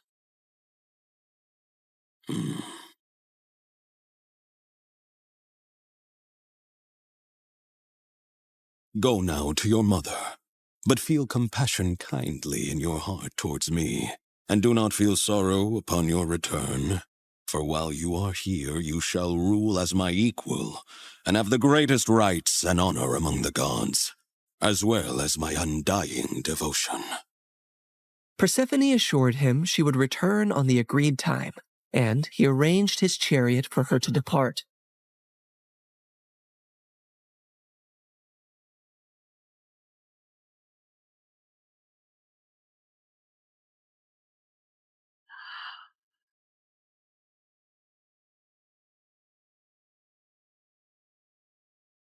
Demeter's joy knew no bounds when she was reunited with her daughter, but she was furious at the deal that had been struck. How could you possibly eat the fruit of the dead? It is common knowledge that eating anything in the underworld binds one to that realm. Why would you do that, Persephone? It was a moment of great weakness. I wish I could reverse it. I am so sorry, Mother. Demeter had no choice but to accept the deal, and once her wrath subsided, the earth turned green and bountiful again. But when it was time for Persephone to return to the underworld, Demeter began to mourn once more, and winter would arrive, thus setting the cycle of the seasons. My daughter, my soul, your return brings life to this world. Mother, in the darkness, I've learned the secrets of the deep earth, and in your light, I bring forth life. Together, we bind the world in a cycle of death and rebirth. And so, in this tale of compromise, the dance of the seasons has found its rhythm. An enduring love story was also set into motion, for even eons later, Hades and Persephone are often mentioned as Greek mythology's most happily married couple. I can give you all the wealth of the earth, Persephone, but I cannot give you the sun and the breeze. I know you long for them when you are here. You have given me more than I ever expected to experience in my life, Hades. You have given me respect, power, and a love that is genuine and rare. With you, I feel the most like myself. With you, I feel free. So you do not regret your decision to eat the pomegranate seeds? Never, my love.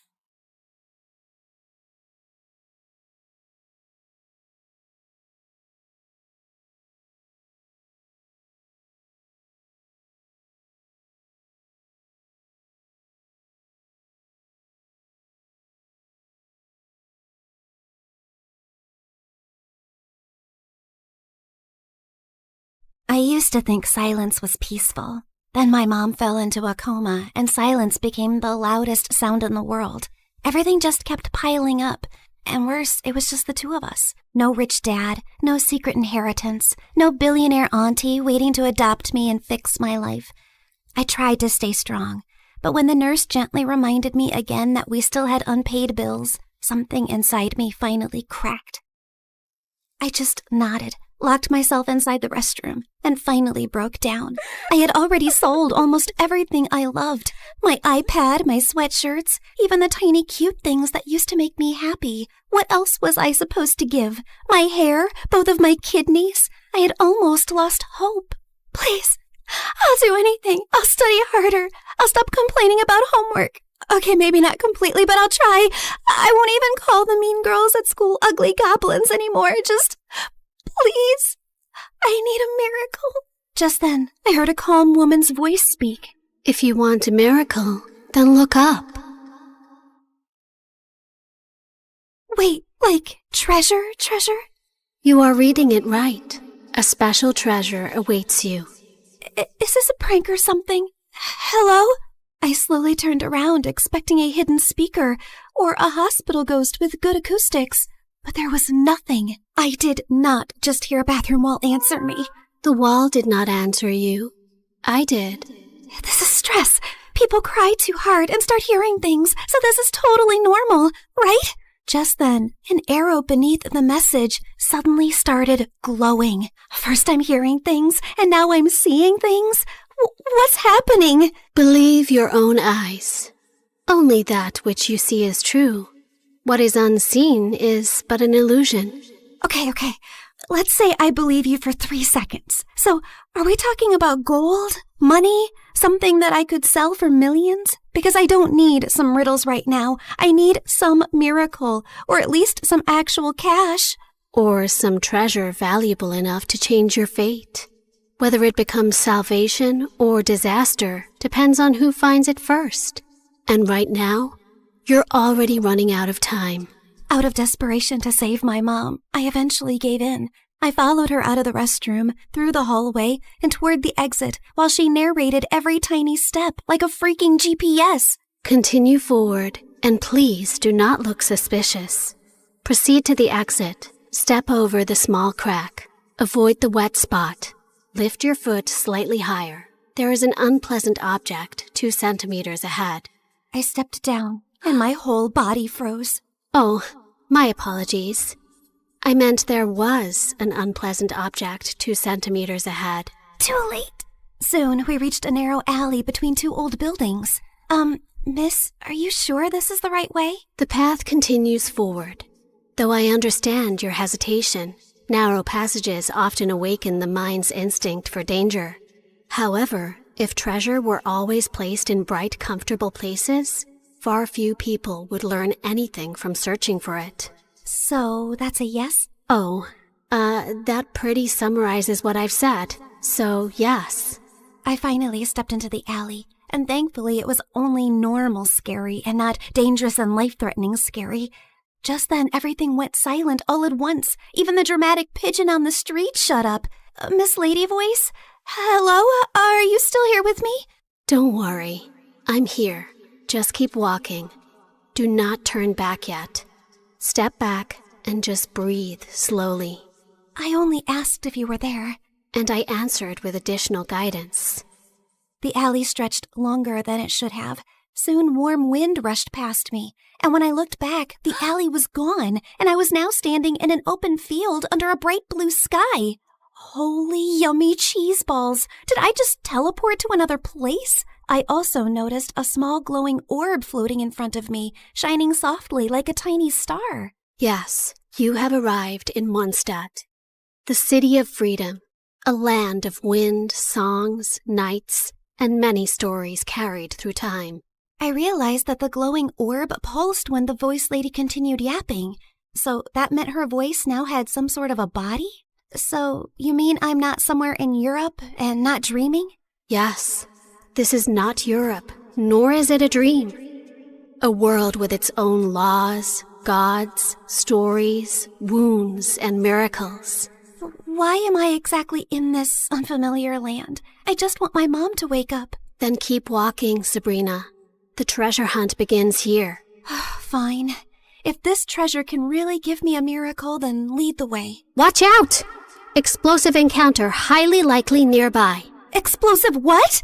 Just then, a loud boom suddenly echoed from somewhere near the trees, and a tiny red figure then burst out from behind a bush. Ta-da! Klee is here! Spark Knight of the Knights of Favonius. She is known throughout for her enthusiasm, remarkable explosive talent, and a long history of incidents that are best described as energetic. Sorry about that. Klee was only doing a little fish blasting. Well, maybe not a little, but the fish tastes so good, so Klee thinks being grounded for a day is worth it. Anyway, are you here for the treasure hunt? You know about that? Uh-huh. Miss Nicole told Klee. She said a dear traveler named Sabrina would arrive. Wait, you can hear her too? And she actually has a name? Of course. Miss Nicole is the best. And she talks inside heads because she can't talk with her mouth. Mom says she's very smart and very nice, but also talks a lot. Alice said that?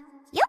I see. Klee skipped closer and grabbed my hand like we'd been friends for 10 years. Can Klee come play with her today, Miss Nicole? Please? Yes, you are allowed. As far as Alice is concerned, nothing is more important than a request from her beloved daughter. Yay! But why does Sabrina look so sad? Did someone make you cry? Was it a bad guy? Klee can blow them up! Only a little. Well, maybe not a little, but Klee will try. I'm not sad. You are. I know crying faces. Jean makes that face when Klee accidentally causes big disasters. My mom is really sick. She's in a coma right now. That's why I need to find the treasure so I can buy her medicines and pay the bills. Klee gave me a soft smile and squeezed my hand. Mom always says love can travel very far, even farther than my best bombs. So your mom's love must still be with you too, even if she's sleeping. Thanks, Klee.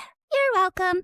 And don't worry, we're going to find that treasure, help your mom, and only blow up the bad guys. Maybe we can do the first two without the third one? Klee will try very hard. Just then, Nicole's panicked voice suddenly filled my head. Watch out! Hilly Charles incoming! Hilly what? Literally 6 seconds later, masked monsters burst out of the bushes, and Klee pulled out her bombs like this was a normal Tuesday. Jumpy, jumpy, go! Boing, boing, boom! Yeah! Oh my god, am I gonna die? Stay calm. Step back. Duck! Now! Before I could fully lose it, golden light bloomed beneath us. Moment of birth. A glowing flower platform rose from the ground, blocking the monsters just in time. Then a calm boy appeared above us and landed lightly. Mr. Albedo, you came! Klee knew you would. I heard explosions nearby and thought it would be wise to investigate. Finding Klee here confirms my hypothesis. Sabrina, this is Mr. Albedo. He's like my big brother, and he's super smart. Nicole quickly explained that Albedo was the chief alchemist of the Knights of Favonius, and that his knowledge of ancient mechanisms would be very useful for our treasure hunt. Klee is my little spark knight. I need to keep her safe and sound. Besides, investigating the unknown is certainly my thing, so count me in. Well, I guess the more the merrier. After that, Nicole led us to Thousand Winds Temple, an ancient ruin full of broken pillars, weird symbols, traps, slimes, and things that clearly wanted me flattened. But somehow, because of Nicole's directions, Albedo's magic, and Klee's little bombs, we made it through.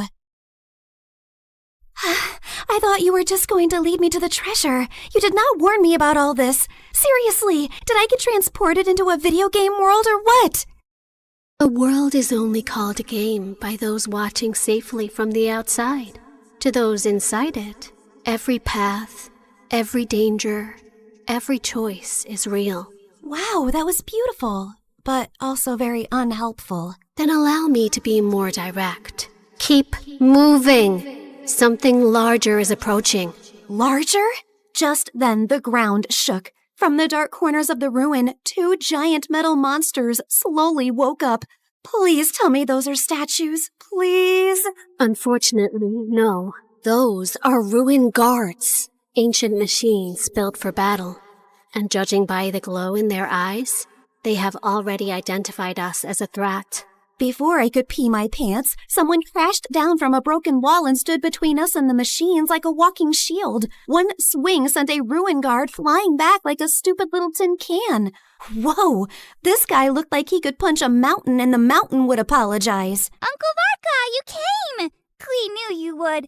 Now the big metal meanies are in trouble. Ah, the almighty Knight of Favonius to the rescue. How timely. Ha! Miss Nicole! Didn't expect to find you leading children into ancient ruins. And I didn't expect you to enter by jumping from a wall. Yet, here you are. Fair enough. When the coast was finally clear, Albedo calmly stepped toward the broken machines and found a small glowing fragment inside them. The moment he lifted it, the air around us shimmered. The first clue has awakened. First clue? Nicole's glowing orb rose into the air, stretched like a flower opening, and became a beautiful woman. Well, there you are. I was wondering how long you planned to stay as a floating light. Wait, you're Miss Voice Lady? You actually had a physical form this whole time?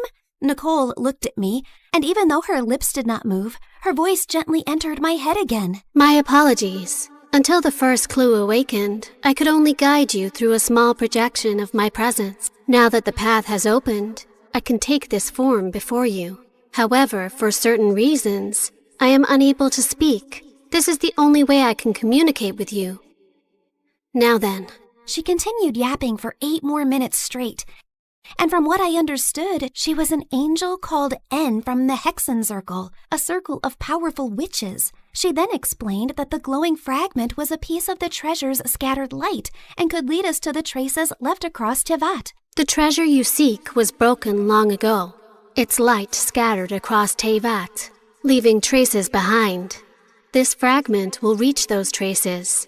The brighter it shines, the closer we are to the treasure. Across Tevat? As in, this whole world of yours? Several regions, yes.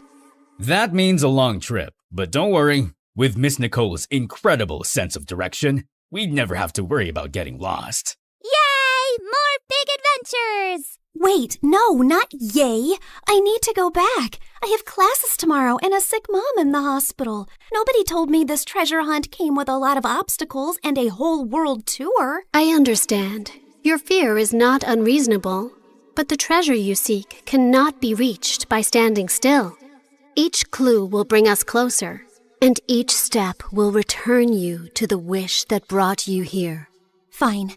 For Mom, I would continue this crazy mission. After that, everything turned into the fastest, weirdest world tour of my life. The mute angel continued her directions like an unmutable treasure hunt navigation guide, dragging us across a giant magical map, jumping from one region to another, while I tried my best to stay alive and understand what was actually happening. In Inazuma, the sea was angry, the sky was angrier, and my stomach was fighting for its life. Storms often remind mortals that control is an illusion, and yet... Miss Nicole, respectfully, I'm about to throw up into the ocean. I suggest you give the kid the short version, Miss Nicole. Very well. Storms pass. Thank you.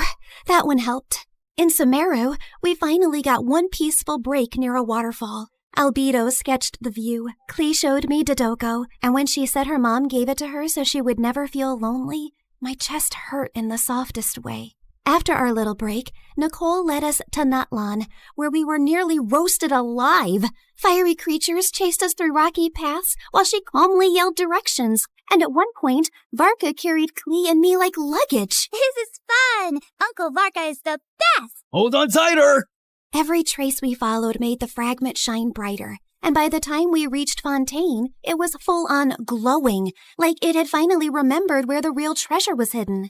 Nicole led us beneath the water to hidden ruins, where the fragment pointed us toward the final trace, the one hiding the real treasure. Freaking finally! Soon, we found a mysterious sealed door, and Albedo figured it out like a puzzle in minutes, using one of Fontaine's underwater mechanisms like it was nothing. The sealed door opened, and I thought we had finally reached the treasure. Behind it were more passages, hidden compartments, and even more puzzles. I swear to God, is the treasure shy or what? Ancient civilizations valued protection. Finally, we reached a chamber where a small chest waited on a pedestal. I opened it with shaking hands, but there was no gold, no money, no jewels, nothing I could sell. Inside was just a small, broken, flower-shaped relic. No, we traveled across Tevat for this? For a broken thing? It is indeed damaged. We can fix this, right? Yes, but not with gold, not with force, not even with knowledge alone. Then how? This relic is a vessel of hope. It reflects the heart's deepest wish. It was never meant to make someone rich. It was meant to answer the part of a person who refuses to give up. I stared at the tiny broken flower and slowly understood. The treasure was never something I could sell to fix my life overnight. It was hope. The one thing I had almost lost in that hospital restroom. Nicole said every region had left something inside me. Courage, endurance, wisdom, strength, and truth. I held the broken relic and thought of Mom's smile, her warm hugs, and the little things she did whenever I was sad. I wish for my mom to wake up. I don't need gold or anything. I just want more time with her. Please. Just then, the relic started glowing. Golden light filled the cracks, and the broken petals slowly repaired themselves until the flower became whole again. You fixed it!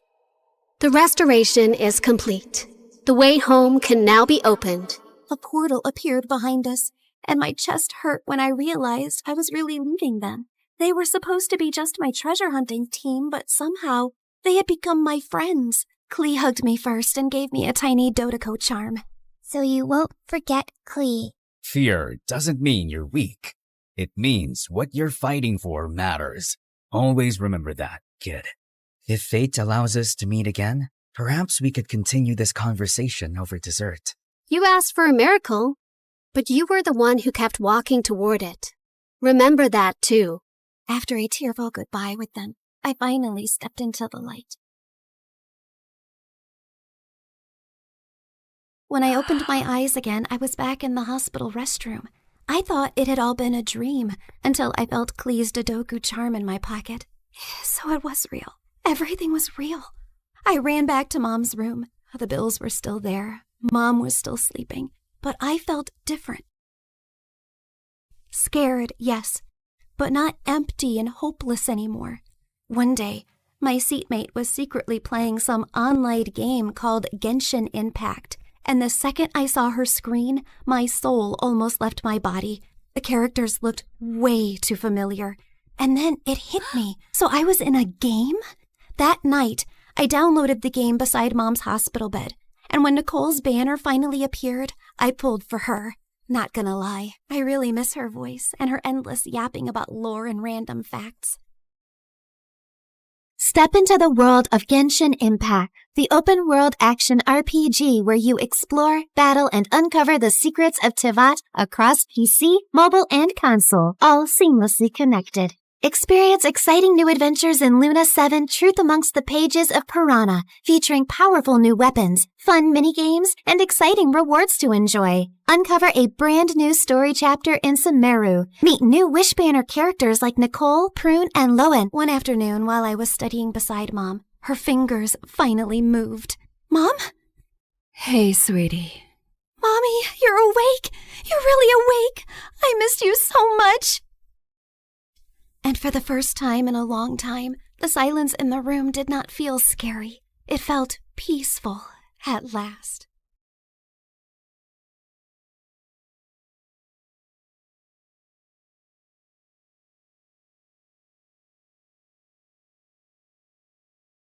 I was peacefully dozing off on a plane to China when suddenly someone yanked my hair and chomped on my ear like it was a snack. I whipped around to find a naughty-looking boy. Ow! Seriously? Keep your teeth to yourself, kid! He then burst into tears and his mom turned to me. 你竟敢对他大喊大叫，他还是个孩子。 I wish I understood Chinese, but her dramatic glare made it clear I was the villain here. I tried to dive back into dreamland, but the woman next to me had other plans. She woke up and started chewing her gum like a goat who hadn't eaten for 300 years. It was so loud that people from 30,000 feet below could hear it. Excuse me, could you tone that down, please? Tone down the what? Oh, great. Her voice was even more annoying. I shrugged it off and reached for my trusty earphones instead. But before I could enjoy some music, the guy on my right suddenly smacked my shoulder. What is wrong with this flight? Everyone was driving me nuts. Left, right, front, and back. The culprit was so engrossed in some stupid adventure game on his phone. Hey, quick question. Do I look like a punching bag to you? A little bit. You can't play your stupid game without attacking a real person, you know. Chill, girl. It's called reflexes. Maybe if you had better ones, you wouldn't get hit. The audacity of this guy! I couldn't help but think, why do these online gamers waste their time in a virtual world when there's a beautiful one right outside the window? Real life is 1,000 times better. Or so I thought. Hi, my name is Alira, and I'm an aspiring photographer who loves traveling around the globe and capturing the most beautiful scenes and moments. I had always enjoyed doing it alone, but things took a wild turn when a weird and mysterious guy started tagging along and changed my life forever. Before I continue, please like and subscribe. After dealing with all those annoying passengers, I eventually fell asleep after listening to music while letting my imagination run wild. Soon enough, the plane finally landed, and I headed straight to my beautiful hotel. I took a short beauty sleep while waiting for nighttime to roll around, and when it finally came, I excitedly jumped out of my bed, took my camera, and immediately rushed outside. Stunning views, beautiful people, inviting lights, glowing lanterns, and the sweet traditional vibes of China. Ah, this is the dream. Walking along the streets, I stumbled upon a guy sleeping on a bench. Judging from all the stuff around him, he must be homeless. Poor thing. I found myself clicking pictures of him, my camera perfectly capturing his struggles and hardship from every detail of his form. Just then, a green owl suddenly appeared from behind the bench, perched on the sleeping guy as if he owned him, and scowled at me. Relax, little buddy. He's all yours. To my surprise, the guy woke up and scowled at me too. Who are you? And what are you doing here? His eyes then lowered to my camera. Were you taking pictures of me while I was sleeping? Duh, I was taking pictures of the street, but you were blocking my view. It's not my fault you were sleeping there. That's a terrible excuse for disrespecting my private space. The private space? That's rich coming from you, who is sleeping on public property. Delete my pictures, or I'm gonna delete it myself. Don't you dare touch my camera! Do you have any idea what it takes to capture a beautiful moment or view? The countless hours, the right timing, the quest for the perfect angle. I pour my heart and soul into every shot. Those aren't just pictures. It's a piece of me, a piece of my struggle, my passion, my life. So please, don't take that away from me. I trailed off when I realized that he was now holding my camera and swiping through the shots. But how? So you're not only homeless, you're also a snatcher. Give it back, you jerk. I lunged at him to retrieve my camera, but he suddenly vanished. I spun around, and he was still swiping. This guy, I swear to God. In all fairness, you have quite a remarkable talent for capturing beautiful images. What do you think of me now? Just some lousy, try-hard photographer? I snatched the camera back, and this time he didn't resist. He practically handed it over. I immediately checked my gallery and realized he hadn't deleted anything. Relax. I usually don't meddle with other people's business. Unlike you. I tried glaring at him, but I felt like I ended up pouting, which made him smirk. Oh, well, at least I finally bumped into someone who speaks English. I'm so tired of racking my brains and using weird hand gestures to understand what the locals are saying. He ignored me and started picking up his things as if preparing to leave. So, where are you from? Not from around here. I see. Where are you going? I don't know. Maybe under the bridge, at the back of the junkyard? Just anywhere with a roof where I can recharge my energy, so I can continue my pursuit of answers to my questions. Just then, a sudden rumble of thunder echoed through the streets. I think you should speed your pursuit up, because the rain is about to pour, buddy. I don't mind the rain. It helps me think better. But your owl doesn't. He stopped in his tracks when he realized that I was right. You know what? Why don't you just come with me to my hotel? I'll get you a room. It's just nearby. I appreciate your hospitality, but I don't need your pity. Oh, look. Mr. Grumpy Bench Guy is being such a drama queen. Fine. But the moment the rain stops, we're out. Another thunder rumbled as we started walking away. When we reached my hotel, the receptionist immediately greeted me with a question. 给你朋友另一个房间. As I scrambled for my translation book, Hatham suddenly swooped in. Shida, Ching. Did you just speak Chinese? I speak multiple languages. I have a constant hunger for endless knowledge. So, you're a polyglot. So cool. That's literally my dream. But learning another language is so difficult for me. What's your secret? Oh, I use this splendid application on my phone, Duolingo. Oh, I have heard about it, but I never tried it. It has a fun and engaging approach to learning a language. It's like casually playing a game, which is a pretty good motivation for the learning process. Okay, that sold me. I immediately downloaded the app and was greeted by a cute green owl named Duo, who looked very familiar. I turned to his pet, who was sitting on his shoulder. Whoa! Duo looks exactly like your owl. They have the same name too. Just a little warning. Duo's nice and helpful, but he can be a little persistent sometimes. But it's also for your own good. Well, he seems to be a cute little guide. I went straight to my first lesson, and I was already liking it. Shui means water. Shui? Gosh, I am so thirsty. I need some shui. Okay, got it. Okay, so this is my room, and yours will be that one. I was talking to him, but he seemed preoccupied with something over my shoulder. I turned around and realized that he was looking at my collection of postcards on the wall. To my surprise, he suddenly barged inside. Where did you get these photographs? Those are the places that I captured with my precious camera. And these right here are my goal destinations. They're beautiful, aren't they? He looked so ecstatic as he gawked at one of the pictures, like it was the most delicious meal he had ever seen. Where is this place? That's my next destination, the Tianzi Mountain. It's one of the reasons why I visited this country. Take me with you. Consider yourself lucky, my friend, because I'm going there tomorrow. I always preferred traveling alone, but maybe it was time for me to try it with a travel buddy this time, at least for a day, and just for fun. The next day, we traveled to the mountains, and when we got there, Hatham's calm demeanor instantly changed to ecstatic. The stone forest. An image of a familiar place seemed to have flashed right before his eyes. The stone, what now? He ignored me and started navigating the place, running around like he owned it. Dude, wait up! We rode a cable car, crossed a river, and jumped from one stone to another, and after an hour, I felt like collapsing. Slow down, Spider-Man. I'm not a marathon runner with endless stamina, you know. Jeez. When I finally caught up, I found him standing in front of a mysterious and ancient-looking monument. He fiddled with a rock against it, but nothing happened, and he looked super frustrated.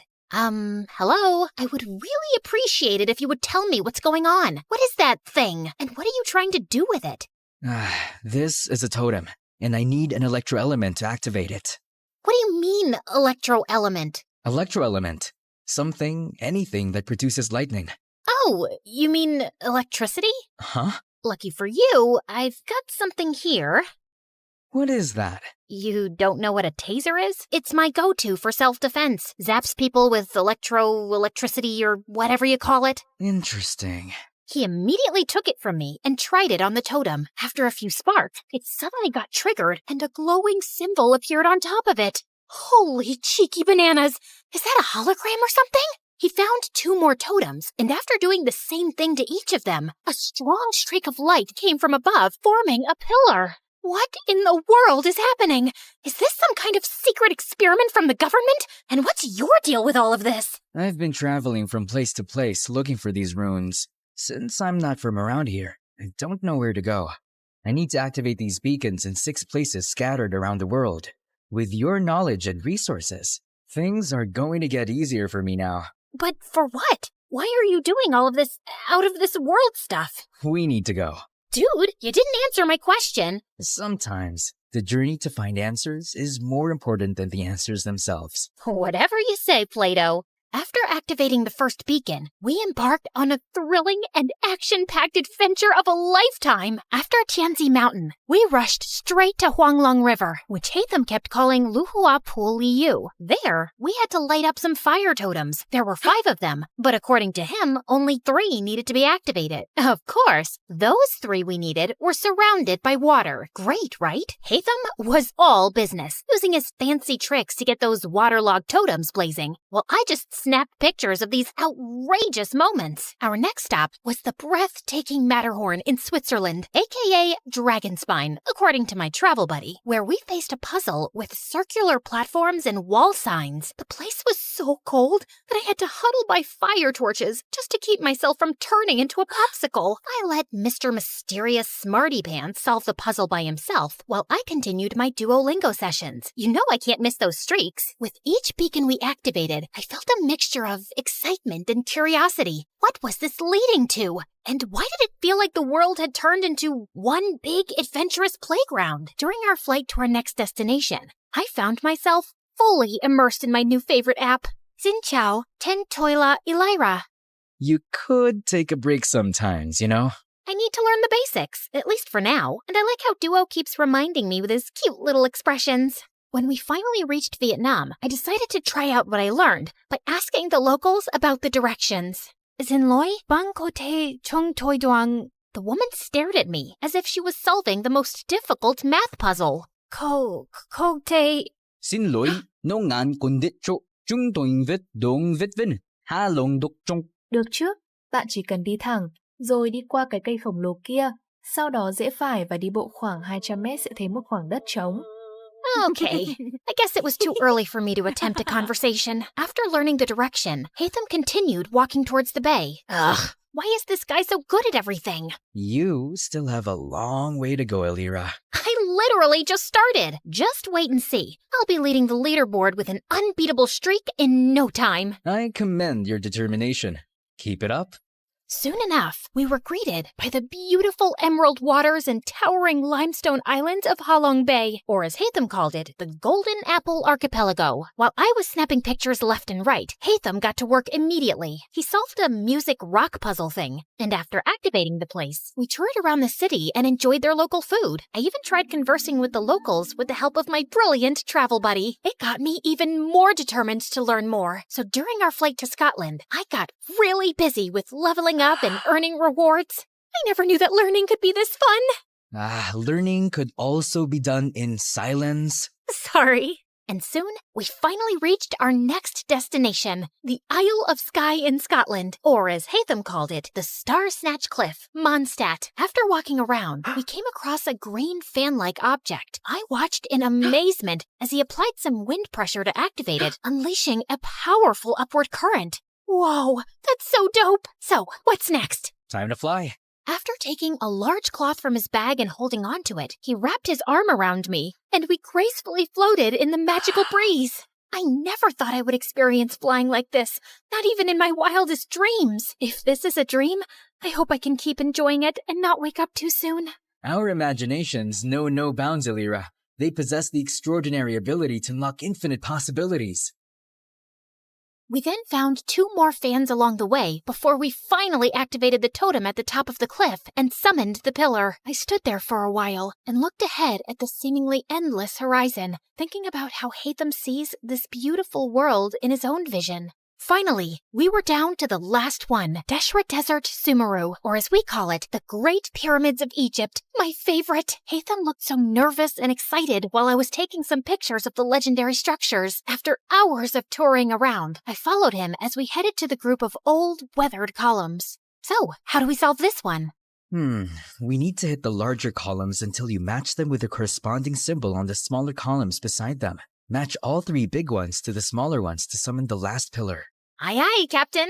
I grabbed a tree branch lying nearby and used it to help him hit the columns until we finally summoned the last pillar. All the pillars scattered across the world that we activated should be glowing now too. I dropped my jaw in amazement when their fusion created a swirling, glowing vortex or something. Is that a freaking portal? Yes, it's a portal back to my world, Elira. To your world? So there's indeed another world out there? Before he could answer me, the earth beneath us mildly shook, and a horrifying creature suddenly appeared right in front of us. Holy crunchy potatoes! Is that a transformer? Did Hatham summon that machine from their world? What if he was actually a bad guy who was set to ruin our world? Oh my gosh, what have I done? I wasn't ready to say goodbye to our beautiful earth just yet. I have yet to discover the other wonders of... My paranoid voice trailed off when I realized that Hatham was gone. Just then, I felt a strong, glowing presence behind me. I slowly turned around and saw him and Duo transforming into something with dust particles and glowing green projections dancing around them. Everything then cleared away, revealing a strikingly handsome video game character and his adorable sidekick. Hatham, is that you? This is my true form, Elira. And my real name is Zal Hatham, a scholar from Sumeru, and our academia scribe. That machine in front of you is a primal construct, only found around the desert area of Sumeru. This machine enemy is often found guarding the temples and ruins, and I need to defeat it. So it's like the final boss in the game, and you're the brave hero.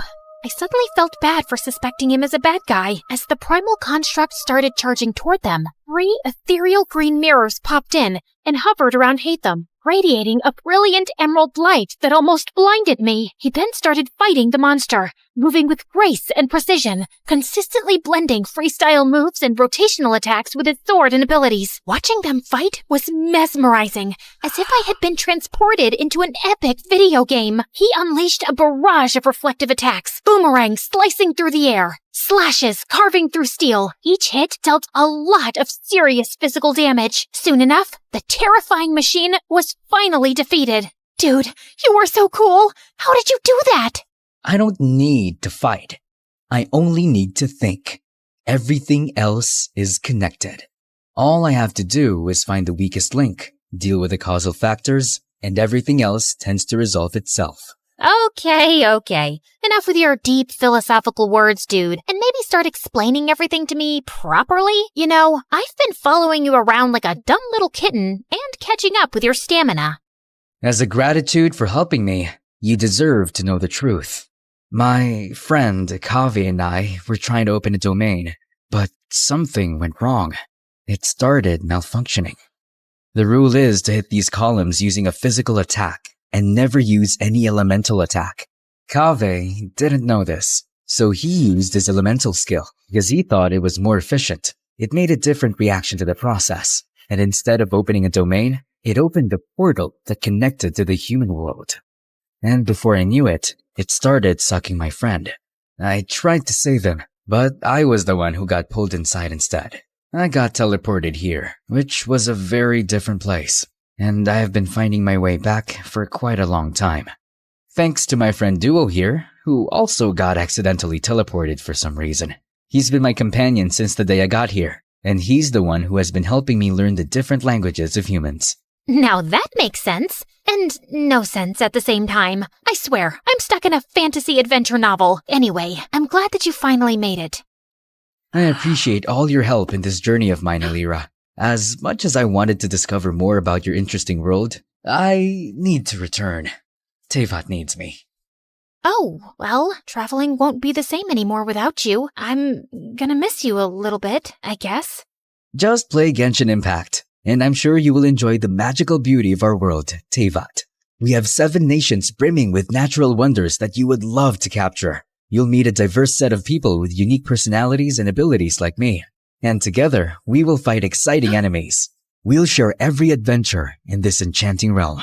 I felt a lump in my throat as he extended his hand, but knowing that I would be seeing him again, I shook it with a smile. See you around, Alira. I watched them as they entered the portal, returning to their world.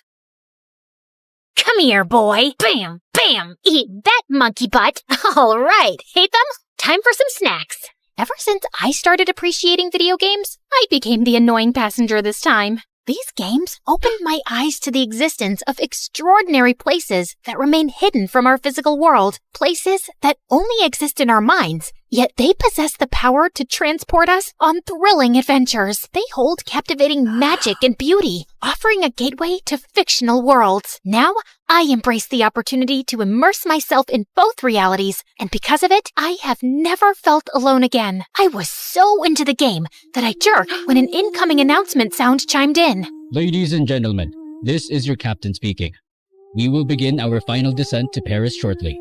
And now, it's time to explore the famous beauty of Paris. Bonjour, comment allez-vous? Wait, is it allez-vous? Allez-vous? Bonjour, comment allez-vous?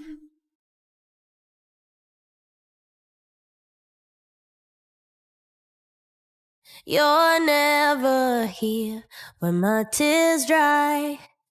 You're never around to see me thrive. When it's my birthday or my day off, you got other plans and can't show up.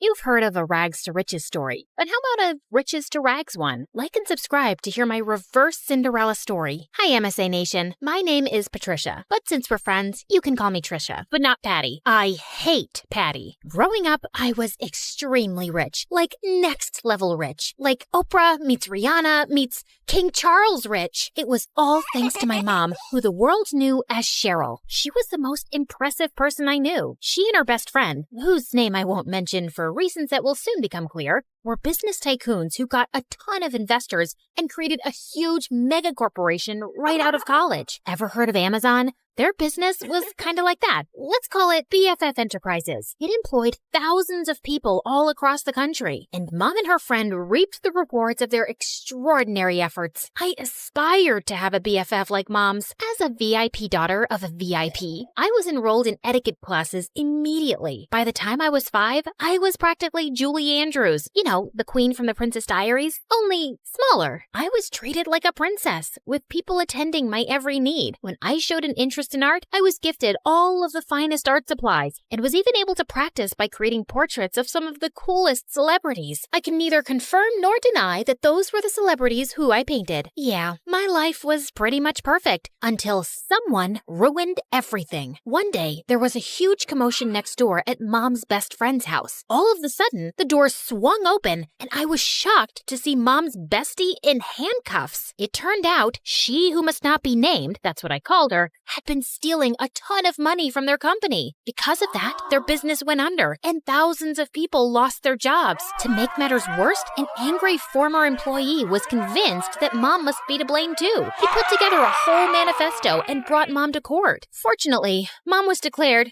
innocent. I knew she always would be, of course. She who must not be named was proven guilty and sent to jail. The employee who had lodged a case against Mom ended up behind bars for defamation too. Mom's name was cleared and she and I lived happily ever after. That's the end of my story. Thanks for tuning in. Just kidding. It got a whole lot worse from there. Even though she was innocent, the public knew Mom as the face of the company, and they were mad. Mom and I weren't exactly well-equipped to fight off an angry mob, so the government intervened for our safety, and we were forced to join the Witness Protection Program and completely change our identities. We were given cover stories and everything. So, remember before when I said my name was Patricia? Well, that was sort of the half-truth. I had a different name before all of this mess. A gorgeous name. But that and everything else were taken from me when she who must not be named ruined my life. I was pulled from my life of glamour and ease and relocated to here. Yeah, the house was a serious downgrade from what I was used to. See what I mean about an opposite Cinderella story?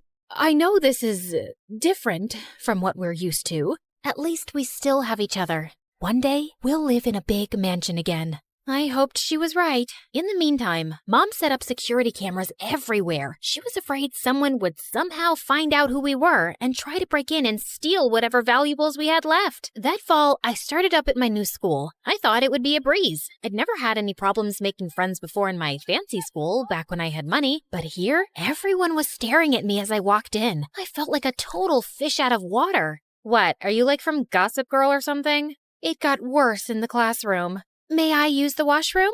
Mayhaps the princess would like a peasant to escort her. And even worse than that in the cafeteria. Look, Gossip Girl thinks she's at a royal banquet. Here, have some slop like the rest of us, princess. I was about ready to blow my cover and demand Mom let us move back to her old life when... Hey, leave her alone. Your mama sure would be mad if I told her that this is how you minded your manners. Wow, thank you for that. Don't mention it. Someone has to show you some proper small-town hospitality. I'm Sally. Patricia. Where are you from, Patricia? I grew up in the big city with a ton of money. My paternal grandparents invented trail mix, but my dad walked out on me and my mom and took all of our riches with him. Oh my goodness. I'm so sorry to hear that. We used to have more money too, but, well, it's complicated. It's hard, what with being one of 6 kids. Hey, if you'll let me, I would love to help you learn the ropes of a small-town life on a budget. Under Sally's wing, I started to really get the hang of my new life. She taught me all the tips and tricks to finding the best deals while thrift shopping. $5, final offer. The art of sandwich making. The more cold cuts, the better. Even how to use a lawnmower. She was a hoot. While all the other neighborhood kids were riding bikes, Sally would show up places driving her dad's lawnmower. And you don't need a license for this? Nope. Weirdly, though, I never actually saw Sally's dad, but more on that later. Sally encouraged my painting, even if it meant using unconventional canvases. She was the most thoughtful friend I ever had. In turn, I taught Sally all about how to host a proper high tea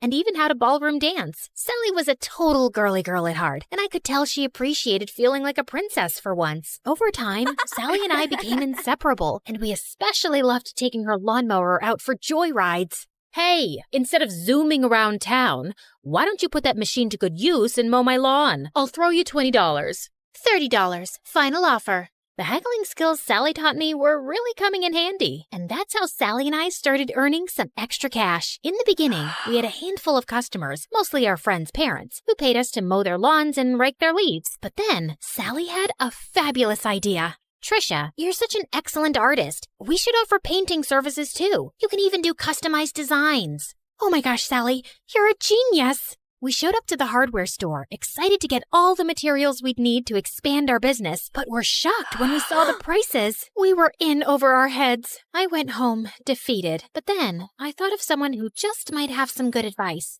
Janessa, the apple certainly doesn't fall far from the tree. I'd be happy to jumpstart this business for you too. We'll finally have a new way to make money. But first, I want to see your business plan. With Mom's guidance and funding, S&T's Landscaping was born, and with her savvy advertising, our client base expanded quickly. Plus, I was having a blast customizing people's houses with my art. With Sally by my side, I was starting to finally feel at home in this small town. There was just one weird thing. Sally never invited me to her house. She always made excuses why we should meet at my place instead. Oh shoot, I totally forgot. My crazy Uncle Louie's at my house this week. He always brings all 17 of his pet chickens. We should probably just hang out at your house. I fell for it when she told me about Aunt Linda and her 6 boa constrictors, but 17 pet chickens? Yeah, right. One day, curiosity got the better of me. When Sally told me she was heading home after school, I pretended I was going to my place, but I followed her instead. What could she possibly be hiding? I followed Sally to the outskirts of town, the bad neighborhood.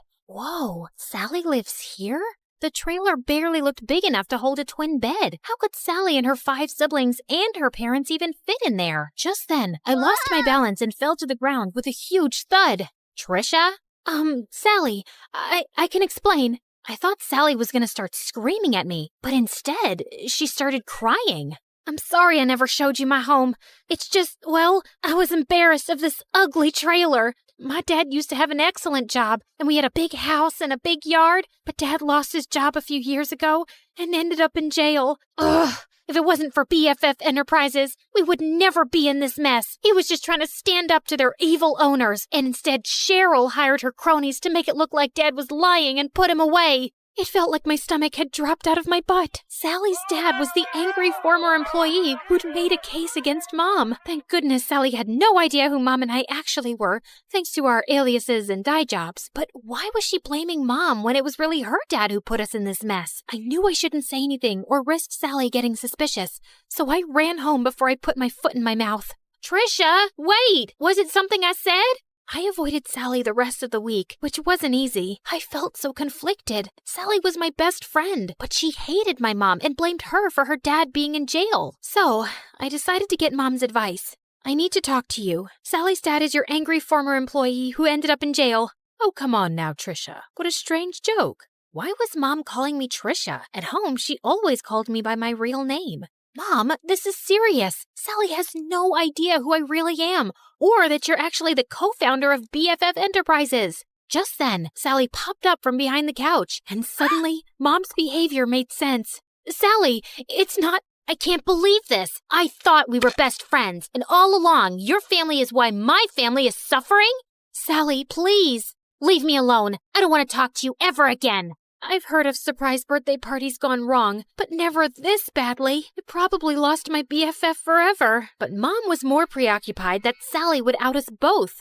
What are you doing? Follow her. Make sure she doesn't talk. Do whatever it takes. I hadn't seen Mom this stressed out since the trial. I tried texting, calling, even showing up at Sally's window, but she wouldn't even look at me. I returned home, completely hopeless. Did it work? Will she keep quiet? She won't even talk to me. Just then, Mom turned into a fire-breathing dragon. Well, not literally, but I'd never seen her this angry. Then we need to move again, now. But this is her home. Sally is my friend. Some friend. As soon as she talks, I'm going to jail. Mom, what are you talking about?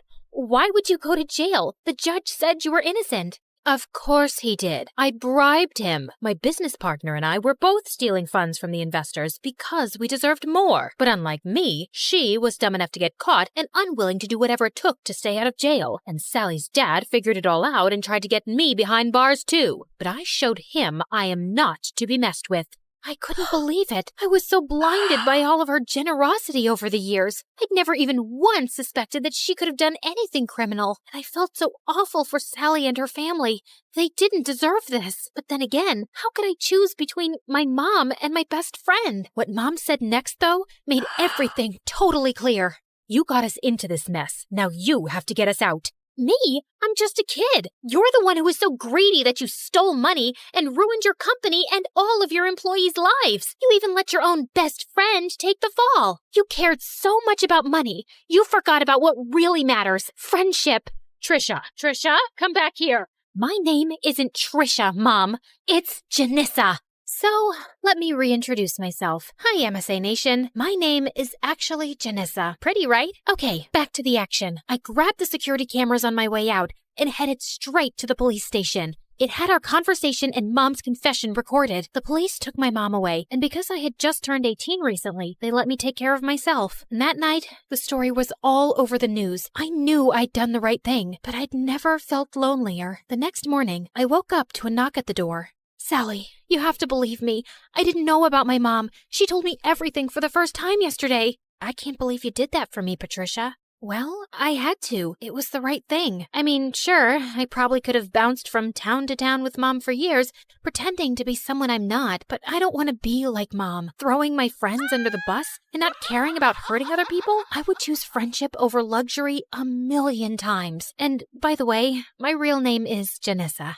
It took months, but after campaigning tirelessly, we finally got Sally's dad out of jail and back home where he belonged. With Mom behind bars, I was finally free to come out of hiding. Even though I was totally free to move back to the city, I decided to stay put in this small town. After all, this had become my home. I even asked Sally's family to move in with me. Plus, Sally's dad was able to take over the landscaping business. With him in charge, business is booming. Everyone is just so thrilled that he's back home where he belongs. We did have a company name change, though. I'm just so happy to have my best friend by my side.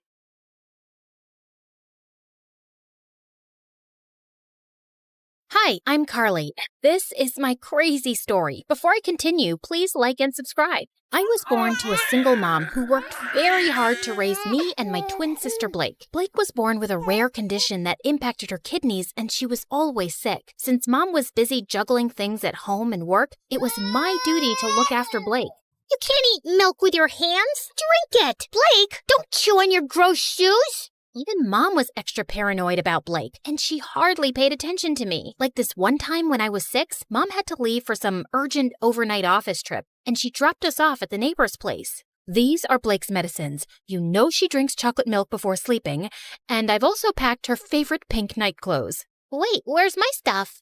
The bag's too small to carry both your things, but hey, I packed your toothbrush. You'll be okay, right?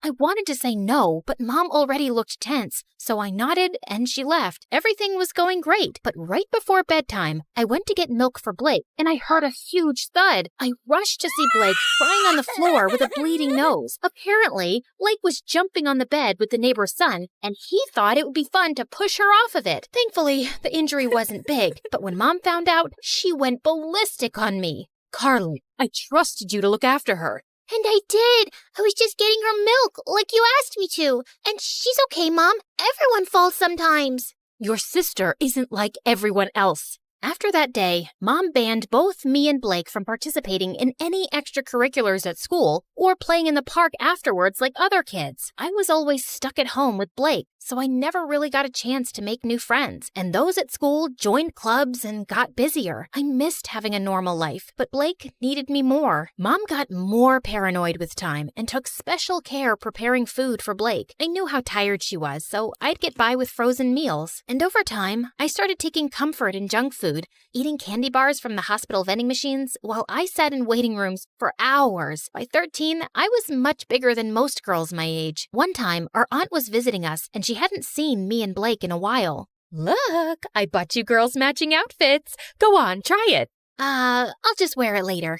What are you saying? Come here. Aunt pulled me to her and tried her best to fit me into the dress, but it barely got past my neck. I was so embarrassed. I went to my room and didn't come out till Aunt left. Don't be so sad now. So what if you're a little bigger? Easy for you to say. You don't have to wear clothes 3 times your age. You're thinking too much. Here, I got you these. Blake's health improved as we got older, and by 16, she was much better and put on medication to manage her condition. Soon after, Mom got married, and a year later, she delivered my twin brothers, Jake and Jonah. I was happy for Mom, but I could tell Blake wasn't adjusting so well. I want to pluck out my ears, they cry so much. I know for a fact Jonah hates me. He farted and gave me the stink eye. That one's a devil. I knew Blake didn't mean that. She just missed Mom since she was busier than ever, and I tried my best to make Blake comfortable, but she was constantly throwing tantrums and hardly ever helped me take care of the boys. Jonah pooped his pants again. Quick, hand me a nappy. Right. What's that? Forget it. Can you just warm up the milk? Actually, I don't feel so well. I'm getting a headache in my stomach. A stomach in my headache. You get the point, right?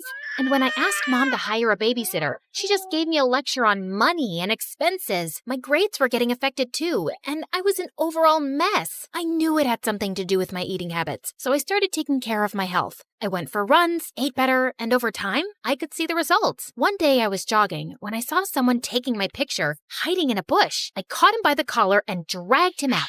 What do you think you're doing? I just thought you were pretty. I'm good at taking pictures. Here, have a look.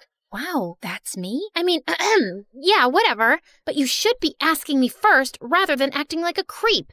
I get it. I'm sorry. Can I make it up to you with some coffee? Fine, but I want a copy. Deal. Eli and I went to a coffee place close by and hit it off instantly, and soon we became good friends. He was into filmmaking and would always have his camera around his neck. Watching him, I got interested and tried my hand at handling a camera too, and it was love at first sight. Okay, so that's how you focus. Now look at that sunset. Beautiful, isn't it? Yeah, you know so much about the camera. It's really fascinating. I've always wanted to make movies, you know? And I love the ocean too. I'll tell you a secret. I'm part mermaid. Oh yeah? Prove it. Eli got up from the rock he was sitting on and started doing an awkward dance, flapping his arms like fins.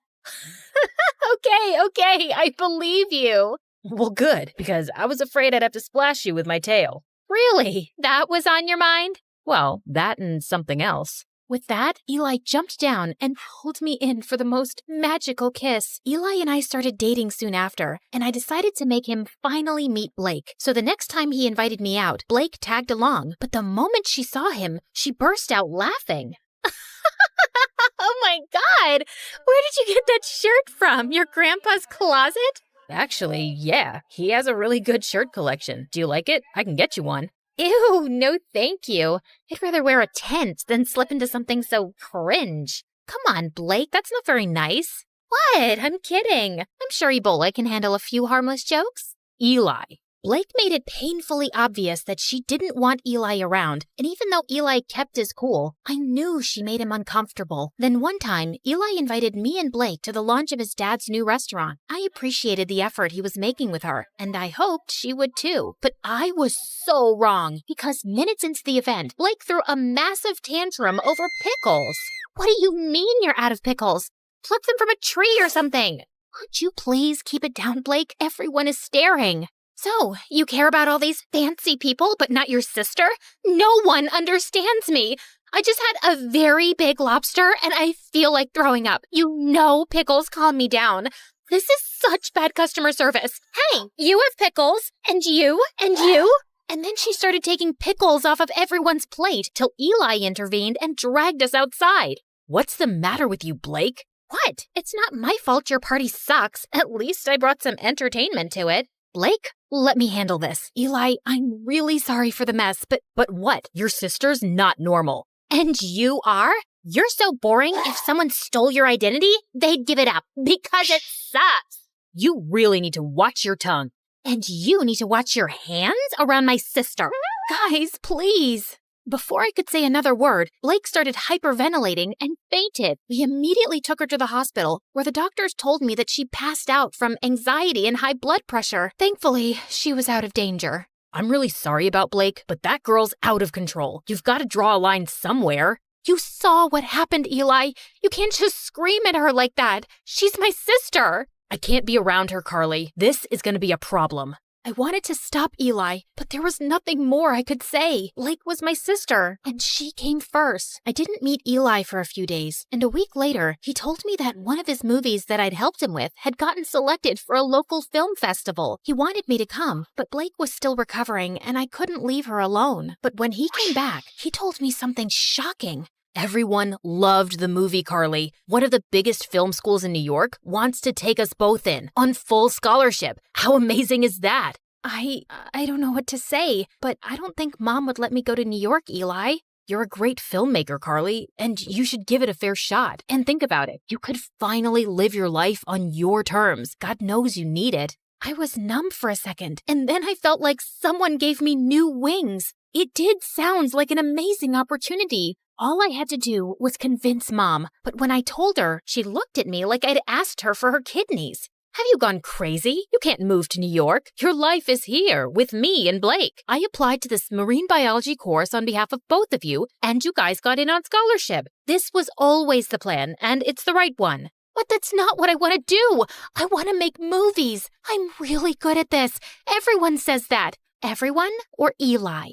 Who's Eli? Just this dumb boy she's dating. I'm sure he's the one who's filled your head with this sawdust. How can you even think about leaving me? I just want to do what I want for once. Can't you give me a few years for my own life? Oh, stop being so dramatic. And not another word about this movie business, Carly. You'll stay here with us. Is that clear? Mom left and I turned to Blake angrily. You couldn't take my side for once? What did I do? Oh, you mean telling Mom about Eli? I don't think she even noticed. I left the room angrily and didn't speak to Mom or Blake for the next few days. I thought I could confide in Eli, but suddenly he was acting really cold. Every time I tried to talk to him, he would turn the other way, till one day I finally cornered him after class. Am I imagining things or are you ignoring me? Neither. I'm just busy. So, I told my mom I want to make movies and she went bonkers, but look, Carly, you and your family have issues and I don't want to get in the middle of it. Do whatever they say. But you told me to live my life. You said...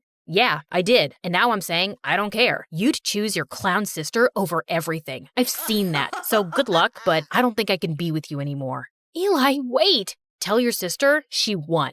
I felt frozen in my place as Eli walked away, and a week later, he left for New York. I couldn't believe he'd just dumped me like that. I felt so bummed out that I didn't come out of my room for days, and Blake was the biggest pain in the butt. Come on, we need to go shopping. It's painful to watch you in those pajamas. I'm not in the mood, but I am. Also, we'll have a nice lunch, watch a movie, just like old times. I said I'm not in the mood. Back off. Jeez, why are you so snappy? Because of that stupid boy?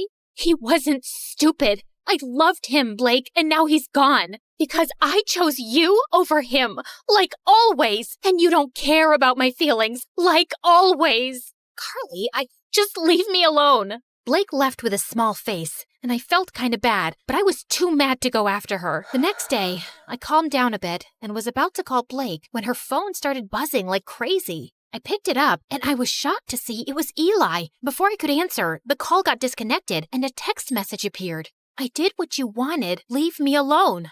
My mind went blank, and I opened the call logs on Blake's phone to see multiple calls to Eli. Suddenly, it all started making sense. Of course Blake must have driven Eli away. No one hated him more than her. What's this? You don't understand. Oh, I understand everything perfectly. You asked Eli to dump me so you and Mom could use me as your servant all my life, right? Before Blake could even say more, I pushed her out and slammed the door in her face. I started packing my bags and stormed downstairs, only to run into Mom. What's wrong? Is Blake okay? Yes, she's fine, but I'm not, and I haven't been fine for a while now. But you don't care, do you? Of course I do, sweetie. Why would you say that? Because you never have, not since we were kids. Carly, I knew you could take care of yourself, and you were the healthy one, and Blake, No, Mom, I was eating my feelings, and you didn't even see that. I got back to being healthy on my own, and you've stunted both my growth and Blake's. Hers by over-coddling her, and mine by always holding me back to be her guardian. And now I'm done. I will go to New York because I want to get away from you and Blake, and you can't stop me. I left home and booked a flight to New York. On my way, I called Eli and explained everything to him. He told me that he was proud of me for taking a stand for myself and welcomed me with open arms. We moved in together and I was doing really well in my classes. Mom and Blake tried getting in touch with me multiple times, and even though I missed them, I needed my space. Eventually, they stopped calling. After graduation, Eli proposed to me and I said yes. Life was going great, till one day I heard a knock on the door and opened it to see Blake and Mom. What are you guys doing here? Eli called us and told us about the engagement. Carly, I have a confession. It was me who convinced Eli to break up with you, not Blake. Wait, what? Eli never told me that it was Mom behind everything. I didn't want to stress you out more. I could see you missed your family, and this would have made you sad. But I saw the call logs and the messages on Blake's phone. I'd actually been calling him to apologize, but I guess he thought both me and Mom wanted him to dump you. And I don't blame him. I was always awful to Eli. I guess I was just terrified of being on my own without you, but I drove you further away. I'm sorry too, my baby. I'd just become used to having you around, always taking care of everything. And the thought of you going away for college crushed me. I was selfish and always burdened you with too much. I hope you can find a way to forgive me. Thank you for finally acknowledging that. It might take me a while to really forgive you, but I'll get there. I won't lie. I have missed you guys. Then let's start with a hug.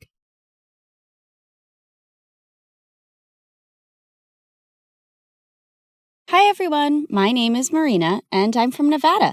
Please like and subscribe. I was raised in a small town by my aunt who owned a small bakery and loved me to bits. Aw, honey, today's your first day at school, so I packed muffins for all your classmates so you can make a lot of new friends. You're awesome, Aunt June. She wasn't super rich, but she was the richest person at heart, and that's why everyone loved her so much, including me. I always wanted to be just like her, so I'd help her out at the bakery. Marina, I'm going to go out for a bit. Can you put the pink icing on the cupcakes? Sure thing. Later, when the customer came to pick up her order, it turned out I'd caused a disaster. This was supposed to be for a gender reveal party, but you put yellow icing on the cake. Ugh! That wasn't the first time I mixed up colors. My aunt knew something was wrong with me. Turned out I had color blindness, and I couldn't differentiate between certain colors. Is it going to be like this forever, Aunt June? I'm afraid so, honey. But cheer up, because I've got a brilliant idea. The next day, everything in the house and all the ingredients in the bakery were labeled along with their colors. Aunt June made things so easy for me, and our life was just perfect. Until one day when I was in second grade, an old man walked into our bakery and offered to buy it. This bakery has been passed down from generations in our family, and there's no way I'm going to sell it. But the man's tone just got more rude. You should have signed these papers while I asked you nicely, but now you're just going to pay for your stupidity. If you don't leave now, I'm going to smash your car, and then you'll have to pay for your stupidity, sir. The old man left at my warning, but the next week, another man was back with some papers that claimed that the bakery didn't belong to my aunt because her parents never signed the deal in her name, and now we had to move out. My aunt looked around for help, but the legalities were too complicated and no one was ready to help. So eventually we had to give away our bakery and move to the city. Thankfully, Aunt had enough savings to rent a small place, and she started working in a small grocery store. And while I was trying to adjust to this new life, I saw a kid my age in the front yard one day, choking on something. I immediately ran to help him, but the moment the food stuck in his throat came out, I was shocked. Why were you eating a doll's head? I wasn't. He pushed me back and ran into his house next to ours. Turns out he was the landlady's kid, Timmy, and he was so weird. Whenever I'd try to go close to him, he'd just run away. Even when I joined school, I saw some kids throwing popcorn at him, but he wouldn't budge. Hey, why won't you say anything? Why do you let those kids bully you? But instead of answering me, he just ran out of there, and I decided I wasn't going to bother with this guy anymore. But later that night, I was in my room when I heard someone crying. I looked out of my window and saw it was Timmy crying in his room. So I climbed onto the tree outside my window and jumped into his room. And he freaked out. What are you doing here? Look, I don't know the deal with you, but if there's some issue, you really need to talk about it. At first he hesitated, but then he broke down. I miss my dad. Ever since Mom and he got divorced, I haven't seen him, and the kids at school always make fun of me because of that. I hate it here. Hey, it's gonna be all right. I told him things were gonna be easy only if he fought back and didn't let those kids get to him. And it seemed like my advice worked. The next day, I saw Timmy was surrounded by a bunch of kids. I heard the cupcakes we gave you last time had Barbie heads in them. We're so sorry for that. Here, take these. They have cockroaches. And to my shock, Timmy pushed the bad guy away. Get away from me. And don't trouble me anymore or I'm going to tell the principal about you.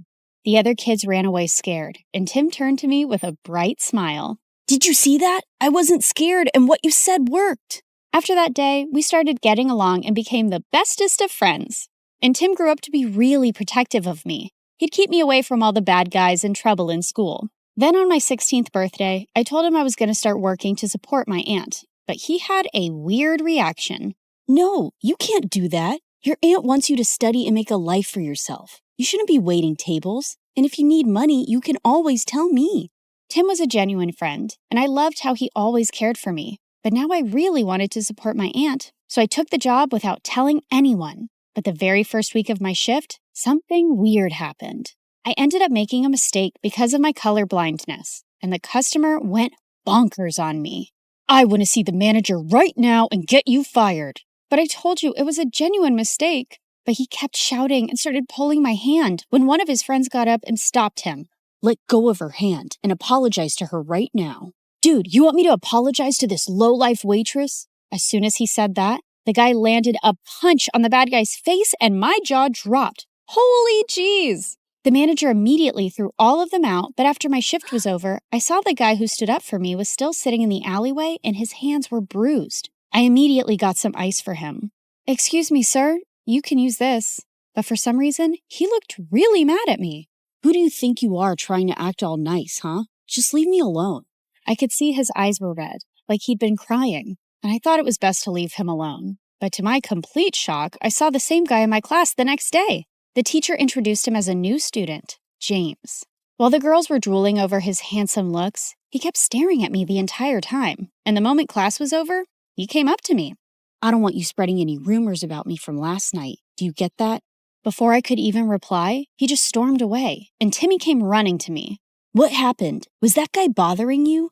I didn't want Timmy knowing about my job or anything about how I knew James, so I brushed it off and went ahead to prepare for my chemistry practicals. But turns out, James was already there. Minutes into the practical, I realized some of the labels on the chemicals were missing. So I asked James to help me differentiate, but he didn't even look at me. That jerk.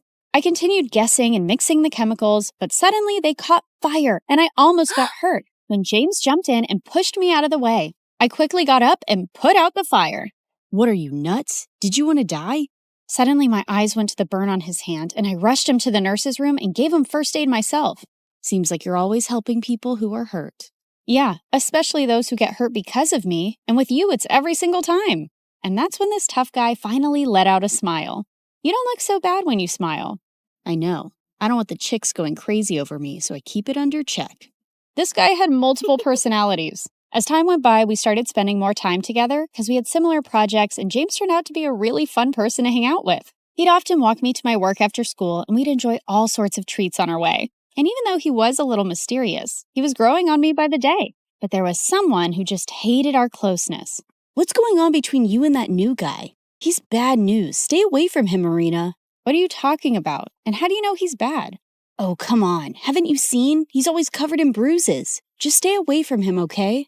Well, I could understand Tim's concern, and there were things I wanted to know about James, too. A few days later, we were at a friend's party playing Truth or Dare when I was given a dare to kiss James. My heart raced with excitement, but I saw Timmy looking at me with furious eyes. I wanted to run out of there, but thankfully, James got up and left first, and I let out a loud sigh.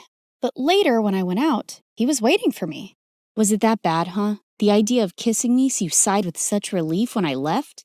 No, it's not like that. It's just that there's only so much I know about you, and I didn't... Suddenly, he pulled me close and looked deep into my eyes. What do you want to know about me, Marina? Well, why did you cry that night in the alleyway? And is there something that you keep from me? My mom is really sick, and she was admitted to the ICU that day, and I couldn't help but... Shh, it's okay. You don't have to say anymore. With that, I pulled him in for a kiss, and he whispered into my ears, I love you, Marina.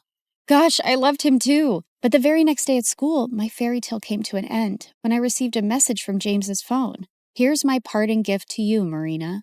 There were several pictures of me kissing him and me working as a waitress with ugly captions, and he shared them with everyone in the school. What in the world? I tried to call James about what was going on, but he wouldn't answer it. And I felt so embarrassed and furious about everything. But then Timmy came to me. Hey, are you all right? I thought he'd question me about the pictures, but he just took me home and comforted me. I don't believe what's going on, and I can't even reach James. He left, Marina, and he's never coming back. He then showed me the newspaper articles of how James was the grandson of the same businessman who took away my aunt's bakery. I heard his grandfather sent him here as a punishment because he used to be a jerk at his old school, but looks like he's still going around messing with people's feelings. Gosh, there was no way I was going to forgive a jerk like him, but I wasn't going to cry over him either. I blocked him everywhere and decided to shift to another city for my college, along with my aunt. And after graduation, I joined a top law firm and helped my aunt open a nice bakery in the city itself. For the opening day, we sent out invites to everyone across the city, and it all went so well. After we were done with the day, we were about to close up when Timmy took me to the roof and proposed to me. I love you, Marina. I have always loved you and... Oh, Timmy, please stop. I liked him too, but he was my friend and I could never see him any other way. What is it now? Don't tell me you still love that moron. Timmy, what are you saying? You know I hate him. Then why won't you say yes to me? I tried to explain to him, but he wouldn't listen. And suddenly he pulled me in and tried to kiss me. God, Timmy, just stop. Just then, I saw a man pull him away and punch him hard. James, what in the world are you doing here? How dare you touch her, you filthy. I pulled him away before he could hurt Timmy anymore and slapped him hard in the face. Who do you think you are walking into my life again? Didn't you already mess around enough last time? Marina, what are you saying? I never messed around with you. Oh, really? Then why did you leave? And what about those texts and pictures? What? I have no idea what you're saying. I know it was my fault to leave you like that, but I told Timmy everything. What? What do you mean? That night after you left the party, I received a call that my mom had passed away. My grandfather wanted me to return home. Timmy was right there, and I asked him to inform you. What? I even tried to contact you, but you had me blocked everywhere. And when I called Timmy, he said you hated me and you were with him now. Timmy, what is he saying? Did you hide this from me and lie to him? Yeah, I hid the truth. I didn't want you to be with a jerk like him when I've loved you all my life. So I lied. For you. But those messages from your phone and those posts. I have no idea, Marina. I lost my phone the same night. You didn't lose it, moron. I stole it and sent those messages and those pictures. Timmy, I can't believe you. You son of a witch. No, James, just let him go. He's a jerk and doesn't even deserve that. Oh, Marina, please don't cry. I'm here. I'm here for you now.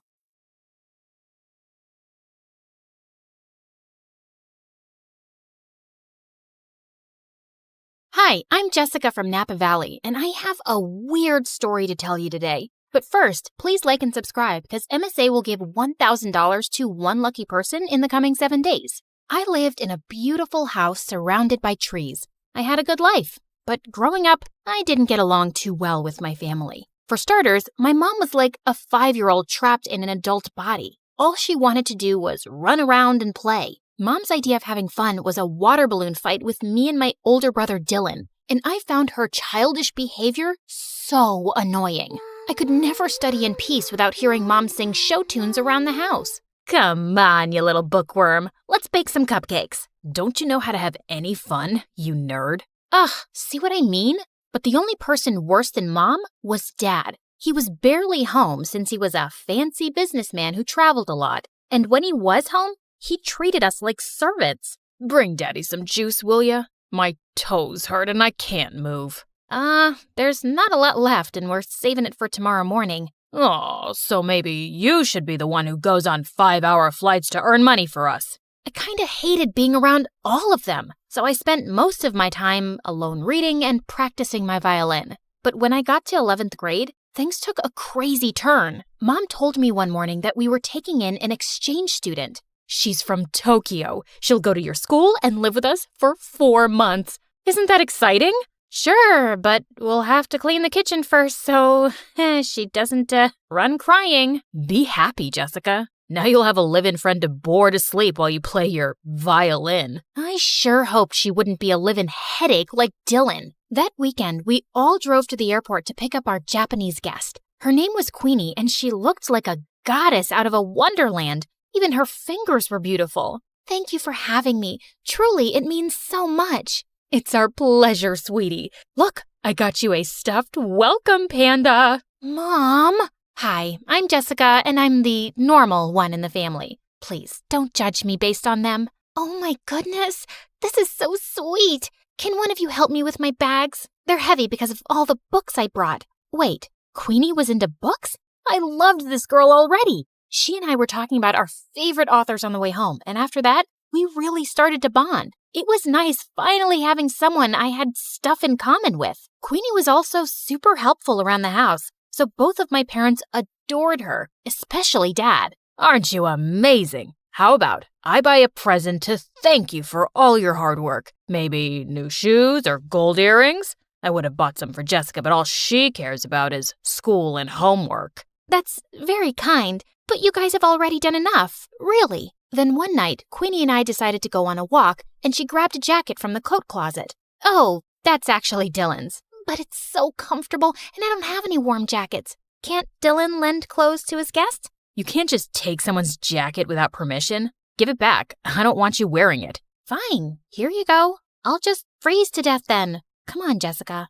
Dylan looked really mad, and suddenly he pulled me aside. What's her deal? After all we're doing for her, she gets this worked up over a jacket? I don't get why you can't just lend it to her for 10 minutes. Because there's something about that girl I just don't like. You mean 'cause she's actually sophisticated and has manners? Makes sense why you wouldn't like her. Dylan just looked angry and stormed off. Jeez, what a drama king. He probably was just jealous that Mom loved Queenie so much. He'd always been Mom's favorite. The next day at school, I was studying for exams in the library when Queenie came in and sat next to me. Hey, girl, listen, I just want to apologize about Dylan being so mean to you. He must have forgotten to take his meds. Don't worry about it. Actually, I was wondering if you could help me with my English assignment later. I'm still not fully comfortable with the language. Yeah, of course. Thank you so much, Jessica. I'm really grateful for you. Queenie hugged me super tight, and I realized I was her only real friend here. I could just feel how sad and lonely she was. I waited for Queenie at her house for several hours, but she didn't show up, even though I called and texted her 100 times. Then finally, Queenie arrived carrying a small box. Sorry I'm late. I was buying you a present. Here, open it. Aw, Queenie, you didn't have to get me. At that second, I saw a hissing rat and I started to scream. Jessica, calm down. This is a pet rat. I have one just like him at home. He's so sweet. Just hold him. Queenie let the rat crawl on my arm, but he bit me. Minutes later, I had to go to the emergency room, and Queenie burst into tears. I swear, I had no idea that rat bites were poisonous. I have the exact same one at home, and he's such good company. It's okay, Queenie. The doctor said I'll be fine. Just don't go around giving people pet rats in the future. Queenie just kept apologizing and hugging me. I felt bad for her, but man, it had been an exhausting day. And for some reason, things kinda went downhill after that. Queenie wanted to be around me 24/7 and do everything together. I was thinking I could come with you to your violin lesson today. I've always wanted to play an instrument. I have a recital tomorrow, Queenie, and don't take this the wrong way, but I need a little space. We already go to school together and live in the same house. Of course, I totally understand. Your mom wants me to make dinner anyway. I was relieved that Queenie wasn't upset, but when I knocked on my violin teacher's door, I saw he looked mad. What is it now, Jessica? Haven't you caused me enough stress today? Caused you stress? What are you talking about? Your mother called in to tell me you wanted to quit the violin for good. The recital is tomorrow night. I have 24 hours to find a replacement. My teacher slammed the door angrily, and I was so confused. Why would Mom tell him I was quitting the violin? I went home to confront her when I saw Queenie standing by the kitchen, smiling at me. How was your violin lesson? Was your teacher disappointed that you quit? How did you know about that? Wait, unless you were the one who said I quit. Yeah, I was a little hurt that you didn't let me observe your lesson. So I thought a good punishment would be taking the violin away from you for a while. I'm sorry, punishment? Queenie, you're not my mom. How could you do that? Playing the violin is one of the only things that gives me joy. Like you already don't have enough joy in your life? You don't appreciate anything your family does for you, especially your mom. You make it so obvious that you think she's dumb. You're just an ungrateful witch. That made me so mad that I slapped Queenie hard across the face, and then I stormed off to my room. I refused to speak to Queenie that whole morning and didn't even say thank you when she made me breakfast. I suppose all sisters fight once in a while. Honey, Queenie's going to come to school late today. We have to renew her passport. Good. Get it renewed ASAP so she can go back to Japan. And she's not my sister. Jessica, what's gotten into you? Queenie just smirked at me and I left. I tried to forget about her at school, but around lunchtime, I got a text from her. Jessica, where's your mom? I haven't seen her all morning. Is she okay? What was she talking about? Hadn't they gone to the passport office together? I called and texted Queenie to find out more, but she didn't answer. And when I called Mom, her phone went right to voicemail. I started panicking and went home as fast as I could to see what was going on. And I found Dylan on the porch looking super upset. I just got a text from Queenie asking where Mom is and if she's okay. What is she talking about? Neither her or Mom are answering their phones. Why would Queenie send a text like that? Something's going on. We have to call the police. Okay, but go tell Dad first. I found Dad in his office and told him everything, but he shrugged like it was nothing. What's the big deal? She'll turn up soon enough. So you're not worried at all if Mom's okay? You don't think those texts were weird or... Quit bothering me, Jessica. I could use a break from your mom. Get a little peace from her morning singing. What? What kind of monster was my dad, not caring if Mom was safe? I would have to take matters into my own hands. But just then, I heard yelling coming from Dylan's room, and I opened his door to find Queenie sitting on his bed, while Dylan looked furious. What is going on? Queenie, you've been home this whole time? Do you know how many times we tried calling you? What is going on with our mom? Sorry, that's not a question I can answer. Jessica, this girl's a creep, and I know she had something to do with Mom being missing. Look, Queenie, I know we had a fight yesterday, but we really need your help. Queenie didn't answer me. She just walked towards the door with her arms crossed. You two won't find your mom anytime soon. I'm making sure of it. You're making sure? Queenie, tell me right now where Mom is, or what? You'll go to the police? You'll accuse a poor, helpless exchange student of making your mom go missing with no proof? I don't see that working out, and I'm not done with you guys yet. In fact, I've just started. With that, Queenie pushed me off of her and walked out of the room. Dylan and I immediately went to the police station and reported everything. They sent out a search team to look for Mom and then did an investigation on Queenie. And to our shock, they discovered Queenie wasn't an exchange student at all. She'd faked her application. She wasn't even from Japan. She lived in LA. So she's just this stranger who came into our lives and made Mom go missing? Who is this girl and what does she want from us? I don't know, but that chick gave me weird vibes from the start. She's obviously out to get us. We stayed at the police station for several hours, waiting for any news. Then finally the police came back with Mom. Oh my God, what happened to you? It was Queenie. She said she had to show me something important, then drove me into the middle of the woods and threw me out of the car. She just left me there without my phone. I was just lucky some forest rangers found me. But don't worry, I'm all right now. Just then, some policemen walked in with Queenie. Looks like Mommy made her way out of the woods. You're a monster, Queenie. We know everything. How you kidnapped Mom, how you faked your exchange student application. Who are you and why are you trying to ruin our lives? Because you ruined my life first.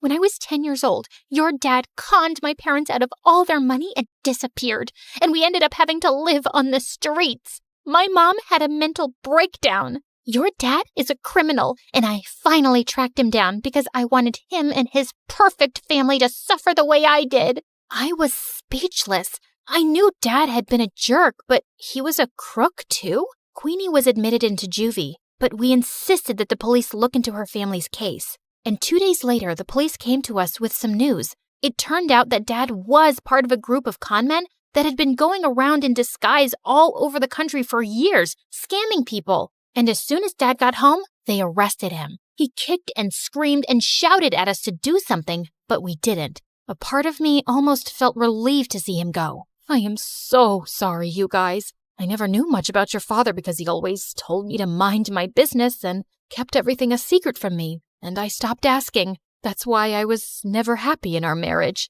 He was the worst. He never cared much about you or us. You did everything for us, Mom, and I really appreciate you. I'm so sorry if I looked down on you for being messy or childish or whatever. Now come on, let's go talk to the police to get Queenie's family help for their situation. Be grateful for the life you were given. Every day is a gift.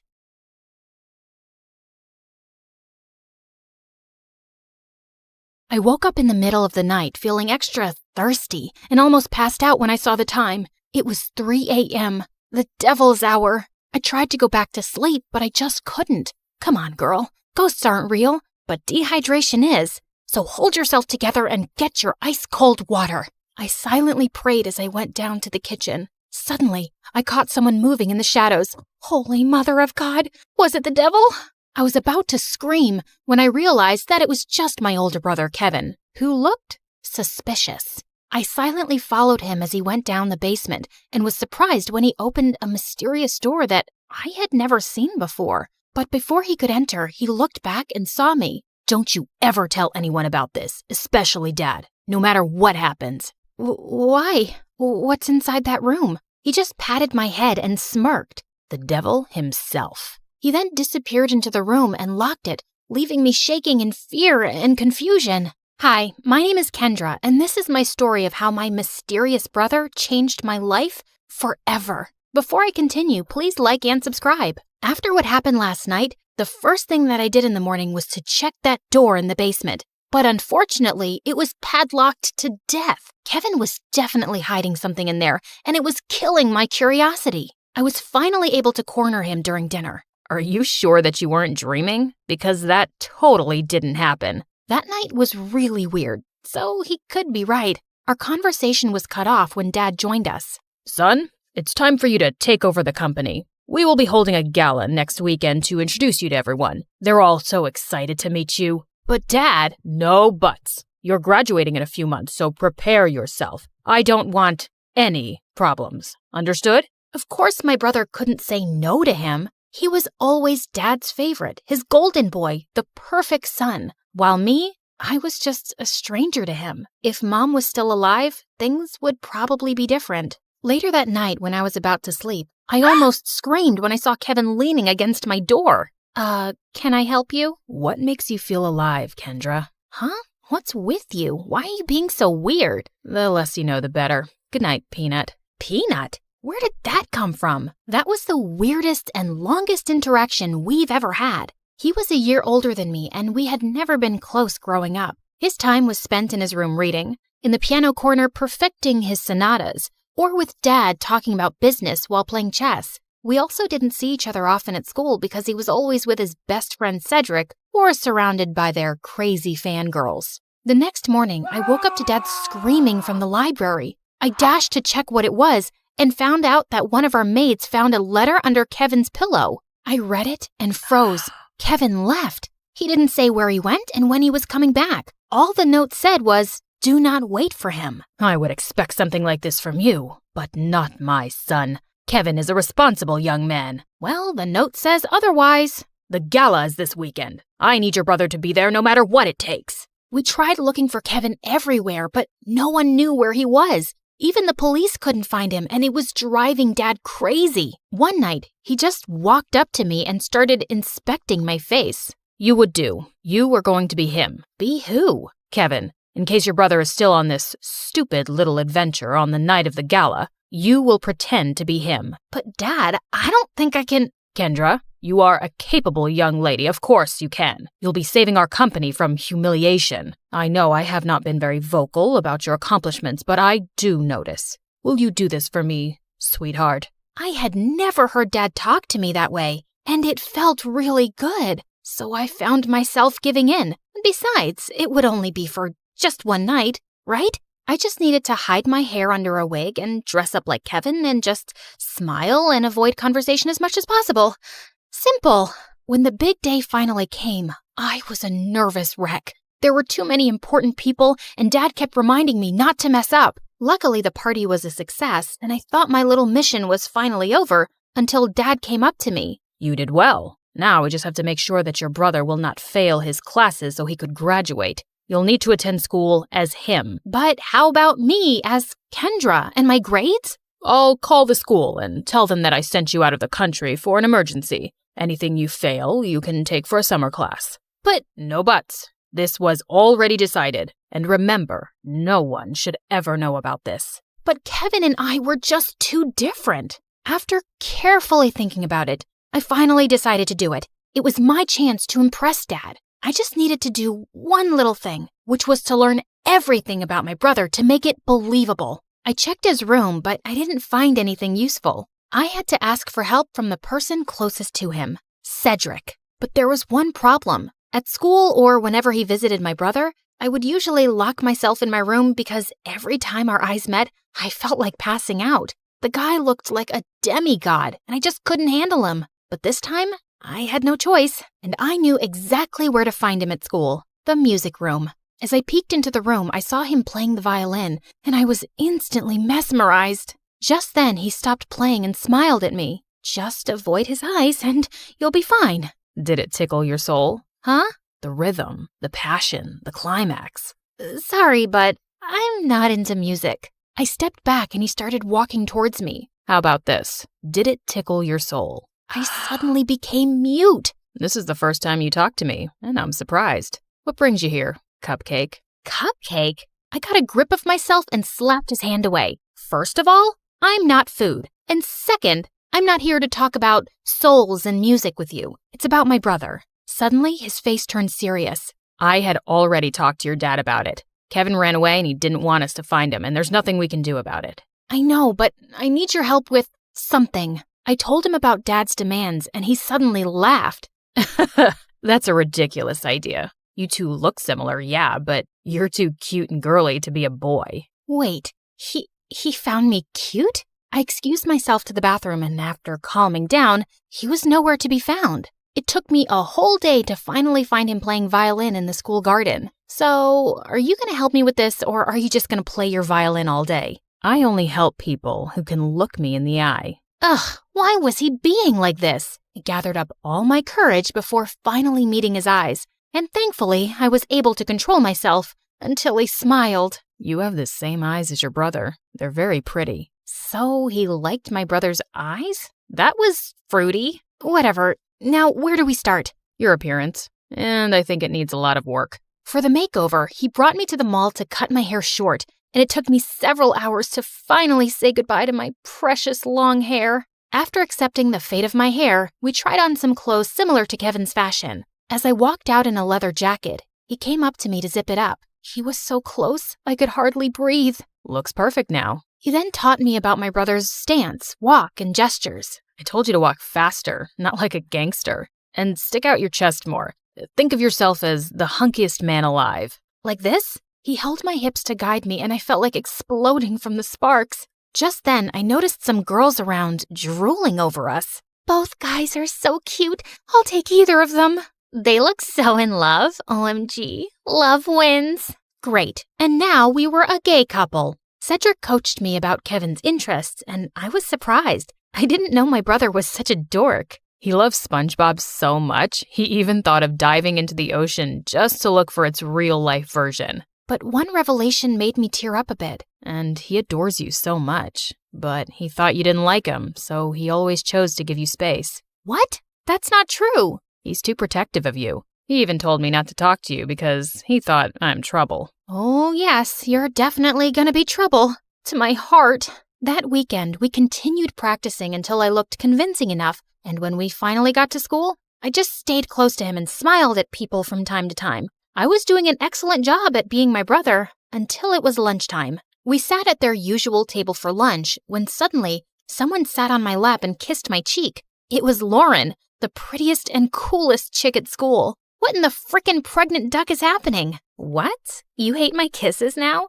You look like you've seen a ghost. I turned into the ripest tomato when she giggled into my ear. I could never hate such a goddess like you. Wow. Since when did you become this cheesy? I gave Cedric a panicked look, but the jerk was trying his best not to burst out laughing. I kicked his leg under the table and his wince was satisfying. I then excused myself in the bathroom and dragged him with me. There, he revealed that Kevin had been dating Lauren for a while now, and I had no idea about it. Lauren had been all over me for the next several days. This was totally normal, of course, except for the little detail that I was not her actual boyfriend. And through all of this, Cedric remained an unhelpful idiot who was clearly enjoying my discomfort. We were walking to our last class when someone suddenly grabbed and pushed me against the wall. You're acting weird lately, and I like it. Before she could kiss me, I acted like there was a bug inside my shirt and ran away. I needed to talk to Cedric. As usual, I found him in the music room. We need to tell Lauren. Suddenly, Lauren appeared from behind me. Tell me what? Wait a minute. Don't tell me that you guys are dating? What? Cedric finally stopped playing the violin and grinned at me. I'm straight, but I don't know about your boyfriend. Aw, baby. You know I would accept you however you identify, right? Well, that's good to hear. Lauren looked like she bought it, and I just found myself exploding. I'm not Kevin. I'm not your boyfriend. I'm his sister Kendra pretending to be him. I then explained everything to her. Oh, okay. Explains why you look and act differently. That's it? No violent reaction whatsoever? I'm used to Kevin's quirks. So, anything I can do to help with this mission? Just don't tell anyone about this. Got it, baby. Despite knowing the truth, she still kissed me on the cheek and it made Cedric laugh. I started hanging out with both of them since then. They would talk fondly about my brother and share things about him that I didn't know. It made me realize that he wasn't as boring as I thought he was. One day, Cedric dragged me to the music room and asked me to listen to his new composition. It was a wrong move to come with him, because the way his fingers moved and his handsome face played with the painfully sweet tune screamed danger to my heart. I calmed myself down and hyped him up when he was done. You really like playing the violin, don't you? I like to touch people's hearts with classical music. How about you? What makes you happy, Kendra? I'm curious. I ended up telling him about my passion, which was fashion designing. I used to draw my designs every day, but when Dad saw it, he burned all of them. He found it lame and useless to his company. I'm sorry to say this, but your dad is the biggest jerk in the world. He treats you and Kevin as assets to his company, and never as a son and daughter. You're right, but it just made me crave for his love and approval. Someday, I hope you'll be able to find the courage to do what you need to do. You have me now, you know. I'll take care of you. He leaned in closer, and I thought he was going to kiss me, but to my surprise, he pulled away and walked back to the platform to play again. What was that all about? After the incident in the music room, I started thinking that maybe Cedric liked me too, until one day I heard him talking to Lauren in an empty classroom. You like Kendra, don't you? What are you talking about? She's off limits. And besides, she's just like the little sister I never had. Those words were enough for me to accept the truth, that Cedric will just be my dream.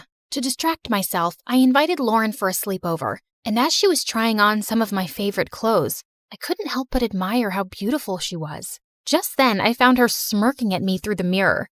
Are you falling in love with me now? What? No, I wish I was as pretty as you. Oh, honey, you are prettier than me. And not to mention cute. She ended up knocking on my drawers, spilling some things. There was one thing that suddenly caught my attention. A peanut. What was it doing there? Suddenly, I remembered Kevin calling me a peanut before he ran away. Why don't we crack it open? Maybe he left a secret message or something. And he actually did. I'm finally alive. Wait a minute. That night before he left, he asked me what makes me feel alive. Lauren and I then came up with a mission to find the answer to that question. Your brother is too mysterious sometimes. Maybe Cedric knows something. But unfortunately, he was useless. One day, Dad suddenly called me and started asking about Lauren. I learned that she's dating your brother. Her parents and I are talking about a very important business deal. We will have dinner with them tomorrow night. Make sure to be extra attentive to her.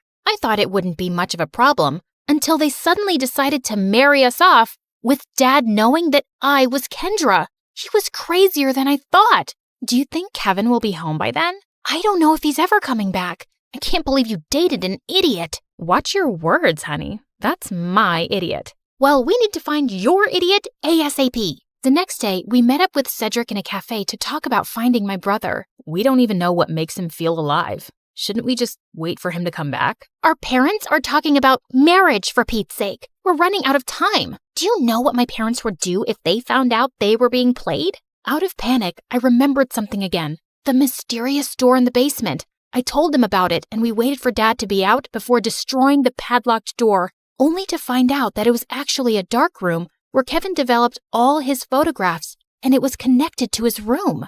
And all those pictures were related to an island that only meant one thing. Kevin was staying on one of them. It makes sense now that he always disappears on weekends. I also found a camera in his bag one time, but I never saw it again. And why didn't you both tell me about this earlier? You're both idiots. And with that, the three of us were off to an adventure to get my brother back. As we traveled, I kept on flirting with Lauren to avoid Cedric. And for a moment, I thought I saw his deadly glare through the rearview mirror. Was he jealous? I wished. In a span of 2 days, we had already visited 7 islands, but there was no luck. Just when we were about to give up, we suddenly spotted someone resting on a hammock. It was Kevin. He looked shocked to see us. Suddenly, he glared at Cedric. Dude, you told them? Wait, you knew? Let me explain. No, you knew. And you kept silent while I was going crazy trying to find a way to bring back my brother so I could get me back. Kendra was equally furious. Babe, I can explain. Shut it, Kevin. You're not my favorite person right now. Kendra. Later. I need to speak to my brother. I walked away and Kevin followed me. Now start explaining the reason I'm sacrificing my identity. I'm sorry, Peanut. I didn't mean for you to be tangled up in my mess. I felt stuck and suffocated because of Dad's expectations. I always knew I would have to take over the company someday, but I didn't know it would be this soon. I thought I would have enough time to still do what I love, to enjoy every island and see its beauty through my lens. But suddenly, I didn't even have a year, so I panicked and I ran away. I'm such a coward. It didn't take a second for me to melt. No, that's the bravest thing I've seen you do. All our lives, I've only ever seen you nod to Dad's every demand. I'm proud of this version of you. I convinced him to come back, but he ended up convincing me to ditch Dad and come with him. After everything that happened, I just realized one thing. Dad wasn't worth it. So I agreed. Lauren is amazing, you know. She didn't deserve to be left without a word. I know, Peanut. I guess I have a lot of making up to do. Good luck, Walnut. Later that day, he spent his time making it up to Lauren and talking to Cedric, while I was left alone doodling some cute dresses on the sand. My brother then came up to me and asked me something. Are you mad at Cedric? I asked him not to tell anyone. Keeping this from you must have been very hard for him. I understand, but you like him, don't you? What? No, I mean... Don't worry. I finally gave him the go signal. You two can kiss or whatever. As soon as he left, Cedric walked up to me with an earth-shattering smile. Can we talk? I couldn't look at him in the eye again. About us. I've always fancied you, you know. More than violins. I felt like melting at his confession. I told him about the reason why I'd been avoiding him all these years, and he responded to it by finally kissing me on the lips. Thank God I didn't pass out. So, did it tickle your soul this time? Yes. Finally.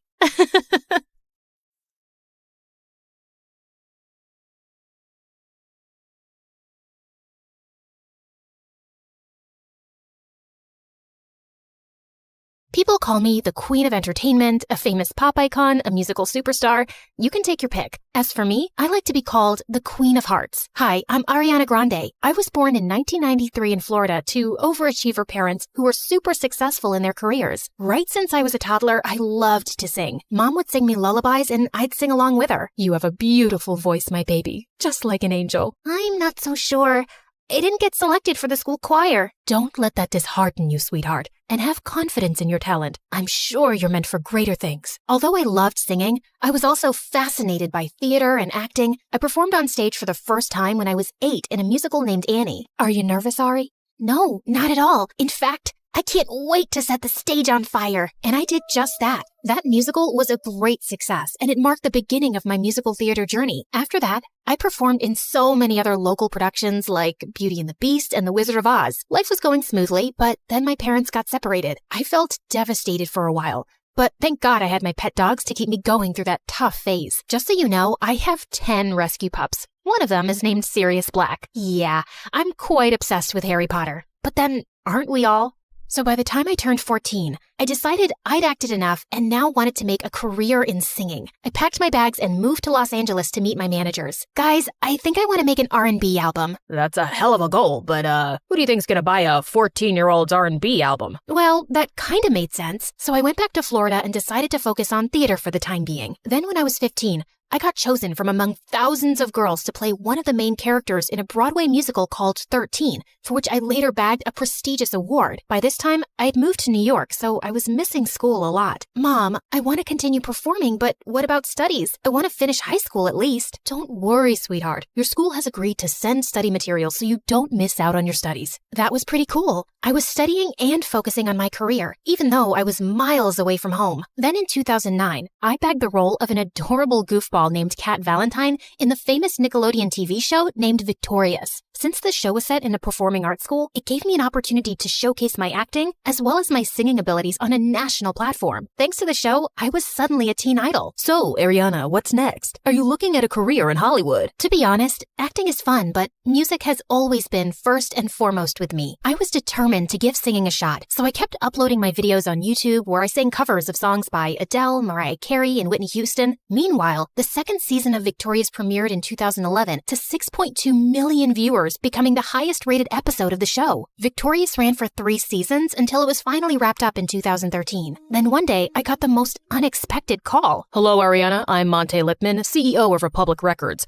I saw your YouTube videos, and I want to sign you up for the label. Are you interested? Yeah, of course. I'd love that. I put down my phone and did a little happy dance. My music career was finally taking off. The next 3 years, I focused completely on my vocals and singing and collaborated with many contemporary artists. The result was my first album, Yours Truly, that debuted at #1 on the US Billboard 200 albums chart, and it sold 138,000 copies in its first week. After that, there was no looking back for me. Today, I've sold over 85 million records worldwide, broke 27 Guinness World Records as a singer, bagged 2 Grammys, and was listed among the 100 most influential persons in the world by Time magazine. So friends, I hope my story inspires you to never give up on your dreams, since miracles do happen. Just believe in yourself, because if you don't, who else will?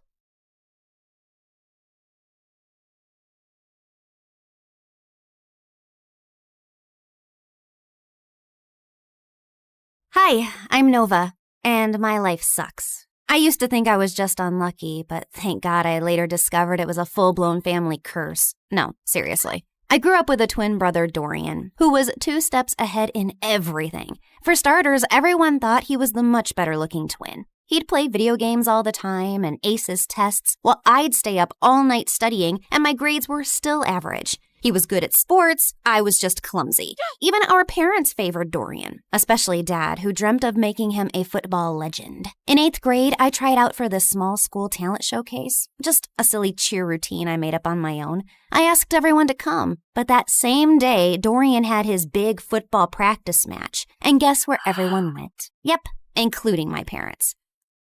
What's going on? Your brother scored the winning goal at his big match, so we called all his friends over to celebrate. So you missed my talent show for a dumb match? You participated in a talent show? Why? You're so uncoordinated. Just last week you tripped over a sock and hurt your head. Thanks, but I don't need your judgment. I'm just saying, maybe next time choose something you're good at. Oh wait, you can't.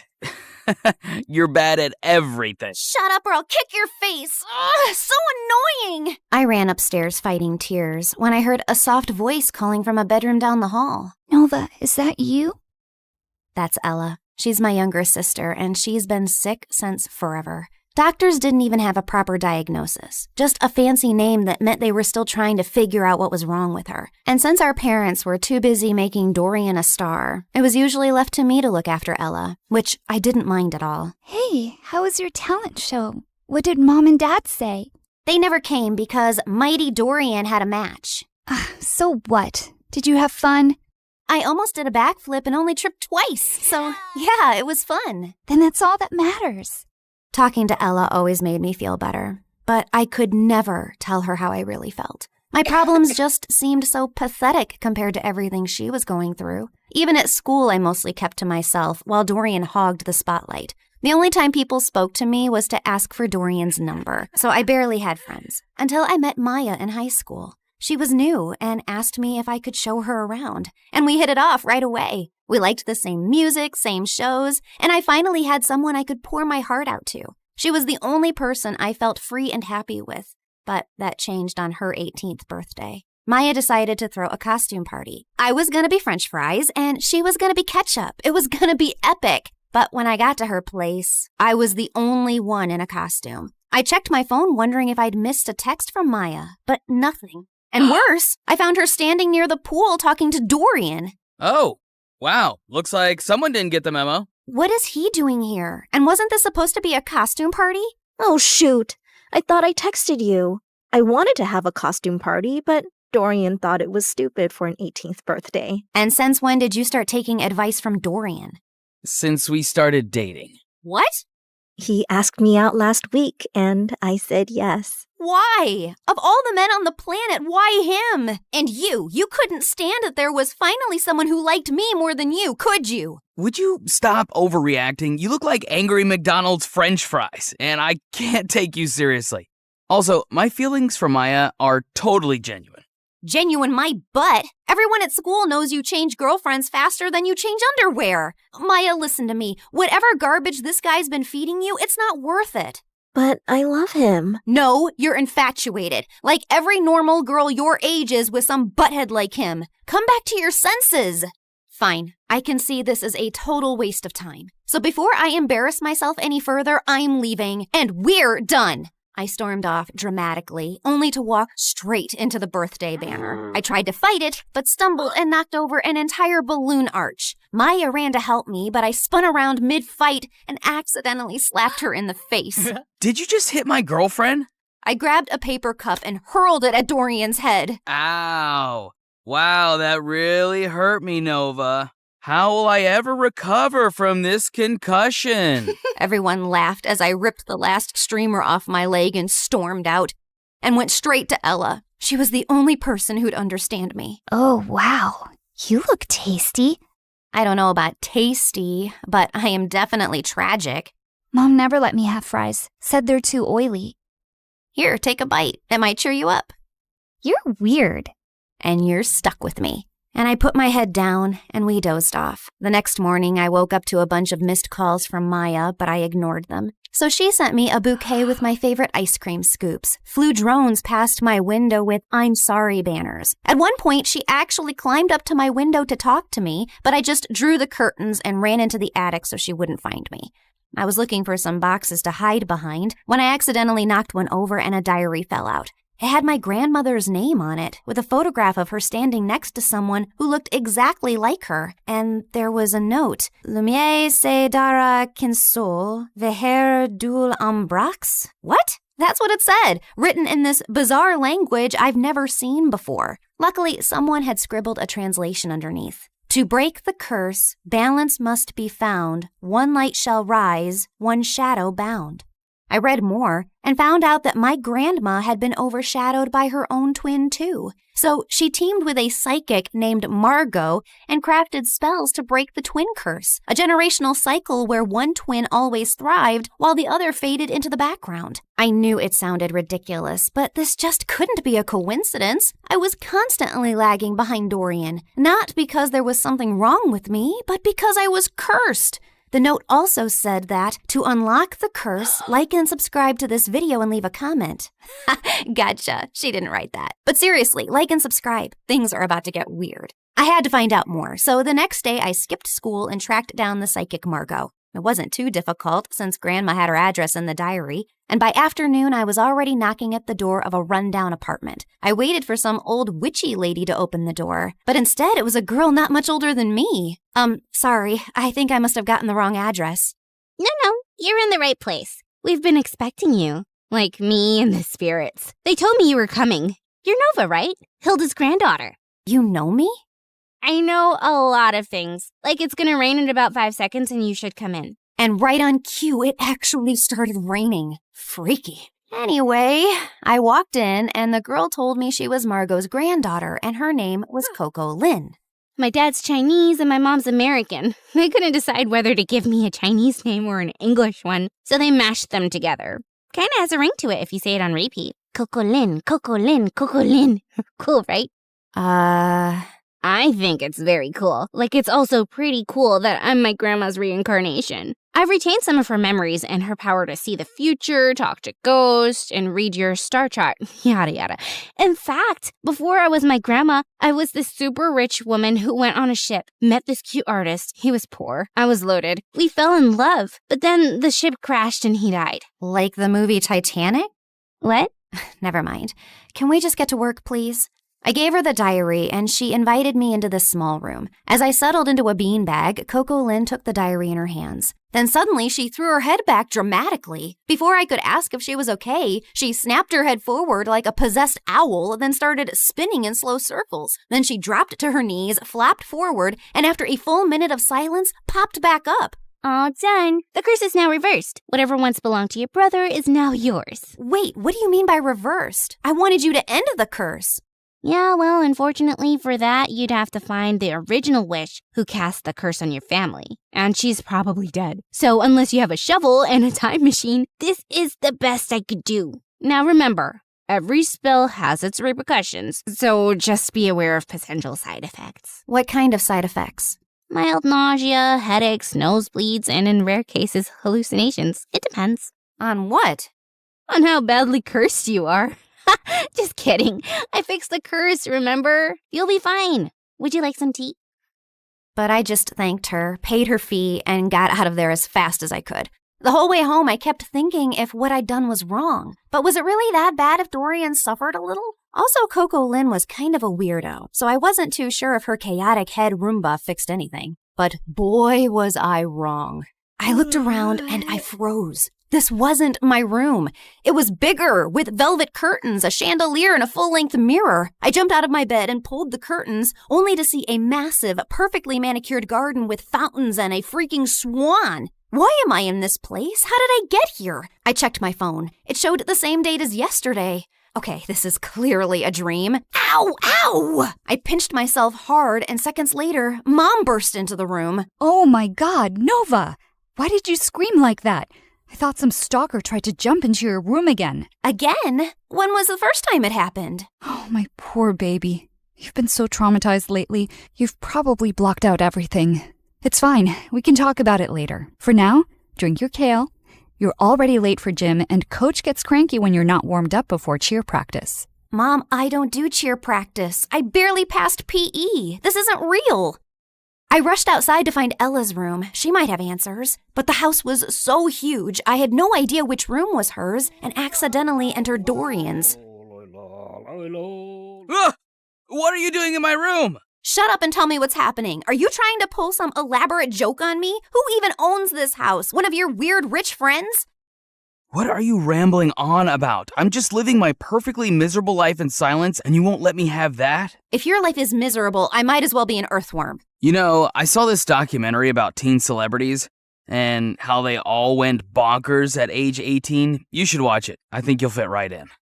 You think this is funny? God, just tell me where Ella is and I'll leave. Same place she's always been. Why? Suddenly remembered you have a sick sister who needs your attention? I've always cared about Ella. You don't care about anyone else but yourself, Nova. Now get out and go sign some stupid autographs. I was shocked. The way Dorian was talking and everything Mom said could only mean one of two things. Either everyone in my family had lost their minds, or the spell actually worked and transported me to my new reality where I was the golden child. I ran back to my room and opened my closet to find shoes and clothes that I could never afford. Downstairs, Mom was smiling like I was the best thing that ever happened to her, while Dorian sat quietly on the side scowling. Then I went to school, and the moment I got out of the car, people flocked around me. Hi, Nova. Love your outfit. Can we get a selfie?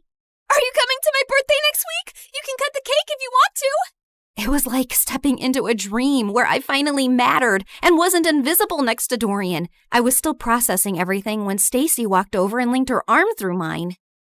There you are, bestie. I've been trying to call you. Really? I didn't get any calls. I said I was trying, but then I got busy with these new cheer uniforms. Everyone's obsessed with pink, but what do you think? I actually kind of like blue. But clearly everyone else wants pink, so let's go with pink. Oh, I knew you'd say that. We're so in sync. If you were a boy, I'd totally date you. I mean, you'd have competition, obviously, but I'd cheat on my boyfriend with you. Okay, wow. I was best friends with Stacy? This girl who once insulted me in front of the whole school was now asking for my opinions? And over the next few days, it only got better. I had a personal stylist, a manager, and spa appointments booked every other morning. My closet had its own air conditioning, and Dorian had to ask my permission to even borrow a charger. My parents transformed into my biggest fans overnight, hovering at every photo shoot, attending even the smallest events, and proudly displaying an entire wall of my trophies and awards. At school, I never stood in line. I had my own table in the cafeteria stocked with fresh smoothies and sushi rolls. Teachers gave me extra credit just for showing up. And one afternoon, I got a letter from a college I hadn't even applied to offering me a full scholarship because they liked my vibe. My life was perfect, and it was everything I ever wanted. Until it wasn't. Because Stacy was as obnoxious as ever and was getting on my nerves. Oh my God. Who died and left you that hideous skirt? And why are you carrying a Prada purse when I don't have one? You need to pay fashion tax. What? You know, do my homework, pack my lunch, clean my sneakers, that kind of thing. Now hurry up, I'm hungry. The girl ran off in tears, and I turned to Stacy. Was that necessary? No, but it's fun. And why are you being all judgy today? Did you forget the time you bullied that new girl, Maya? She was so terrified of you, she literally transferred schools. I bullied her? Every day. You made fun of how she dressed, the way she spoke, and then when your loser brothers started dating her, you totally snapped. My God, I'll never forget the tantrum Dorian threw when she left. I even have a video. Stacy shoved her phone in my face, and I watched in shock. Dorian was having a full-on meltdown while I stood there laughing like a maniac. Seriously? What? And that wasn't even the worst part. The girls on my cheer team laughed and joked until I walked in. Everyone on my modeling team walked on eggshells around me. I even overheard this girl say that I should get an exorcism because I had a devil living inside of me. This one time during a shoot, my makeup artist accidentally dropped a brush. I reached down to pick it up and she recoiled like I was gonna hit her. I'm so sorry. I'll get a new one immediately. Hey, it's just a brush. Don't worry about it. You're not mad? Why would I be mad about an accident? While the photographer was adjusting his camera, I overheard two assistants whispering. She seems different today. Last week she threw hot coffee at me because I got her the wrong brand. Remember when she made Tina cry because she accidentally walked into her photos? Poor girl's still in therapy. It felt like I jumped from living under Dorian's shadow to being the most hated person on earth. And it was heartbreaking. But what truly got to me was that at home, Dorian barely looked my way, and Ella never came out of her room. And every time I tried to meet her, Mom would freak out. Her disease is contagious, sweetie. You know that. I can't lose another daughter to that stupid illness. I really wanted to see her and share what I was feeling, but I was too swamped with photo shoots, press events, and parties to process it. Has anyone ever tried snail mucus coffee? Apparently, it's very good for your skin. I'm already having my vitamin C, D, E, G, H, Y, Z, Q to keep my nails shiny and healthy.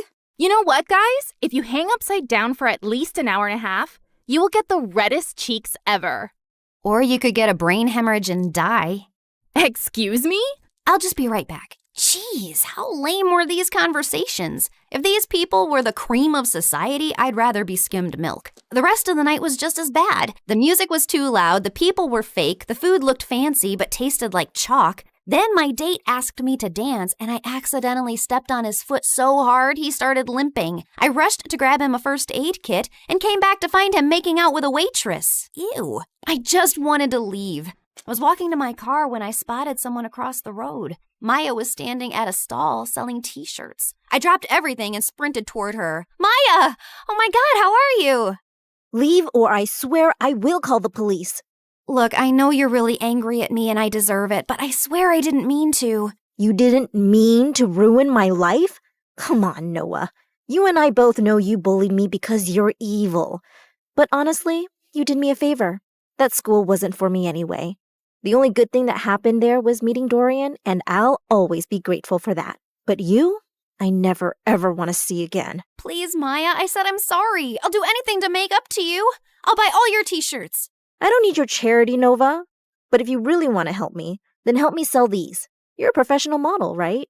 She pulled out a pile of tees with the most chaotic slogans I'd ever seen. This too shall pass, like a kidney stone. The only X I want is extra money. Nice. Who came up with these?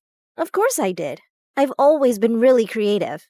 That's true. By the end of the night, Maya and I had sold every single t-shirt in her stall. We even clicked a bunch of pictures, and when I shared them on my Instagram, Maya's business exploded overnight. She called me the next morning telling me how people were begging for restocks. Someone even asked if she shipped internationally. I'd finally used my popularity for something good, and I was happy. But that changed the moment I entered school the next day. Why were you hanging out with peasant Maya yesterday? It's all over your Instagram feed. I was just trying to help her sell her stuff and apologized for being completely moronic. You did not. It's against every rule book ever written for mean girls. Once you bully someone, you never apologize to them, especially not if they're as ugly as peasant Maya. Stop calling her that. She's a brilliant and hardworking girl, and she's 10 times the person you'd ever be. 10 times fatter, sure. She's a real inspiration for stretchy t-shirts. Say one more word about her and I swear.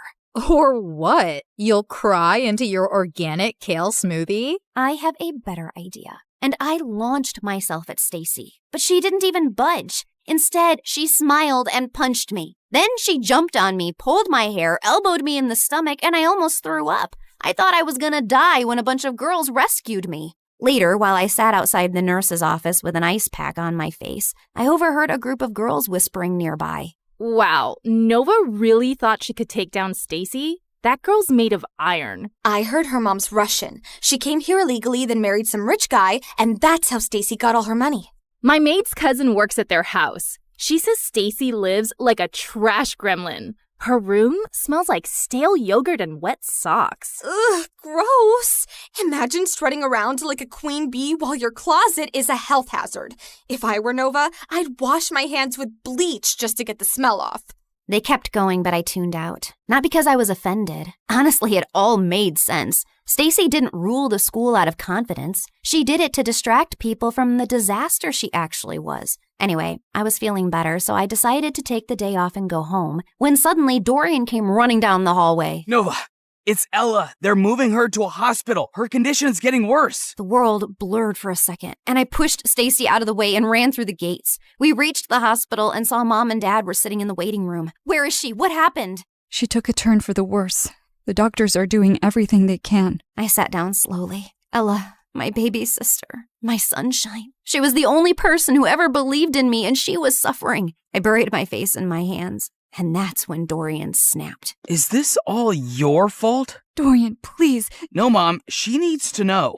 I've been trying for months to act normal, but no more. What are you talking about? You were supposed to babysit Ella, but instead, you chose to sneak out and go to your dumb party with her in the back seat. You'd barely gotten the car out of the driveway when you crashed into another car. You blacked out, and Ella took the hit. She's been in a coma ever since. But Mom told me her condition was contagious. That's why I couldn't see her. Well, she lied. Because you hurt your head too and forgot all about the accident. And Mom didn't tell you so you could live your perfect little life like the golden child you are. I swear, if something happens to her, I will never forgive you. And he stormed away, leaving me totally shaken. I bullied my best friend. My brother couldn't even look at me. And my little sister was in a coma because of me. This wasn't the life I wanted. I stood up quietly while everyone was still talking to the doctor, slipped out of the hospital, and ran straight home. I stormed into the attic, flung open every box until I finally found the diary. The next morning, before going to the psychic's house, I went to the hospital. I just had to make sure Ella was okay. And thankfully, when I got there, she was sitting on her bed smiling. I stopped a doctor walking by. Is she okay? Yeah, she had a seizure, but it shocked her system so hard, it jump-started her like an old car battery. Guess sometimes being on your deathbed has its perks. I took one look at Ella's face and walked in. As soon as she saw me, her face lit up. I ran over and hugged her tight. Hey there, you slept for a really long time. Yeah, well, I needed my beauty sleep. Why do you look so old and wrinkly? Probably because I'm sad and sorry for everything. I messed up your life. It wasn't entirely your fault. I was jumping around like a monkey in the back seat, remember? You couldn't even see the car behind us. I basically launched us into it. So I guess I'm sorry too. Well, I'm sorry too, Nova. I shouldn't have snapped like that yesterday. I haven't always been the best brother because I've often let jealousy get in the way. I wasn't exactly the best sister either. What I did with Maya and how I treated people around me was horrible. Yeah, but you're changing. I saw what you did for Maya. That's growth. I nodded slowly. I'd spent so long being angry about everything I wasn't. I forgot to appreciate what I had. My adorably flawed family. And all I really wanted to do was to go back and mend things now. Namaste, fellow seeker. What brings you here today? Oh, it's you. Welcome back. You recognize me? Why do you always ask the same question? Of course I do. I can see through dimensions too. Like, in one of my parallel lives, I was this really hot girl who lived on the streets doing odd jobs, until one day this handsome rich guy asked me to be his date. He bought me clothes, took me to parties, and eventually fell in love with me. Like Pretty Woman? Yes, I was a very pretty woman. But enough about me. Tell me what you need. I told her I wanted to reverse the curse, and Coco Lynn stared at me blankly. Are you sure? Once I reverse the curse again, the spell will seal itself. No more rewinds, so make up your mind. You can't keep jumping between realities. I already have. I want to go home. And this time I won't hide behind Dorian's shadow or bad grades. I spent so much time being angry and dejected that I never really focused on myself. And that's why I never got anywhere in life. I can't control how people treat me, but I can control how I take their opinions. So now I'll live for me, with kindness and purpose. Spoken like someone who's truly ready. She stood, cracked her knuckles, and started chanting. The candles flickered, the walls shimmered, and then everything went blank. I woke up to the smell of burnt toast and the sound of birds. I sat up slowly and looked around. My old room. My old posters, my old creaky fan spinning above me. I rushed to Ella's room and found her sleeping peacefully. Then I went downstairs and saw Dorian kicking the ball like a dork. I ran and tackled him in a giant hug. Oh my God, I missed you. Get off me. You broke my streak. Now I have to start all over again. Well, so do I. That morning I got dressed and walked into school. And for the first time, people noticed. Not because I was a model or because I had 1 million followers, but because I held the door open. Because I helped a kid who dropped books. Because I smiled at people. For real. And that's when I realized that life isn't about being the favorite. It's about being someone you can be proud of, even when no one's clapping.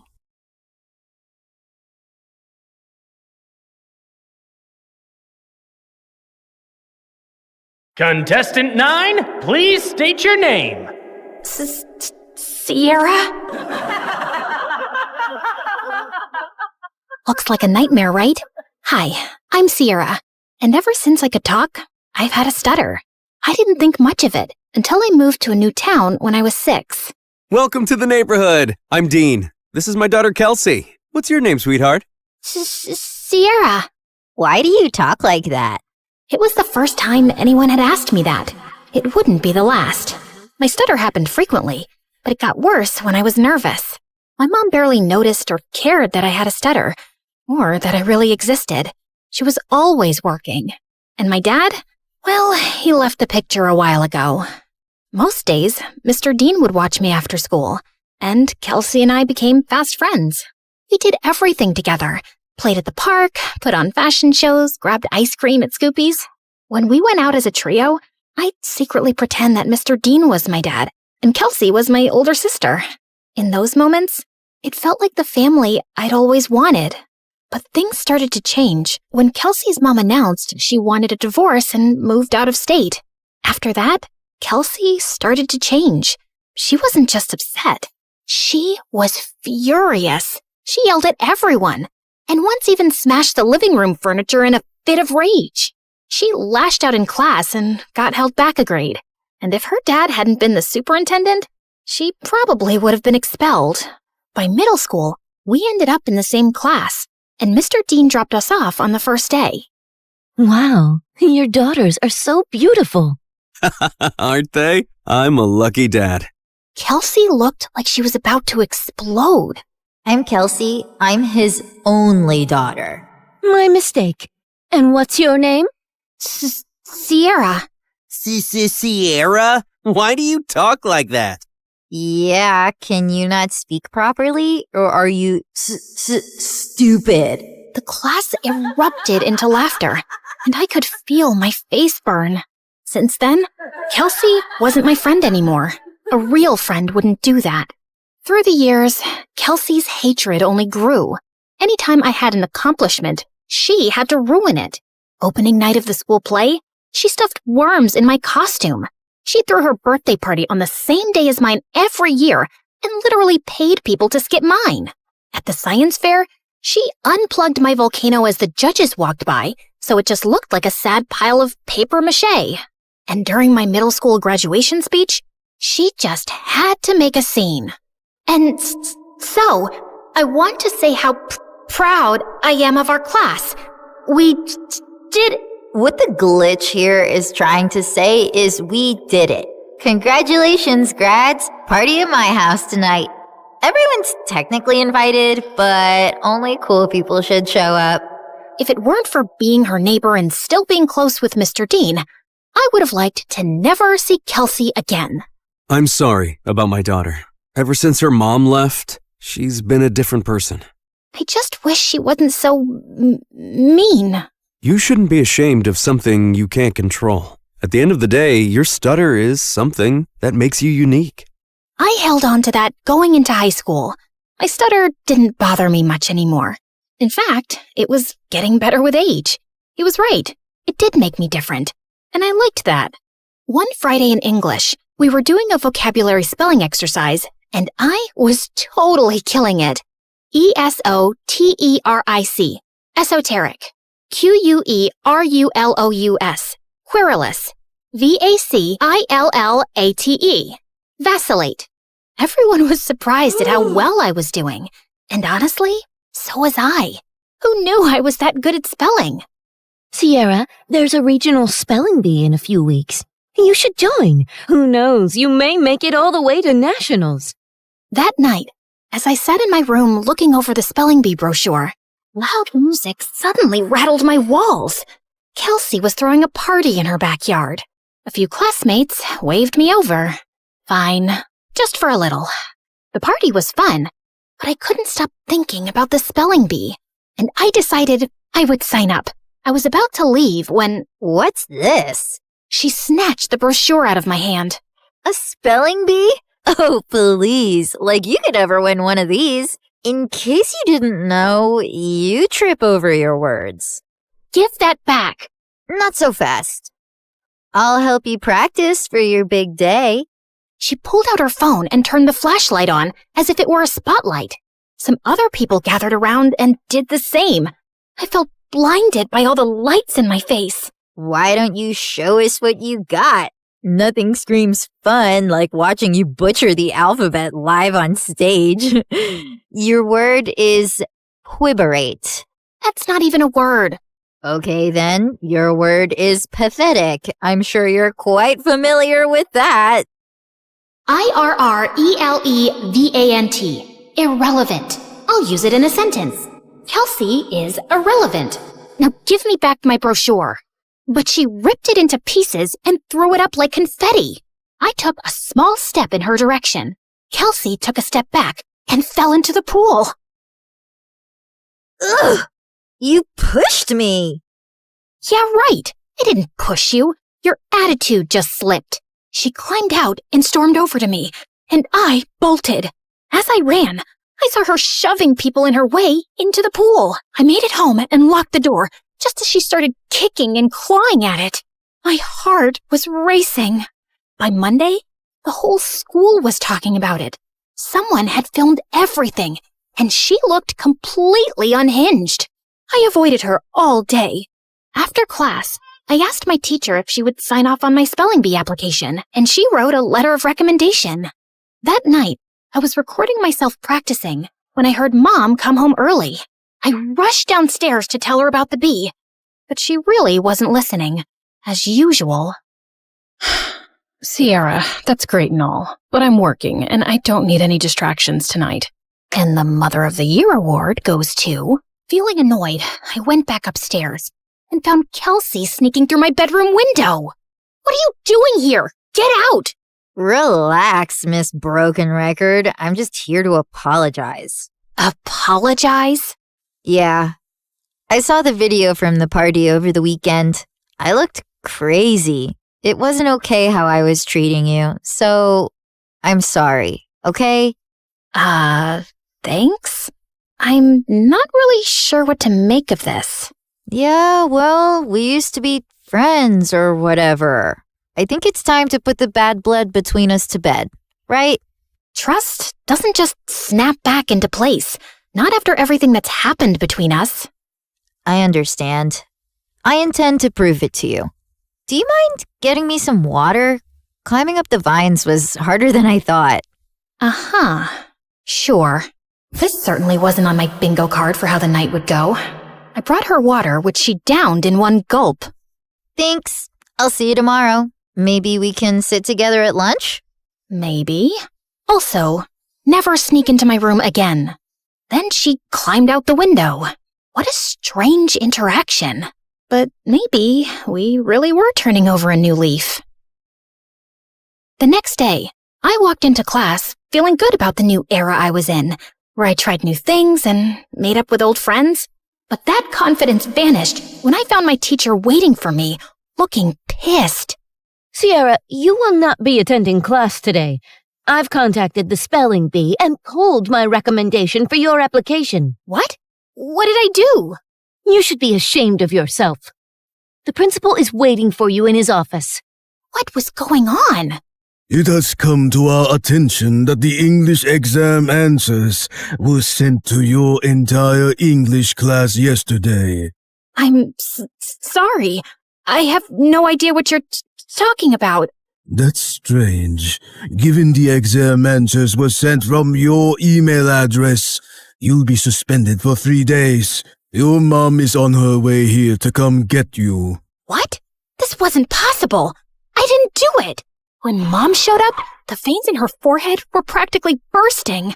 I begged her to believe me the whole way home, but she didn't say a thing. When we pulled up to the front of the house, she told me to get out of the car. I can't believe I missed an hour of work for this. You're grounded. Then she just drove off, and I burst into tears. I was wrongly accused, suspended, banned from the spelling bee, and all my mom cared about was missing work. Over the next few days, I stayed home and studied, and I kept practicing spelling words anyway. F-A-I-L-U-R-E. Failure. D-I-S-M-A-Y. Dismay. Okay, maybe I was leaning into the drama a little. When I finally got back to school, everyone basically hated me. A bunch of students had used the answers sent from my email, so the teacher failed the entire class, and now everyone was blaming me. Next few weeks were so lonely. I walked straight out of school one day and went to get an ice cream cone from Scoopy's, and Mr. Dean happened to be passing by. I told him everything that happened. Let's go talk to the principal right now. It was nice to have one person who actually listened and seemed to care. Back in the office, Mr. Dean demanded answers. It was sent from her email account. My hands were tied. Steve, you're talking like you weren't the biggest troublemaker back in school. Honestly, I'm shocked you became a principal. Mr. Dean insisted on seeing the email with the timestamp. It was around the time I was practicing spelling. Wait, I had recorded myself doing that. I pulled out my phone to prove it. We watched me spelling, then leaving when Mom got home. Then Kelsey climbed through my window and went for the laptop, but I walked in. Once she sent me away for water, she sat down and typed out the email. She did this. They called her into the office. Dad, what are you doing here? You framed Sierra for stealing exam answers when she's completely innocent. I did not. He showed her the video. Of course you go to defend her. She's never been completely innocent, Dad. What had I ever done to her? The principal and I had front row seats to their screaming match. Kelsey got suspended for a week, and the principal and teacher apologized to me and reinstated me in the spelling bee. That night, I heard a commotion outside. I looked out my window and saw Kelsey stuffing suitcases into her car. I'm over you, Dad, just like Mom was. She slammed the door, rammed the car into the garage, and peeled out of the driveway. I ran to Mr. Dean, who was covered in food. What happened? We were in a huge fight about what she did to you, and she threw everything in the fridge at me. I kicked her out, and she's gone to live with her mom. As much as I wanted to jump with joy at the thought of never seeing Kelsey again, I didn't want things to be like this. Mr. Dean looked crushed as he walked back inside, and I followed him to help clean up the mess. At school, word got out about what Kelsey did, and people started being nice again. Things weren't just back to normal, they were better. I gave an incredible anti-bullying speech at a school assembly that got a standing ovation. I started a support club where victims of bullying could share their stories. And at every free moment, I was practicing for the spelling bee, often with Mr. Dean's help. He still seemed down about being alone, but when I was around, he cheered up. He drilled practice words with me every day until regionals. And on that day, he was there in the audience. My mom wasn't. I got second place and was qualified for nationals in a month. Afterward, the top contestants did a group photo shoot. I was smiling for the camera when someone put an arm around my shoulder. I looked up. It was the guy who won first. You were a great competitor out there today. Congratulations. His accent, his eyes.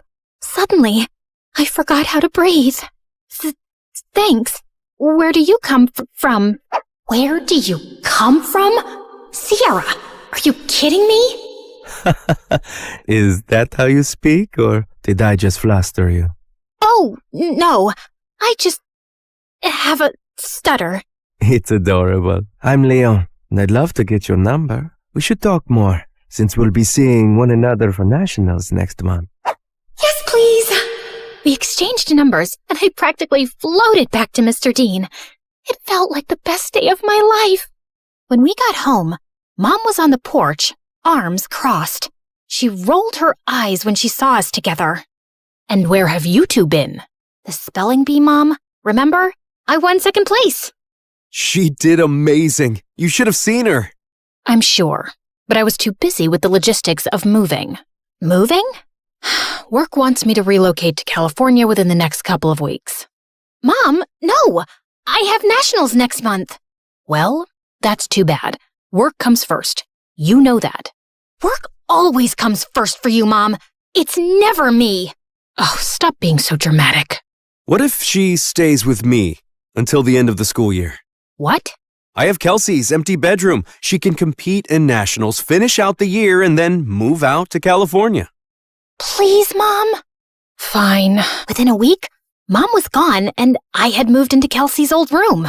Mr. Dean cared in a way my mom never had, and this new life felt good.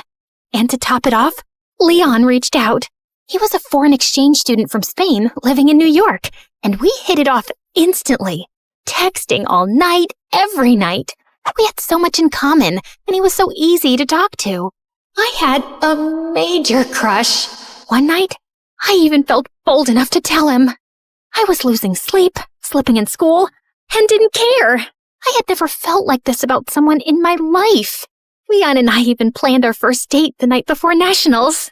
That weekend, I was behind on prep, but I was more excited to see Leon than I was to compete. We planned to meet at a park, and I spent hours getting ready. I waited for him at the park. He was 5 minutes late, then 15, then 30. After 2 hours, unanswered calls, and 20 unread texts, I gave up and walked home. I got in bed and cried. Had something happened? Had I been stood up? I barely slept that night. The next morning, I was exhausted. Mr. Dean and I headed to the B. I checked in and looked for Leon. Nothing. When it was time to go on stage, I scanned the crowd. No Leon. But then backstage, I heard whispered voices. I turned and saw Leon talking to someone behind him. No, I can't keep doing this. Leon, come on. It's not that hard. He pulled away, and I gasped. Their heads snapped towards me. Kelsey laughed, while Leon froze like a deer in headlights.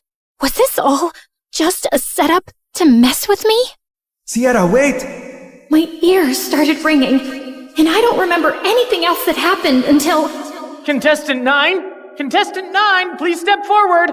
A contestant sitting next to me tapped on my shoulder, and I walked up to the mic, trying to steady myself.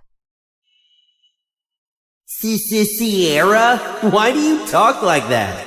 Yeah, can you not speak? Are you stupid?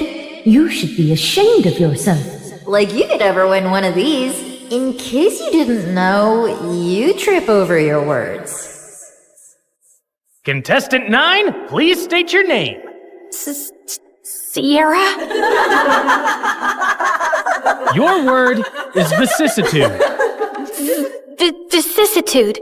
Vicissitude. That is correct. And just like that, my first round was over.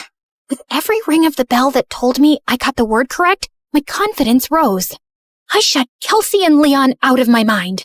Contestants were dropping like flies, but I stayed strong. Until it was just Leon and I. Your word is appoggiatura. Appoggiatura. A-P-P-O-G-I-A-T-U-R-A. Appoggiatura. I'm sorry, that is incorrect. Sierra, if you can correctly spell the word, you will be our national spelling bee champion. Appoggiatura. A-P-P-O-G-G-I-A-T-U-R-A. Appoggiatura. That is correct! I did it! The audience went wild. I got my huge new trophy and went to the lobby to find Mr. Dean. But I heard Leon's voice behind me. Wait, Sierra, please! Leave me alone! Sierra, please, let me explain. It was all Kelsey. She put me up to this. She wanted to get in your head so you'd lose. Wait, don't go to the lobby. I walked through the doors, but Leon lunged at me and pushed me out of the way. The doors had buckets of slime and feathers on them, which all fell on Leon. Why did you push me away? I was trying to save you from this. Listen, Kelsey moved to my school and found out I was going to regionals for the spelling bee. She said she'd pay me to flirt with you and distract you from studying. I'm so sorry. I was just a game to you? I only agreed because I really needed the money for my mom's treatments. That's why I'm even competing in the bee. I didn't expect to end up having real feelings for you. When Kelsey found out, she stole my phone and smashed it. She even threatened to get me kicked out of school. Just then, my mom and Mr. Dean walked up. Mom, what are you doing here? Mr. Dean convinced me to attend, and I had no idea you were so talented at this. We're so proud of you, Sierra. And then Kelsey walked in. Of course my dad is here to support perfect little Sierra. And Leon, I see you've betrayed me too. Guess your mom isn't going to get any better. Why are you so evil? What did I ever do to you, Kelsey? You stole everything from me. Everything! She didn't steal anything from you, Kelsey. Oh, really? Because I remember the night you and Mom screamed at each other when she found out about your little affair, when we both found out Sierra is your daughter. What? Oh, yeah. My neighbor was actually my half-sister. The girl who ruined my family and took my dad away from me. Is this true? Yes, it is. Even though this was the craziest day ever, the news warmed my heart. I'd seen Mr. Dean as my dad since I was a kid. You didn't lose your dad to me, Kelsey. You lost him because of you. You could have told me the truth. You could have been my sister. But you chose to be a liar, a bully, and a sad little lowlife who only feels powerful when someone else is hurting. I may stutter, but I never had to hurt people to be heard. And why didn't you guys tell me sooner? I'm sorry. He didn't know until I told him once we moved in next door. I wanted to tell you right away, but then my wife left me and Kelsey took the news really hard and started lashing out. We thought it would be best for you to not know. For your sake, and Kelsey's. I was planning on telling you. I figured since we live together now, it was the right time. You live together now? She screamed, grabbed my trophy, and hurled it through the convention center's windows. She got arrested for property damage and spent some time in juvie before going to live with her mom. I told my mom I wanted to stay with Mr. Dean for the rest of high school, and thankfully, she allowed it. I gave the prize money to Leon to help his sick mom, but I refused to date him even after all his apologies. My self-worth wouldn't allow me to be with someone who thought it was okay to play with my feelings for any reason. I'm so proud of you, Sierra. Thanks, Dad.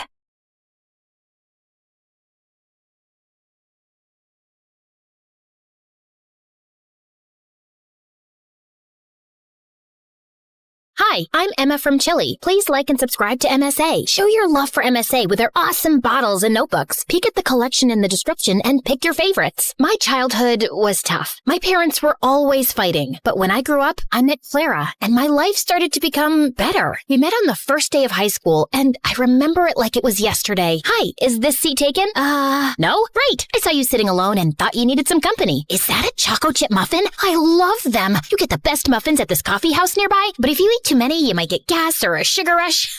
Sorry, I'm blabbering a lot, right? Kind of. You'll get used to it. I'm Emma, by the way. Do you want to be my friend? Trust me, we both need friends if we want to survive high school. Oh, okay. I'd like that. I'm Clara. Since that day, we were like gum. Clara was a pretty and shy girl, and me, well, I was the weird girl with a tiny obsession for Sherlock Holmes. You better not be asking who Sherlock Holmes is. Wow, that's an interesting outfit. It's my Sherlock Holmes uniform, Clara. I already told you like 1 trillion times. Yes, of course. How can I forget? The world's greatest detective, right? The best, the biggest, the most... Wait, are you teasing me? Wow, you figured it out. Guess you are good at detecting things. It's elementary, dear Watson. What? Oh, never mind. But despite my weirdy personality, Clara always stuck by my side until one day, everything started to break. I was coming back from school and saw Mom going crazy in rage. She was screaming at Dad, throwing his stuff outside, while Dad just looked like a deer in the headlights trying to stop her. Let go of my hand. That's it. I can't live with someone who scams others. We're done. Get out of my house. Please, not in front of Emma. Why? She should know what kind of father she has. Tell her how you scammed people into investing money in your little Ponzi schemes. Tell her that you're a liar and a crook. Go on. A mouse got your tongue? Mom kept screaming at Dad, and I just couldn't take it, so I ran away to my room and locked my door. Mom followed me and was still screaming, but I just lay on my bed, trying not to cry. And later that night, she came into my room. I know you feel horrible, darling, but it's for the best. Your father was a good guy, but now he prefers money over his own family. But what happened? I don't know, dear, but I do know that you and I are going to be just fine. We're a team. Remember that, okay? The next day, I went to school feeling worse than ever, but I saw Clara and I got a little happy. Hey,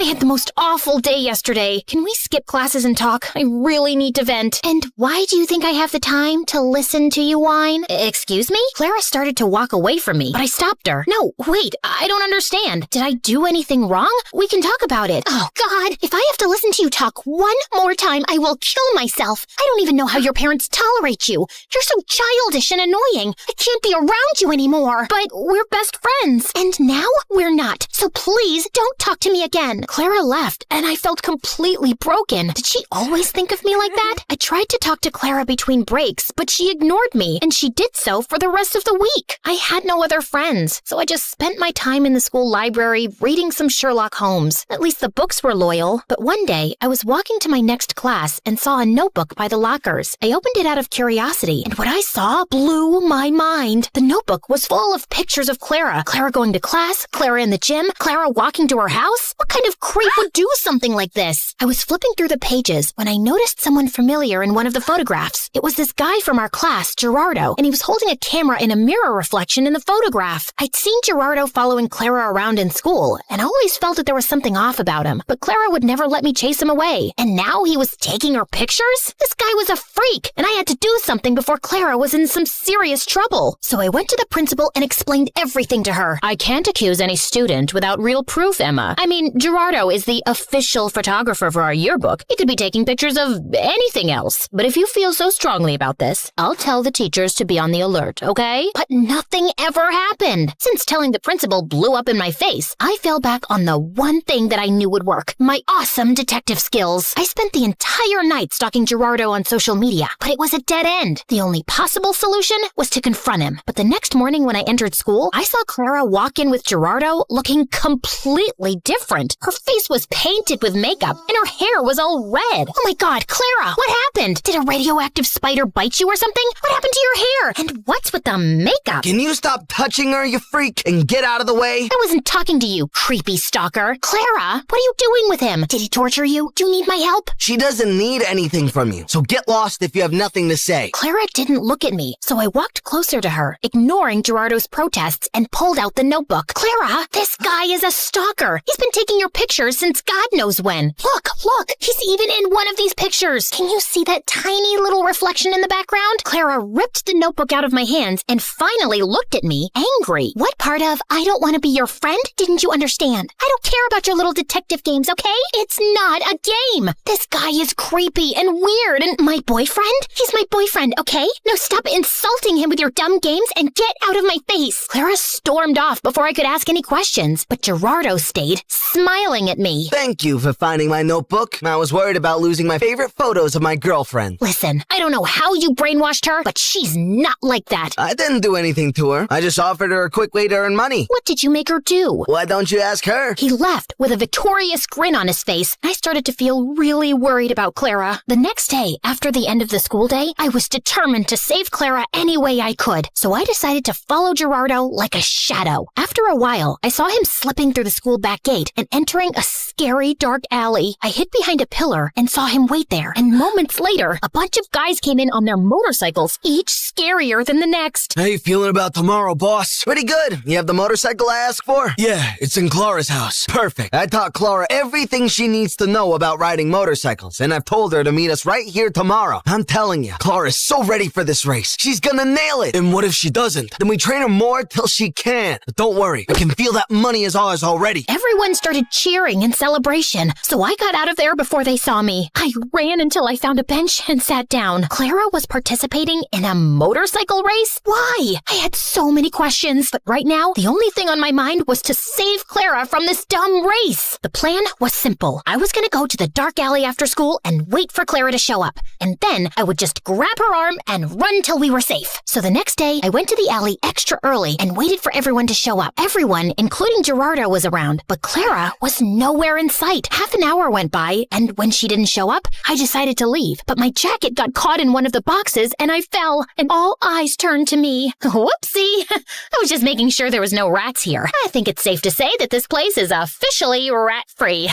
Okay, bye! I turned around to run for my life when suddenly Clara popped in front of me, looking like a raging bull. I thought I asked you to stay away. I just want to help you, Clara. This is too much. I don't know what's happening with you, but I can help. How? You didn't even know your father's a scamster till your mom told you. I know you think you're some great detective and you can help everyone, but no, Emma, you can't. You have to stay away from this. Get that in your thick skull and leave me alone. I know you're saying this to hurt me, and I am hurt, I won't lie. But Clara, this is too dangerous and— Okay, enough. My head's hurting listening to your annoying voice. Lock her up. Wait! Clara tried to protest, but someone dragged me into a room nearby, took off my backpack, threw me in, and shut the door. I could hear Clara almost crying, so I pressed my ear to the door, trying to hear outside. I know she's in trouble, but you can't can't leave her here. You need to focus right now. We'll come back for her later, I promise. Now get on the motorcycle. You've got a race to win. I tried to scream for help, but I gave up after a while and just sat down on the floor. Ugh, how did I let this happen? I spent hours walking in circles and knocking on the door, but then I suddenly came up with an idea. I'd read in the Sherlock Holmes books how to pick locks with a hairpin, so I took the one I had in my hair and started to try it. Something clicked, and all of a sudden, the door opened. Bullseye.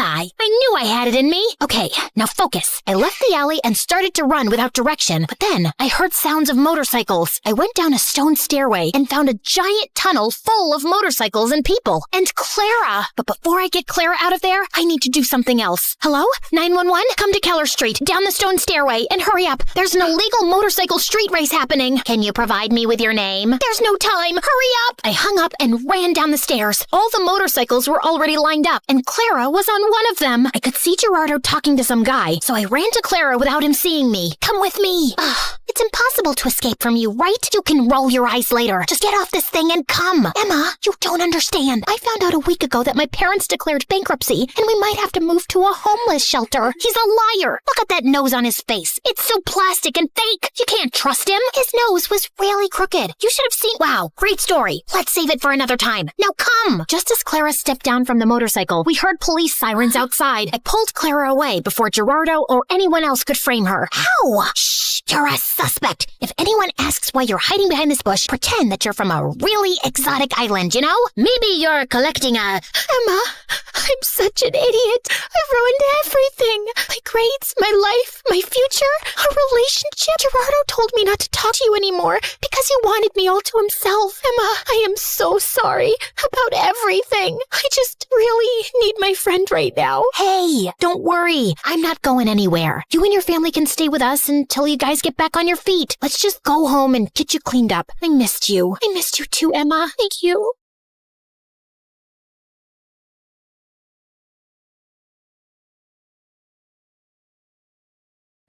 Hi, I'm Blair, and I'm about to tell you a crazy story. Before we continue, please like and subscribe to MSA. Growing up, my parents fought constantly over money. Dad was a struggling sculptor, and Mom, who was a waitress, cursed the day she met him because we constantly had money problems. She always said dropping out of school was her biggest mistake, so she made sure I studied hard. That's how I earned a full scholarship to one of the city's top schools. But my true passion was painting. I fell in love with it at 5, taught myself through YouTube, and by 13, I was winning major school competitions. Dad was proud, but Mom didn't like it one bit. Art's a hobby, Blair. You can't make a career out of it. Definitely not a successful one. It was my dream to become a world-famous artist. Well, mine and my best friend Ashley's. She was an artist just like me, and we'd been best friends since middle school. Ashley was rich, so she got to go to amazing art classes and shared everything she'd learned with me. And whenever my parents argued, I'd sneak over to her mansion. Life was just better with Ashley around, except for her annoying twin brother Dexter. He mocked our art, hid our supplies, and chased us with his paintball gun. Whenever we complained to Ashley's parents, Dexter would just put on his innocent face and get away with it. Even at school, everyone adored him for his sense of humor. Ashley absolutely hated him, and I could see why. Like on their 15th birthday, Ashley spent hours getting ready, and she looked beautiful. But the moment Dexter walked in, everyone gathered around him, completely ignoring Ashley. Look at him, smiling like he owns the world. I will never understand what people see in him. Probably his athletic body. I mean, if you look at it from an artistic point of view, Dexter's pretty much perfect for a portrait. What? I mean, so what if he's good looking? You've got a great personality. That's what you tell ugly people, Blair. You're also so much more creative and way smarter. People would notice that someday. Notice what someday? That you're a total jerk. Aw, are you jealous because no one's paying you attention? Go away, Dex. It's her birthday too. Don't make things worse. Fine, I'm sorry. Here, I got you a flower, little sis. Happy birthday. But as soon as Ashley took it, the flower squirted water all over her face, ruining her makeup, and Dexter ran away laughing. As we grew older, Dexter just got more annoying. At 17, he joined the football team, became the most popular guy in school, and a serial heartbreaker. Every day, some girl would be crying over him, and it was nauseating. As for me, my parents were fighting a lot more lately, and one day, Dad just packed his stuff and left. Shortly after, he filed for divorce, and Mom went bonkers. She refused to shower or step out of the house. and a week later she came home and told me she'd quit her job. Between rent and expenses, we soon ran out of our savings and didn't even have enough money for food. Do you have cash? Sure, let me just grab some from the secret trust fund your dad left me. No, I don't have cash, you moron. Just run the card again. I've already tried 3 times. It's not working. Pay or leave. Mom just started yelling at the cashier like a madwoman. He called security, but as they approached, Mom grabbed a bunch of stuff and bolted in the other direction. She went round and round in circles before the security guys finally caught her and dragged her out. Since Mom was acting all kinds of crazy, I took up a part-time job at a cafe to help out. But between work and school, my life was miserable, and Ashley wasn't helping. What do you mean you're not coming for the concert? We booked this months ago. Things were different back then. Now I have to work. Ask someone to cover your shift. We're short-staffed, and I need the money. But Hank's gonna be there, and I need your help talking to him. You're not getting out of this. Ashley kept pushing me, but I kept refusing, and eventually she gave up. The next morning, she told me Hank had asked her out, and I was happy for her. College applications were looming, and I desperately wanted to get into NYU's art program, where Ashley was applying to. It was expensive, and I needed a strong portfolio for a scholarship. I couldn't risk my mom finding out, so I stayed late after my shifts at the cafe to work on my portfolio. One day, while I was heading back home, it started raining heavily. It was already late, so I couldn't get the bus, and was waiting for a cab when someone walked up to me with an umbrella. Dexter, what are you doing here? I was just across the road running some errands, and by errands I mean date that didn't go too well. Anyway, I saw and I thought I'd help. Dexter led me to his car, and on our way we got talking. He asked me how I was doing, and I don't know why I ended up telling him everything about Mom and how things were really tough at home. Ashley told me about your parents' divorce, but I didn't know things were so bad. If you need anyone to talk to, I'm here. Something about the way he said it made my heart melt. And after that day, Dexter and I got closer. He would wait for me at the cafe and then walk me home. We'd debate over classic movies, argue over music, and bond over our favorite MSA videos. The more time we spent together, the more I saw a different side of Dexter. One that was kind, funny, and surprisingly thoughtful. And before long, I started having feelings for him. You know, I've always had a bit of a crush on you. Really? Why? You're kind, beautiful, smart, creative, and you're probably the toughest person I know. Wow, thanks. I always thought you're kind of annoying. Gee, thanks. What a compliment. Let me finish. But now I think you're the only person who gets me. You've shown me what it's like to really connect with someone, Dex. I guess what I'm saying is... That you like me? I like you too. And then Dexter kissed me, and it was perfect. I wasn't sure how Ashley would take it, but before we can even gather the courage to tell her, we found her crying in the school garden the next day. Hank dumped me. He says my nostrils are too big and that my face reminds him of his dead cat. What kind of reason is that? The kind that's a lie. Hank's a total player. Why would you ever fall for him, you dumb... Ow! I mean, I'm sorry you're hurting, but don't weep over that idiot. You're stronger than that. Be a man, woman, girl, be a girl. Did you hit your head or something? Why are you even talking to me? Blair, I need a hug.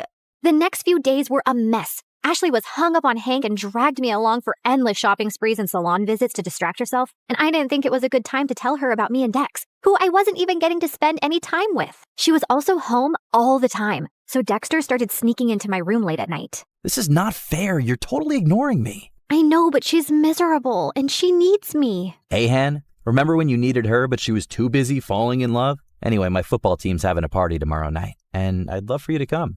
It's low-key, just close friends. How close are we talking? Close enough to do this. Dexter leaned in to kiss me, but before he could, someone knocked on my door. Ashley! He hid under the bed as I opened the door. Who are you talking to? No one. I was just humming to myself.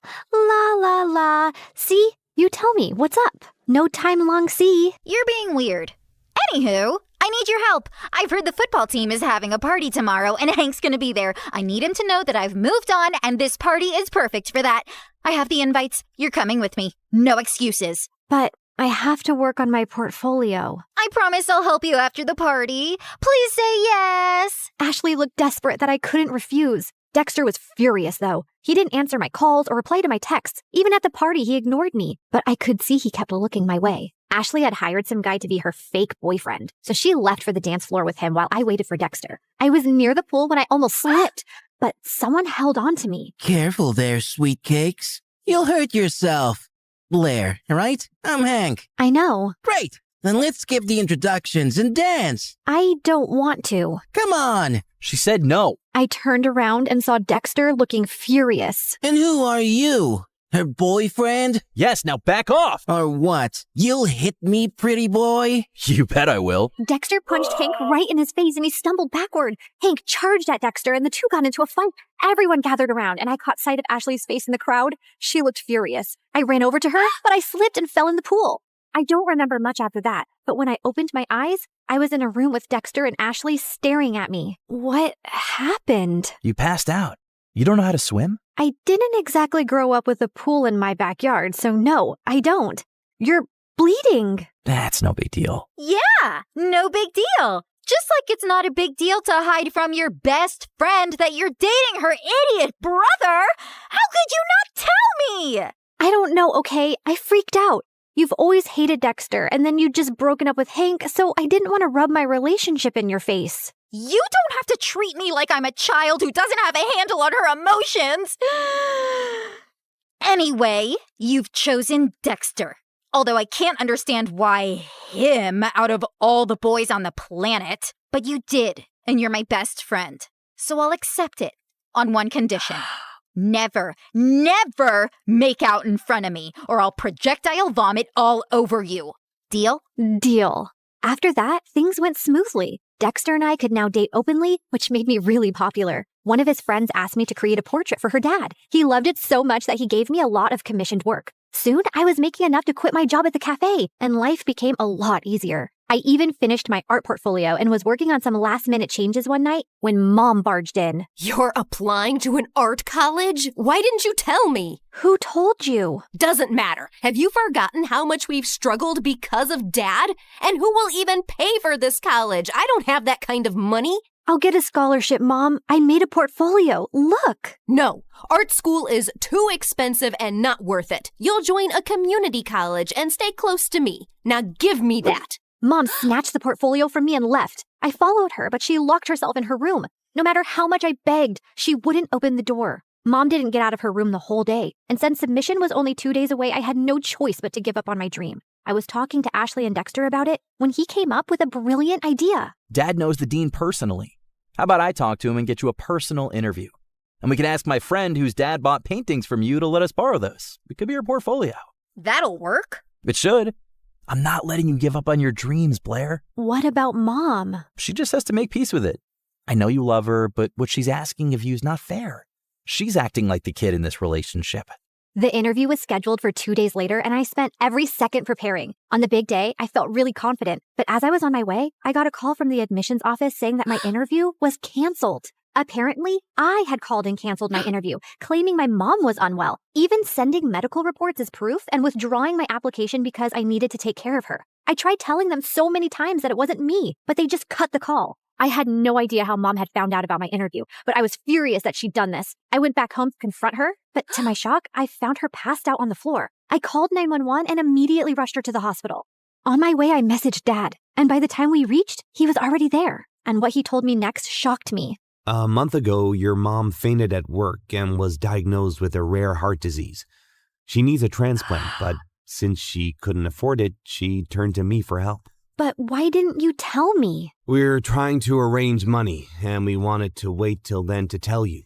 She didn't want to worry you. And here I thought she was lying when she submitted those documents. What documents? I explained about NYU and my interview with the dean. I don't think your mom's behind this. She was skeptical, but after seeing your portfolio, she was impressed. She told me she was changing her mind about you pursuing an art degree. I thought she threw my portfolio away. No, sweetie. She was proud of you. But Dad, if Mom didn't call them, then who did? Does anyone else know that she's sick? Yeah, Ashley's dad knows.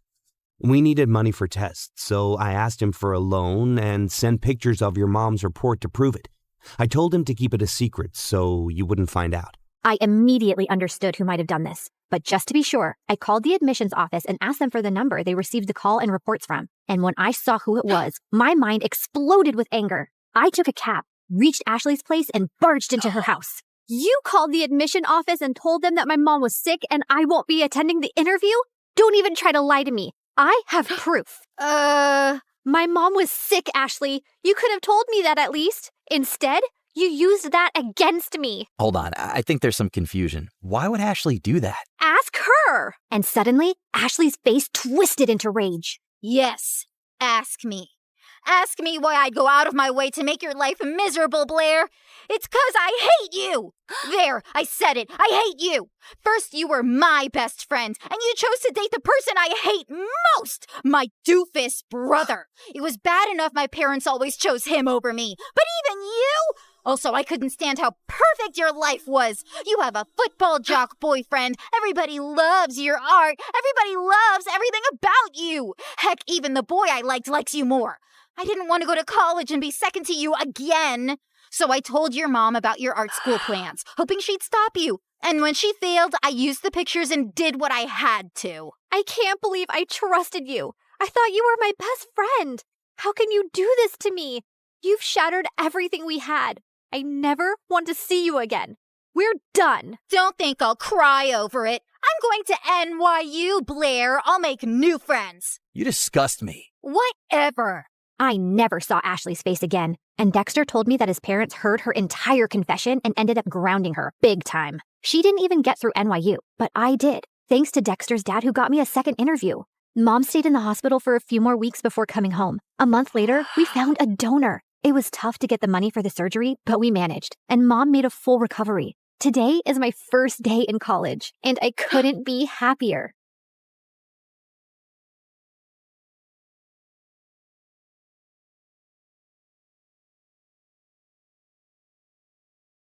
Hi, I'm Allison from a small village in France. Please like and subscribe. I lived in a small cottage with my single mother who worked as an artist. Life was tough since we had little money, so when I turned 5, Mom decided to move back to her home city. And it had a freaking palace. Whoa, is that a real palace, Mommy? I want to see what it looks like from the inside. I want to meet the king. The king doesn't live there, Allie. Only his sister, the Duchess, does.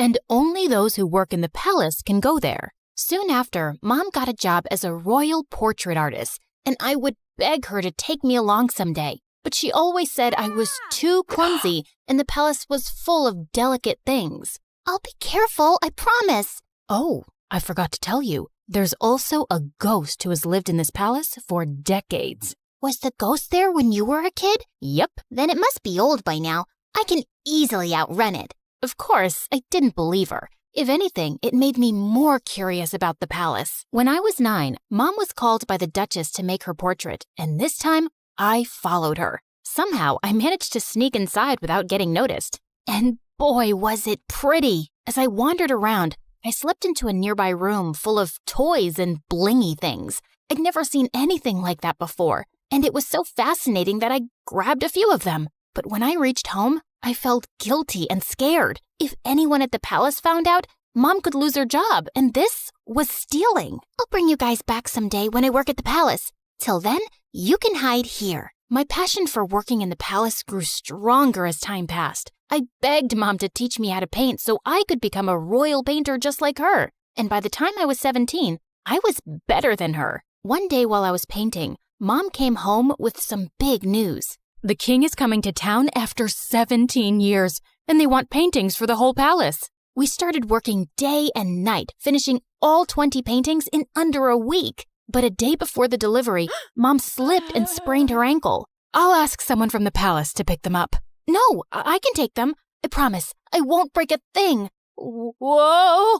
Are you sure? We can't lose the job. Yes, Mom. You can count on me. I managed to convince Mom and then left for the palace. I also took the stuff I'd taken all those years back. I could finally put that back. When I entered the palace, it was exactly as I'd remembered. Wow, how dull. This place could really use some color. I was so lost looking around that I tripped over a giant statue's foot, and the paintings flew in the air. Just then, I heard someone scream, and when I looked back and saw a girl, I almost passed out. It was like I was looking in a mirror. I touched her to make sure she was real, and she slapped my hand away. "Don't you touch me, you peasant! Don't you know who I am?" My doppelganger? We look exactly the same. No, we don't. I'm a princess and you look like a street rat. If I look like a street rat, so do you, because we have the same face. Wait a minute. Is that gold? Oh my God, you're a thief. The girls started screaming again, and I was surrounded by palace security within seconds. Just as they held me, I bit one of the guards and ran till I reached home. When I told Mom what had happened, she looked at me in shock, and minutes later, the king arrived with the Duchess. Oh, my sweet daughter, it is you. You're what? Mom, what's happening? My mind went blank when the king told me how years ago the nanny had taken me out for a walk, but we both never returned. Your mother and I searched everywhere for you, but we failed. She was heartbroken and no longer wanted to be here, so we left the palace. But today, when the security guards told me of an intruder who looks just like the princess, I just had to come and see for myself. Mom, is that true? I'm not your daughter? It's true, Allie. I found you on my doorstep with a note and some money, but I had no idea you were a princess. Why didn't you ever tell me I'm not yours? Because I fell in love with you the moment I saw you. Now you were my daughter. I am so sorry, Allie. It was just all too much to process, and I ran off. I was a princess, and I had a twin sister. I was living a lie for 17 years?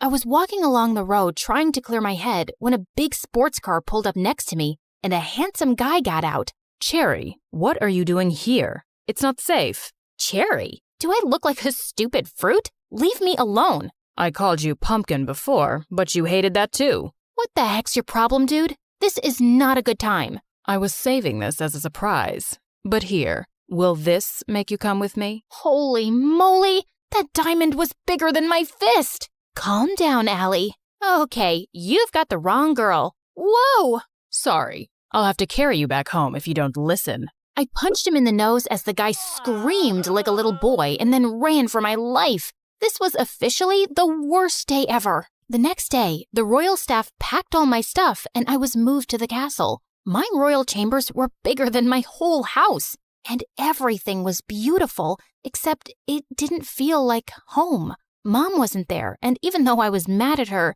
I missed her. I was unpacking when my sister walked in. I know you think you're suddenly a princess now too, but don't let this get to your head. Remember, I rule. Charlotte, dear, don't be so rude to your sister. You should be happy she's back. Okay, Amber. Allison, darling, we're starting with your royal lessons from tomorrow. Be ready at 4 a.m. sharp.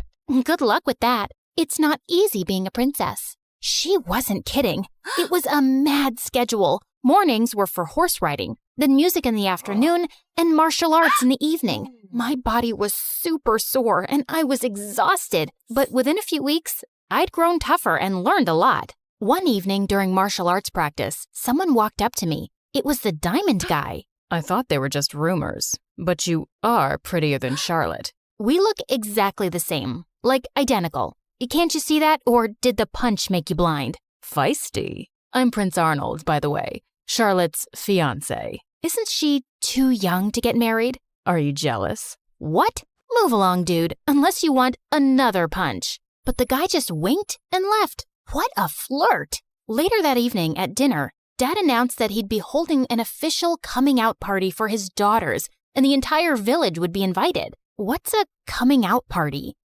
Lame question. It's your official introduction. So why are you having one? Don't people know you already? That's when Dad told me that Charlotte had always been sick all her life. She had a rare genetic heart condition that didn't allow her to roam around too much. It was only recently that she'd gotten better. But I'm still better than you. What's your problem? My problem is that you're here to take my crown away from me, and I won't let that happen. Enough. That's for me to decide. Now eat your dinner. I'd root for you. I kicked that butt-face under the table, and he turned red. Much deserved. The coming out party had sent the whole town into a frenzy, and Mom was called to make our official portraits. Seeing her made me feel so much better. So, how do I look? Like a princess. Have you forgiven me? Maybe. I mean, you're still my mom. Of course I am. The party was a huge success, and I could see the king's pride in introducing his daughters.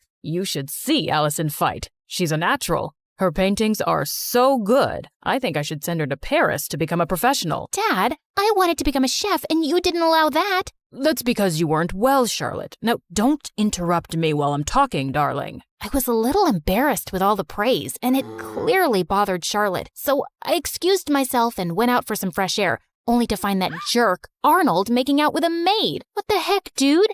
Oh, hey, Allie. Don't worry, this isn't serious. And you're next. I felt furious and turned around to leave, but he blocked me. Oh, don't be so mad. Come here. Arnold pulled me in and was about to kiss me when I pushed him hard, but Charlotte walked in just then. What's happening? Wait, I knew it wasn't you. My darling Charlotte, this imposter tried to take advantage of me. She tried to kiss me while pretending to be you. What? That's not true. This guy's been flirting with me ever since I came here. Charlotte, he's a jerk. I just caught him making out with a maid. Enough. First, you try to steal my life, then my dad, and now you have your eyes on my fiancé? I won't let you get away with it. With that, Charlotte went inside and got on stage as everyone stared at her in confusion. Attention! My twin sister is a manipulative witch. She's a thief and a liar, and so is her mom, that lady. Tell me, Allison, did she teach you how to be a lowlife? Because you surely weren't born one. Say what you want about me, but keep my mom out of it.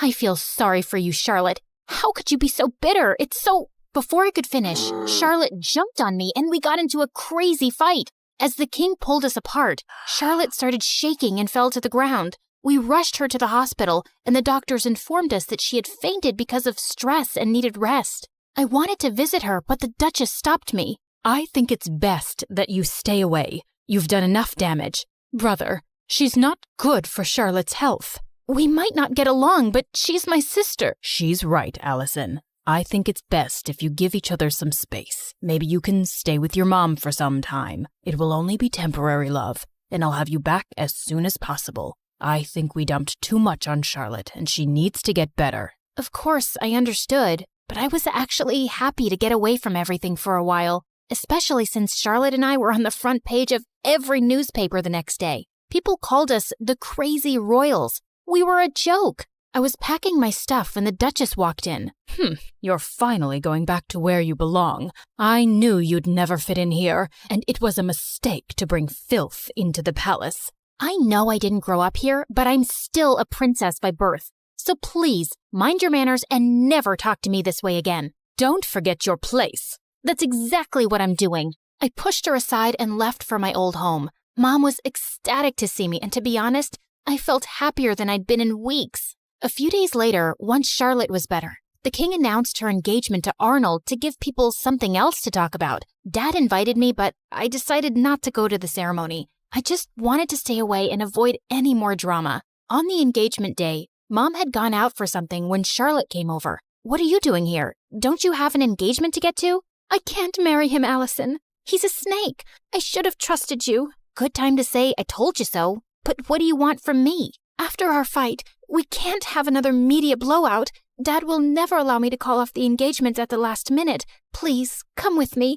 Maybe we could convince him together. Please help me. Charlotte was crying like a baby now, and I didn't want her to have another fainting episode. So I agreed. But just as we entered the palace, Charlotte stopped. I need to fix my makeup. The entire town is in there. Wow, priorities. Thanks for doing this. I'll be right back. I started to walk around when I spotted Charlotte. She's here. I've done everything you asked me to do, including the fake fainting. Now do your part and make her leave forever before Dad decides to bring her back here again. Leave it to me now, princess. I have the perfect plan to make sure you get the crown. Oh my God, these people were crazy. I had no idea what her plan was, but it sounded dangerous. So I ran straight to Dad, and seconds later Charlotte followed. Allison, I thought you weren't coming, but I'm so glad you did. Of course she had to come. She had to ruin my engagement. She just can't see me happy. Oh my God, Arnold, hold me, please. Oh, shut up already.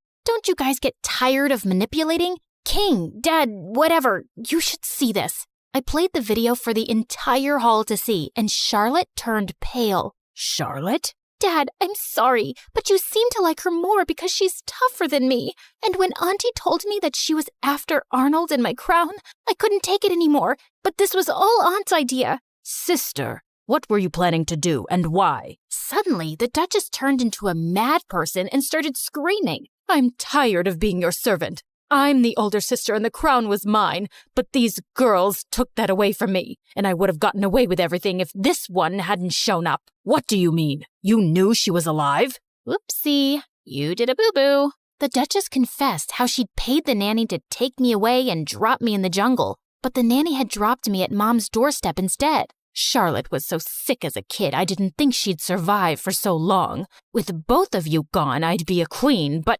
Karma's a witch. The king gave orders to take the Duchess away to the dungeons for treason, and Charlotte turned to me. I was horrible to you, and I probably don't deserve your forgiveness. But could you try? It might take some time, but I'll get there. What about me? You can chew your shoes and get lost. Yeah, I always knew you were a jerk. I was called back to the palace, and I took Mom along this time. Charlotte and I changed history by taking over the crown together. We were both queens in our own way, and I learned that those who love you will always stick by your side.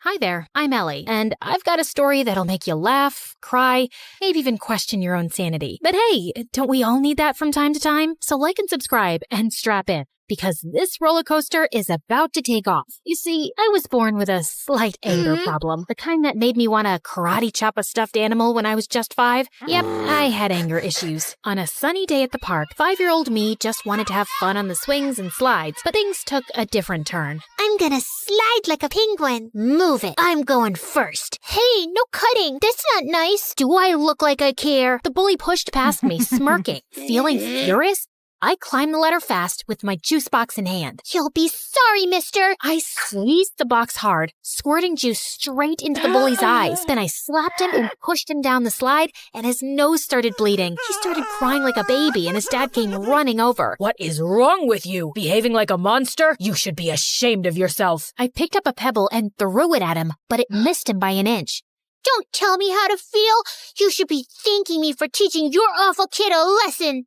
I threw another pebble at him and then ran away. Mom and Dad yelled at me all the way back home. I cried and said sorry. Then I jumped onto my parents and smothered them with kisses till they forgave me. Yeah, I think I'm a kind person in general. I mean, as long as I'm not angry. Fast forward to 1st grade, and there I was, little Ellie, eager to make friends at school. One day during recess, I spotted a group of girls playing hopscotch, and I approached them. Hey you, I think we should be friends. No thanks, I already have friends. Well, that didn't go as planned. But I wasn't giving up so easily. Oh yeah? Well, you haven't met a friend like me. I started shouting and spinning with my arms spread out like a wild little windmill. I even threw my sandwich on the ground. I'm fun, I'm cool, and I'll bring snacks to share. So why wouldn't you want to be my friend? Say yes, or you'll regret it. Say it. The girl hesitated, then let out a sigh. Okay, fine, I'll be your friend. Please, just stop yelling at me. And just like that, I made a new friend. Her name was Lucy, and she was the best. 2 years later in 3rd grade, my family told me one day that we had to move for Dad's job. Scared of losing Lucy, I got really angry. I won't leave Lucy. She's my best friend, and I'm not going anywhere. I protested by staying in our backyard treehouse, and I refused to come down till my parents changed their mind. We know you're upset, but we have to think about what's good for the family. But when I didn't budge, my parents caved after a few days. I was so happy, I finally climbed down from the treehouse. And I learned that standing up for what matters can make a difference, and that my anger was the best thing I had. It gave me whatever I wanted. What I didn't realize back then, though, was that Lucy eventually figured she could take advantage of my anger issues to get her way, too. If she wanted something from someone, she'd come up with a sneaky plan to get me all riled up against that person. Yeah, it always made me the bad guy fighting and bullying people, while Lucy looked like she was the nice, calm friend of a monster. But no one got seriously harmed. As we entered middle school, though, Lucy started doing it more frequently and for bigger things, and I began getting into serious trouble. Like one day, Lucy came to me saying that Mrs. Thompson had called her into her office and said she was giving her a C- on her project. You know what else she said?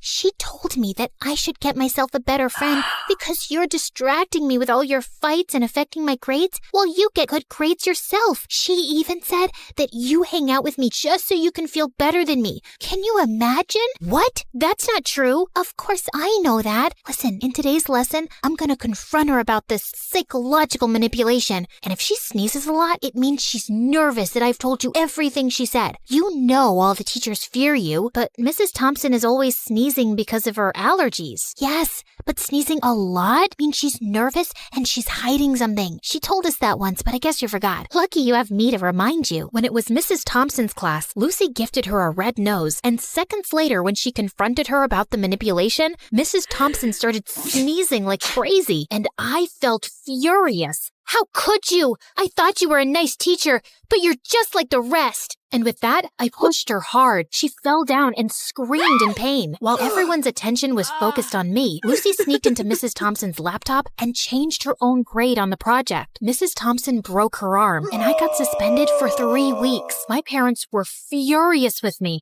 and insisted that I tell them exactly what happened. When I did, Mom said that Lucy was the manipulative witch here. I yelled at her and didn't talk to her for days. How could she say that about my BFF? Days later, I visited Lucy, and her mom opened the door and looked at me like I was some cockroach. Ugh, you again. What do you want? I heard what happened with Mrs. Thompson. Why can't you be a normal human being? Poor Lucy, she almost failed her project because of you. What? Yeah, you're crazy and you're affecting my child. She'll end up failing all her classes because of you. Why does everyone keep saying that? Because it's true. Hey, listen, you silly woman. I was about to scream at her when Lucy showed up and pulled me inside her bedroom. Please, Ellie, you can't talk to Mom like that no matter what she says. But I'm a good friend and I forgive you. Now calm down, girl, and take the Snickers bar. I know it's your favorite candy. Lucy had clearly been spreading lies about me, but I was too blind to see it back then. And when I returned to school, things were a bit different. A new girl, Isabella, had joined our class. She was rich, pretty,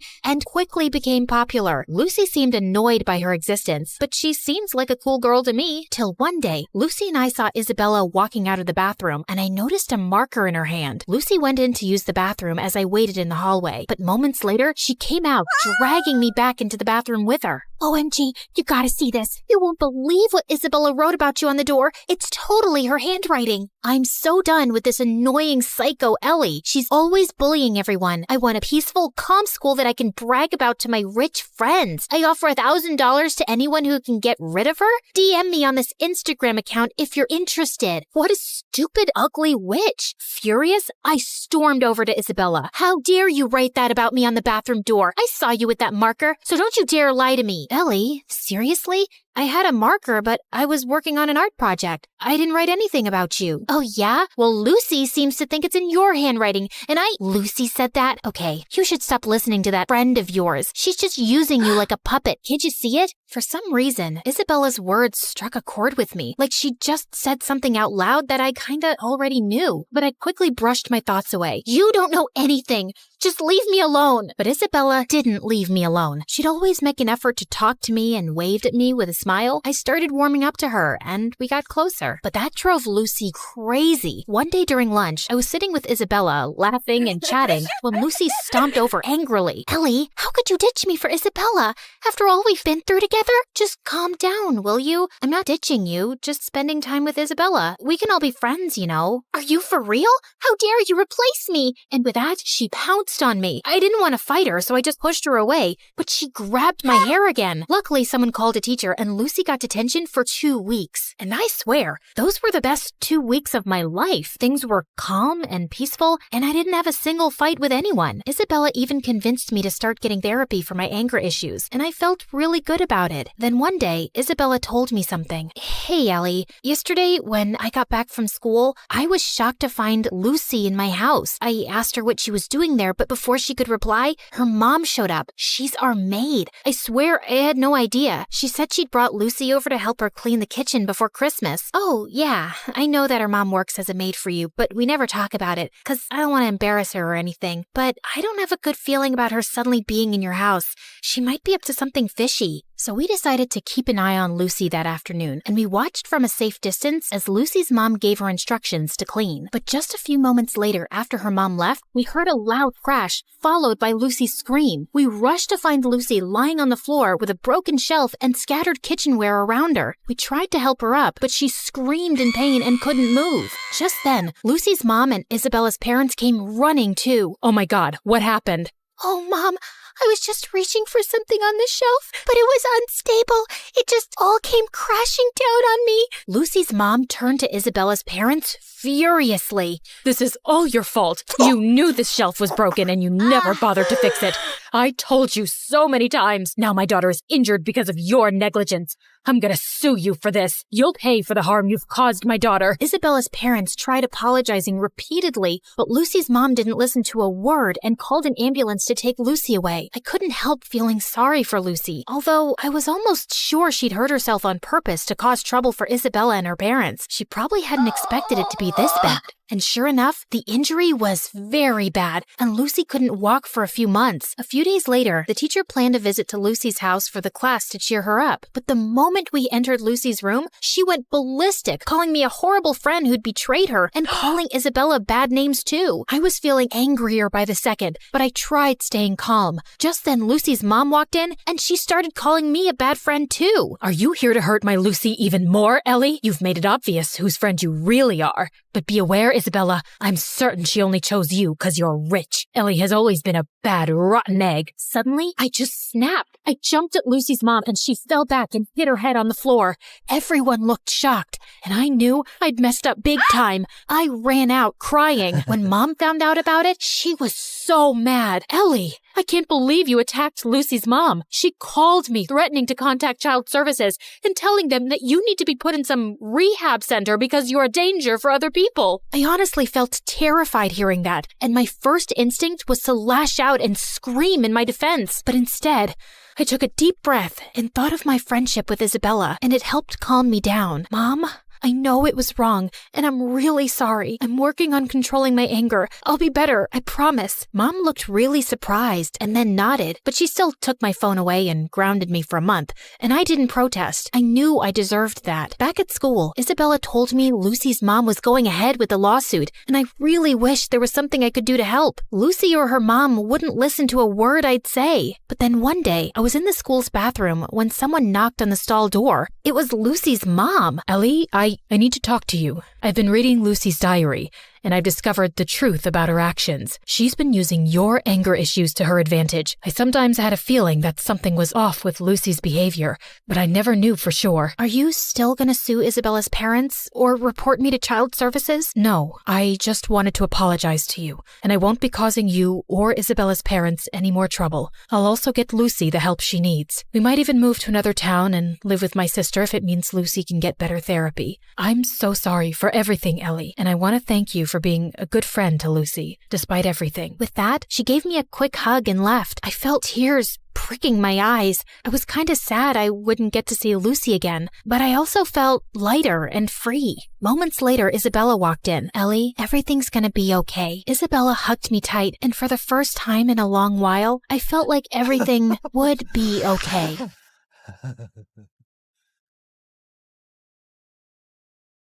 Hi, I'm Joyce, and I'm from China. People think my life is perfect. A pretty face, wealthy parents, and an elite school. But what good is any of that if my family doesn't love me and favors my genius brother? All I ever wanted was for my dad to be proud of me. But I made my brother disappear, and that ruined my life. Let me start from the beginning. I look like Mom, thankfully. Dad's beauty is mostly internal. Mom is the prettiest woman I've ever seen, and she looked more like my big sister than my mom. She looks like you, but I hope she doesn't have your brain, or she'll turn out useless like you. Well, I had learning difficulties and barely spoke more than a few words until I was 5. Dad hated me. He spoiled my brother Dustin rotten. I wanted to impress him too, but Dustin, 3 years younger than me, was already a genius. Dustin loved me, no matter how much Dad compared us. He never let it get between us. Like this one time on my 8th birthday, Dad decided to celebrate Dustin instead of me. He invited all his employees and business partners, Dustin was on stage reciting this long old English poem called Beowulf, and people were already yawning and checking their watches. Mom and I were late because we were at the salon, and when we finally walked in halfway through the poem, every single head turned our way. People looked at us like we were movie stars. Dad came rushing over, looking pissed. What are you all staring at, huh? It's just two girls who care more about their looks than their brains. Joyce, you're just a disappointment. Go upstairs. Actually, do us all a favor and stay there. I went to my room, and a few people, including Dustin, gave me the thumbs up and told me how pretty I looked in my dress. So I gave them my best princess bow, threw a couple of kisses like a celebrity, and kept walking. Once Dustin started first grade, my parents adored him even more. Dad gave him the entire second floor, 3 private drivers, and 1 jet. Maybe you're wondering why a 6-year-old needs a private jet. Yeah, me too. But when you're that rich and that obsessed with your genius kid, I guess a bicycle just doesn't cut it. Anyway, once, Dustin took me on his jet to France for breakfast. And when Dad found out, he freaked out and grounded me for weeks. I knew I would never make Dad love me, so I thought maybe being close to Dustin would help. Whenever he did something wrong, like breaking a glass or messing up the floor, I'd take the blame, thinking maybe that would make Dad look at me differently. Joyce, stop! You don't have to cover for me. Dad's not gonna love you more because you're suffering, and it kills me when he talks about you like you're nothing. No, you're just too young to get it. Once, when I was in 7th grade, Dustin had a science project and wanted to test gravity and weight. He used a bowling ball from our private bowling alley and dropped it on different items. One of those items was an old watch he thought nobody wanted, but it turned out it belonged to our maid, a gift her mom had given her when she was a child my age. When she found it broken, she lost it and said she would tell our parents. I panicked. I couldn't let them think their perfect kid could be this careless. So I did something I'm not proud of. I knew our maid had a sick mother, so I called her. This is Joyce. I'm sure you know who I am. Your daughter is threatening me and my brother, and I don't like that. I know you're sick and you need monthly medications, and your husband is useless and your son steals from you. And your only provider is our maid. So I advise you to talk to your daughter and tell her to back off, or I'll talk Daddy into firing her. Do it before it's too late. Then I hung up with a tight feeling in my chest. The maid didn't say anything after that. She just kept working quietly for days, and I felt terrible. I kept giving her money from my pocket anonymously for years. Then 9th grade arrived, and something completely unexpected happened. One afternoon, I was humming in the school bathroom when the music teacher happened to be hiding in one of the stalls trying to catch girls who were vaping. She heard me, asked me to sing, and ended up loving my voice. She even said I could be the lead singer for the Christmas choir. I was over the moon. And no, of course Dad didn't come to the choir. Only Mom came. And she didn't even stay until the end because Dad called her to come home for whatever reason. But everyone else was so impressed by my voice that a few people came up to talk to me afterward, including this kind-looking man who honestly resembled Keanu Reeves, if Keanu had a paunch. I'm Peter Anderson. I'm a music producer. You've probably heard the rumors that I'm a fraud, but this town loves gossip more than the truth. Anyway, I see real talent in you, and if you're interested, I'd love to help you become a singer. Here's my card. Maybe we can talk more in my office. I was so happy that someone finally noticed something in me and wanted to help me shine, even if it was this half-fraud kind of a mess person. Of course I kept his card with me, and I didn't tell anyone except Dustin.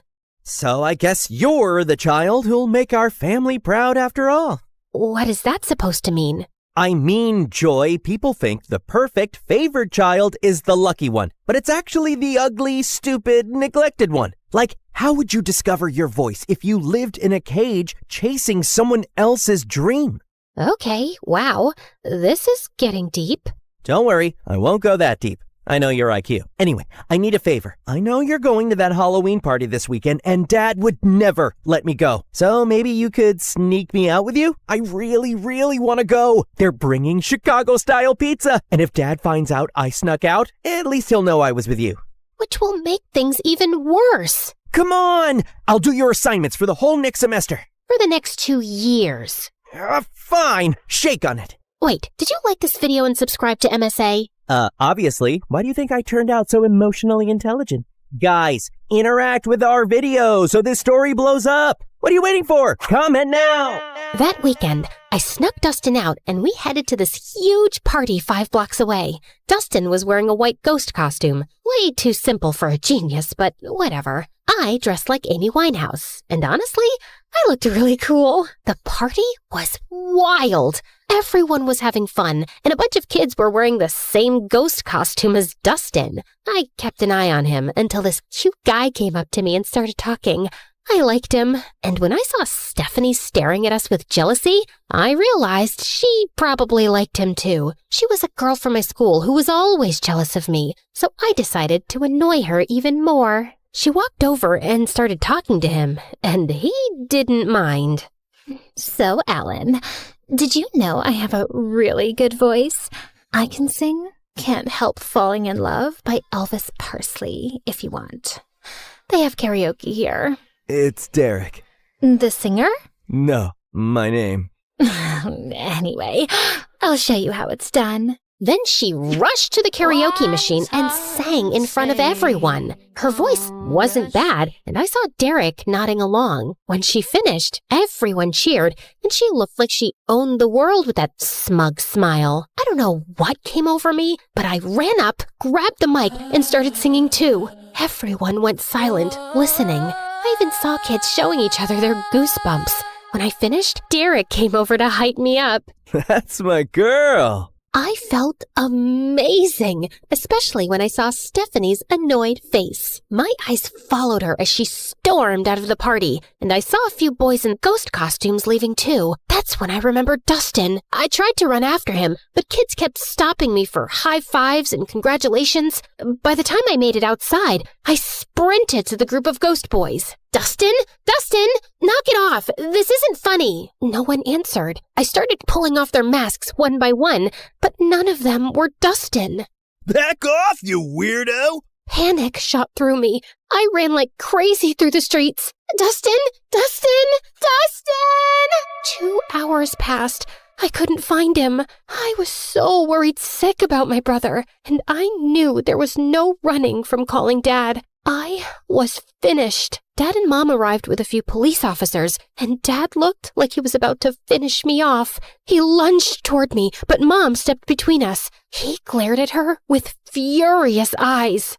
So now you're protecting your kid? Oh, that's funny because I didn't see you stopping them from sneaking out in the middle of the night. The officers tried to calm him down while everyone started searching for Dustin. But another day passed, and still no sign of him. The whole town volunteered. People searched through the nights, but nothing. Every second felt heavier than the last. I isolated myself. I text Dustin every day. Stupid messages like, "Where are you?" and "Please come home," as if he'd somehow see them and reply. At night, I'd sneak into his room and sleep in his bed, burying my face in his pillow until his smell faded away. Some nights, I'd just sit on his floor holding his favorite hoodie, feeling like I'd lost the only person who ever really saw me. Dad barely talked to me anymore. Mom didn't yell at me or blame me, but sometimes I'd catch her crying alone, and she'd wipe her tears the second she saw me. "I'm sorry, Mom." She didn't answer. "Can we talk about this? I want to hear your voice. I know what happened is my fault, but I just want you to pat my shoulder, let me cry in your lap, tell me it'll be all right. Just say something, anything." But she didn't. She just gave me a sad little smile, nodded, and walked away. And then I completely shut down. A year of guilt and silence later, I couldn't take it anymore. I needed something, anything to distract myself, even if just for a little while. I remembered the card the producer gave me, and I figured, why not call him? It's not like I had much to do being alone all the time. Wise decision. I'm gonna make you a star, way up in the sky, so bright, your dad's gonna regret not loving you enough. Well, that's definitely a dream to live up to. He started helping me get small singing gigs at local cafes, and I loved it.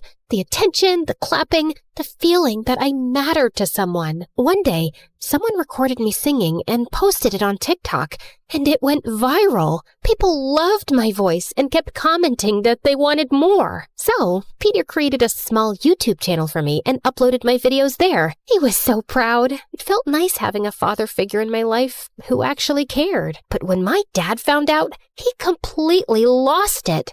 Oh, look at you! Enjoying your little fame with that fraud producer. He's not a fraud. He helps me a lot. He even made me a YouTube channel, and it's growing. Aw, and who gets paid from YouTube? Did he even give you a single cent? Or does he just toss you a few pennies you get from those miserable cafes? I'm not doing this for money. I do it because I love singing. Just like you loved your brother, right? For the first time, I felt real anger toward him. Why couldn't he see any goodness in me? But before I could say anything, he pushed his chair back and walked out. Later that night, he started having chest pains. Mom and I rushed him to the hospital. The doctor said it was stress and that he needed rest. I didn't visit him much while he was there. Not after what Peter told me. Summer vacation's coming up. I was thinking we could go on a little tour around the country. Grow your audience. See where this takes us. I believe in you, kid. I went on that tour in a heartbeat, and I had the best time of my life. For once, I felt like a child again. No guilt, no pressure, just music and freedom. But even then, I worried about Mom. I always felt like she needed rescuing from Dad. That became my motive. Work harder, grow bigger, make more money, and buy us a house far away from him. My fame grew fast. By the time I finished high school, I was well known enough to earn a good income. One night, before leaving the house the next day for good and renting an apartment in the city, I was having my last dinner with my parents. You know, Joy, now that you're getting into business and success, you should know it comes with stress. You might even end up in the hospital since you're so fragile. So I was thinking, I don't trust that knucklehead producer of yours. I should be your manager. I have a pretty good feeling I'll finally be proud of you, especially once we start making real money off your little talent. I paused. The moment I thought would never come had finally arrived. Sure, my dad wasn't nice to me, but maybe this was my chance to make him proud. Maybe I could make up for everything that happened years ago. I looked at Mom for a reaction. She gave the slightest shake of her head, but I convinced myself she didn't mean anything by it. I'll think about it. That night, I told my producer I was choosing my father as my manager. Kid, I can't force you or tell you what to do. You're grown up. If you think your dad's the right man for the job, then go ahead. And just remember, I'm still here for you. I canceled my move to the city, and Dad became responsible for all my finances, all my schedules, and everything. Everything was fine for the first few months, but then I started noticing that my finances didn't make sense. I was earning more back when Peter managed me, and I was working twice as hard now. Still, I gave my dad the benefit of the doubt until one day I checked my bank account and it was at zero, completely empty. I freaked out and went to confront him in his office, but he wasn't there. That's when Mom walked in, pale and shaking. She turned on the TV. William Clark, the billionaire owner of Clark Investment Companies, has been exposed as the center of a massive Ponzi scheme. Authorities estimate he conned thousands of people out of nearly $300 million. Records show the fraud began in the early 2000s, and officials confirm he fled the country this morning. The FBI is now searching for him. Back to you, James. I stared at the screen, frozen. My dad, the man who made me feel small, unworthy, and desperate to impress him, built his entire empire by scamming people. It was my biggest regret, choosing the wrong man to trust. I ran to my mom and hugged her. He stole from me, Mom. He hurt me, and he always made me feel incomplete. All I ever wanted was for him to be proud of me. Where did I go wrong? Mom wrapped her arms around me. You were focused on the wrong parent, honey. Every time I tried to hold you, I could feel myself breaking. And I didn't want you to see that. I didn't want you to carry my pain on top of your own. Words were never my thing, but I always loved having you around. After Dustin, everything fell apart. You shut yourself away, and I didn't know how to reach you. But your father's gone now. Good riddance. It's just us. I've saved some money. Let's start over. I hugged her tighter. Her words came late, and in the hardest moment of my life, but somehow I felt happy. I never knew you could feel so happy and so sad at the same time. After that, everything happened in a blur. The FBI seized our mansion, our cars, and everything inside. Mom and I moved into a tiny apartment and hardly left it. Then one day, someone knocked on the door. It was Peter. Didn't I tell you? I'll always be here when you need me. But who's gonna listen to my music after what my dad did? Joyce, what defines Joyce is what Joyce does, not her father. It's time to rock again. Remember your YouTube channel? I've been saving everything we earned from it for something big, and today's the day. No, I can't. I just want a quiet life with Mom. I'm sorry. Actually, I gave an interview this morning. I told everyone what your father did, including how he stole from you. People are sympathetic. I've read the comments. They love you, Joyce. They want you back. Wait, you did an actual interview?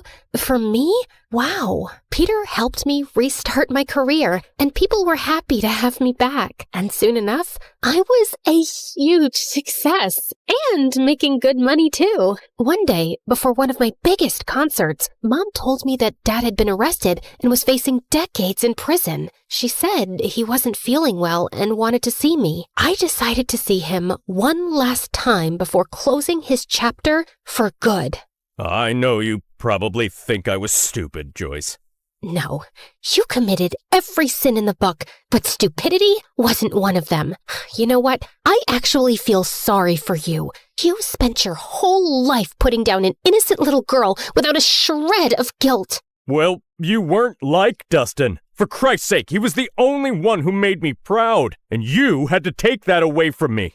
I guess it was for his own good. Otherwise, he would have grown up to be a miserable little fraud like his father. I finally get it. You were never capable of being proud of me. Not because of who I am, but because of who you are. A fraud, in business and as a father. Now, if you'll excuse me, I have a crowd of 200,000 proud people waiting for me. And with that, I spit on him and left. The moment I stepped on stage, the entire arena erupted. I looked out at all those excited faces, at Mom's proud smile, at Peter beaming at me like his daughter had made it. And then I closed my eyes, and I saw him, Dustin, with that same cute, confident little smile he always had when he believed in me more than anyone else. I keep running, like I'm trying to outrun time. I can't stop, I can't slow down with these ghosts still in my mind. And it hits me when it's quiet, nowhere left for me to hide. So I keep on moving, just to feel alive. But as I sang, the crowd grew louder. Louder than I'd ever heard. I opened my eyes. There was a guy being lifted by the crowd, riding toward the stage, and for a second, I stepped back in fear. But then, my heart stopped. Dustin? I signaled for my security to let him through. He climbed onto the stage, and I swear the world went silent around us. I looked at him like I had just seen a ghost. The hostess rushed forward, tears in her eyes. After your mother's interview about your missing brother, the internet made it their mission to find him. He's been missing for 10 years. We interviewed him and confirmed with your mom. He is your long-lost brother. My knees almost buckled. I couldn't breathe. But Dustin spoke first. I was taken by some shady people. They asked Dad for ransom, but he ignored them. They took me to Mexico. We got into a car accident. I lost my memory. A kind Mexican couple adopted me. I didn't know who I was, but I always felt like someone out there loved me. I just didn't know it was you. My heart shattered and healed all at once. I dreamt about this moment every day, always imagining myself as the stupid, reckless sister who failed you. I never pictured meeting you like this, as a woman with a life and strength and dreams of her own. Welcome home, brother. I threw my arms around him, and he broke too. And when I looked up, the whole arena was crying with us. I turned back to the microphone, wiping my tears. Thank you, everyone. I learned something I wish someone told me sooner. You can't buy love. You can't chase approval. Not even from the people you want it from the most. The greatest person you can learn to love is yourself. And once you do that, everything else falls into place. Thank you again. And now, if you'll excuse me, my brother and I have a lot to catch up on. And with that, we walked off the stage together for the first time in years, and the first time all over again. Because sometimes the people who make you feel the smallest are just trying to make themselves feel big.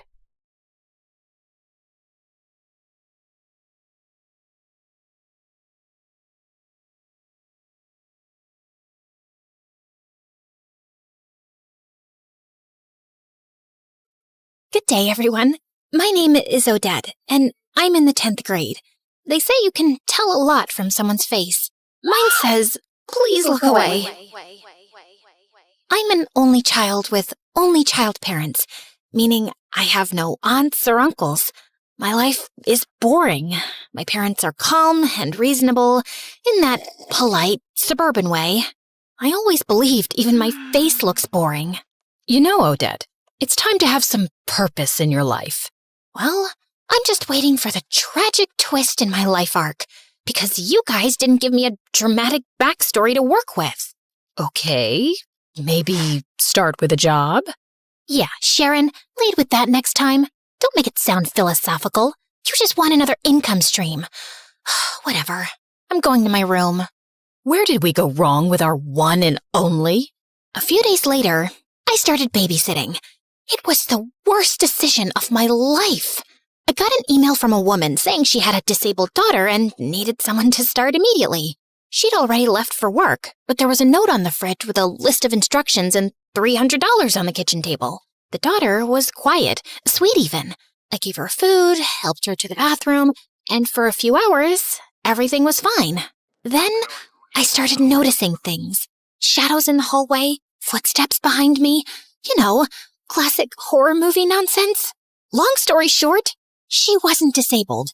She was just pretending, for fun. People are weird. Yeah, I think my purpose in life can wait. Maybe my purpose was to find a boy instead.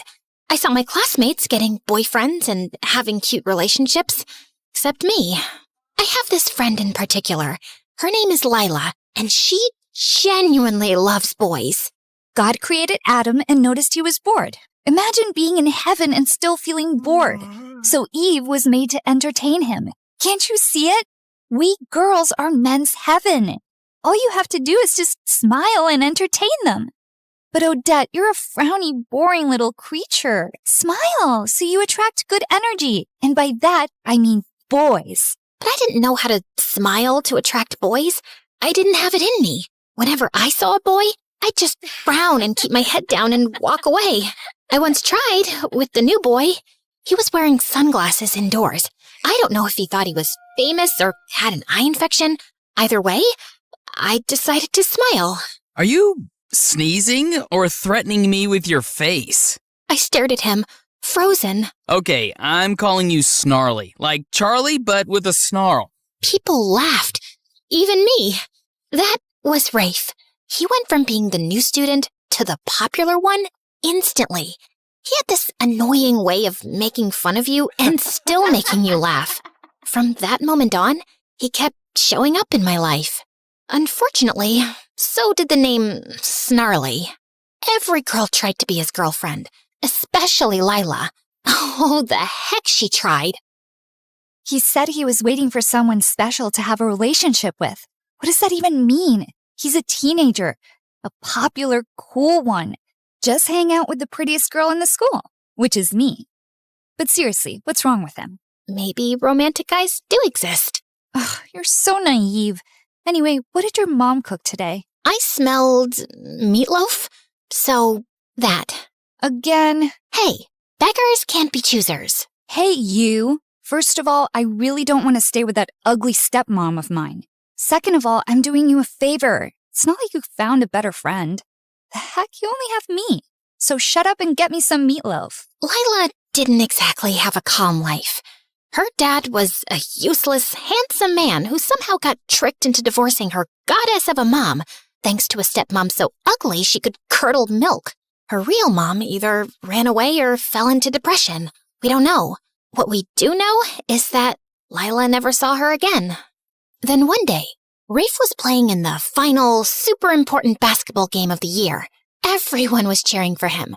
Some girls were even crying. If they lose, I'll spit on their faces. Except Rafe. He can spit on mine if it helps him release some of that frustration.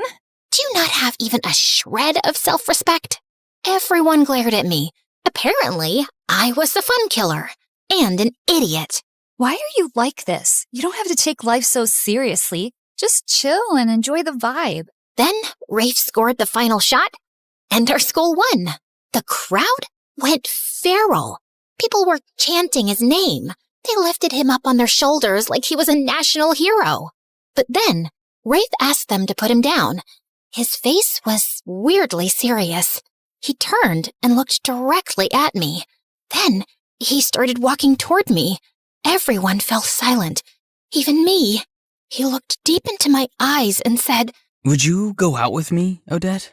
The crowd gasped, but not the cute, supportive kind. More like an, "Is this a prank?" gasp. Rafe, nice one. But Rafe didn't laugh. He just kept looking at me with this soft, serious expression. I wanted to laugh it off. I really did. But something about the way he looked at me made my stomach flip. Some girls laughed nervously and touched his shoulder. A few boys joined in, filming the whole thing. One guy grabbed Lila's hand. "Will you be my girlfriend?" Oh no, wait, what did Rafe say? Oh yeah, "Would you go out with me, Lila?" Then, out of nowhere, Rafe shoved him hard. The laughter died instantly. Then he just turned back to me, calm as ever. So... Just say yes for now. Let's see where this goes. Yeah, I'll go out with you, Rafe. He grinned from ear to ear, picked me up on his shoulder, and carried me away. Everyone just stood there, blinking, whispering, filming, trying to figure out what had just happened. And from that day on, my life changed forever. For a while, everything felt perfect. Rafe and I became that couple, walking the halls hand in hand, skipping class to sit behind the gym and share terrible vending machine snacks. My parents were totally against me dating Rafe. I don't get it. He's handsome, funny, and successful. Yeah, but something's off. Like how he just sat in our living room with his feet on the coffee table. Little things like that say a lot. Oh, come on, Daddy. Listen to your old man, daughter. He's no good news. For God's sake, last time I checked, you're an accountant living a boring life with dead parents, no siblings, and 0 friends. Since when are you a psychologist, David? Oh, Dad, come on, honey. It's his vibe, his aura. Are you a psychologist? No. Do you read psychology books, human behavior? Facebook posts don't count. No. Then please, just let me have this one. Finally someone notices me, and he's not just anyone. He's the most popular boy in the entire school, maybe the whole city. That's what makes it even more fishy. Why would he choose you? Honey, that's not how we agreed to phrase. Aha! So it is because he chose me, not his aura or his feet on the coffee table. Why am I not even surprised? Can we please never talk about this again? Lila was the happiest for me. Look, I know most besties would be super jealous if their average, boring-looking friend got the hottest guy in school, especially when that bestie is as pretty and fun as me. But trust me, I'm proud of you. Thanks. But why are you spraying that pink stuff on your feet? Oh, I've got a date with this rich guy. He's a couple years older than us. Well, maybe a couple years on top of those couple years. He's 5 years older, okay? But love doesn't care about age. I just want everything to be perfect, including my feet. So you're gonna tell him, nice to feet you? Ha ha. You're actually so stupid sometimes. I love it. So, how's everything with Rafe? It's fine, I guess. But there's this nagging feeling. Like something's off. I don't know. I know that feeling. It's called insecurity. Just live in the moment, babe. Stop overthinking. Oh, and I just had meatloaf. But brace yourself. It was actually good today. Like, edible. Anyway, I gotta go. Love ya. Mwah. Maybe Lila was right. Maybe it was all in my head. Maybe I just needed to loosen up. Until things took a different turn. I started spending more and more time with Rafe. He was sweet and generous, but he never invited me to his house. I kept asking. Then I started nagging. Finally, he agreed to take me there. I was surprised by how old and worn down the house looked.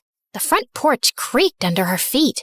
Just as Rafe opened the door, a glass flew past us and shattered onto the street. Rafe yanked me back. Where did you put the money, you useless witch? I bought food with it. What, you want me to leave money here so you can waste it on more cigarettes, you junkie? Well, welcome to my house. We stepped inside.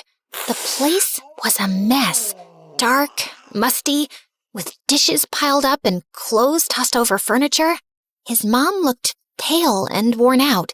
His dad looked like he hadn't showered in weeks. Mom, Dad, this is Odette, my girlfriend. Oh, so now it's Mom, Dad, and not Dad, Mom. Why is she first, huh? You stinking little disappointment. You can't tell me how to speak. I said what I said. What are you gonna do? Hit me? Burn me? Go ahead. What do you even want from us? Why are you still alive? Oh, trying to show off in front of your girlfriend? Like you're the man of the house? Joke's on you. She's not even pretty. Don't listen to him, sweetheart. Don't talk about her like that. Fine, let's talk about you then. Hey, bimbo, this kid you're dating still wets the bed. His mom dragged him to every doctor in town, but some people are just born failures. How dare you? She grabbed a rolled-up newspaper and smacked him across the head. I stood there, frozen. Rafe took my hand without saying a word, and we walked out. Well, I guess I'll never complain about the boring life my parents gave me again. Yeah, I get it. Now you know why I never wanted you to meet them. I'm sorry you had to see all that. Don't be, Rafe. I'm your girlfriend. I'll accept you no matter what. Cool. I like acceptance. So, not leveling up yet? You know, like love? Because, Odette, I love you. Finally! What took you so long?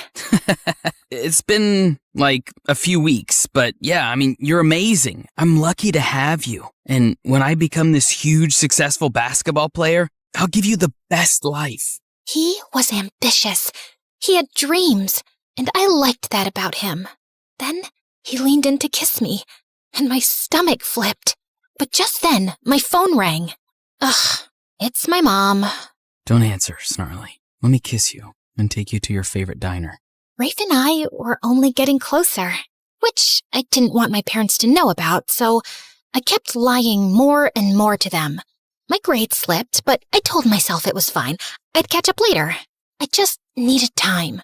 Time to be with Rafe, to support him, to listen to his rants, to calm him down when he got angry for no reason and swore he wasn't actually mad. We had a routine. After school, I'd meet him behind the gas station near the edge of town. We'd sit on the curb, share a soda, and talk about how fake everyone else was. He said I was the only real person he knew.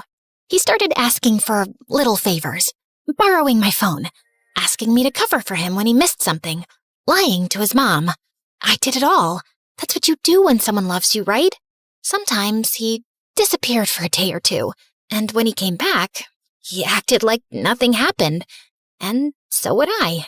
I stopped hanging out with Lila as much. You've been ditching me like you're in a full-time relationship with a ghost. He's just going through stuff. Right, and you're the emotional support animal. You're the one who told me to follow my heart and live in the moment. Yeah, the moment. Not the weeks, not the months. Odette, your parents call me all the time asking where you are. I lie and say you're with me, or studying in the library. It sucks. I hate lying to them.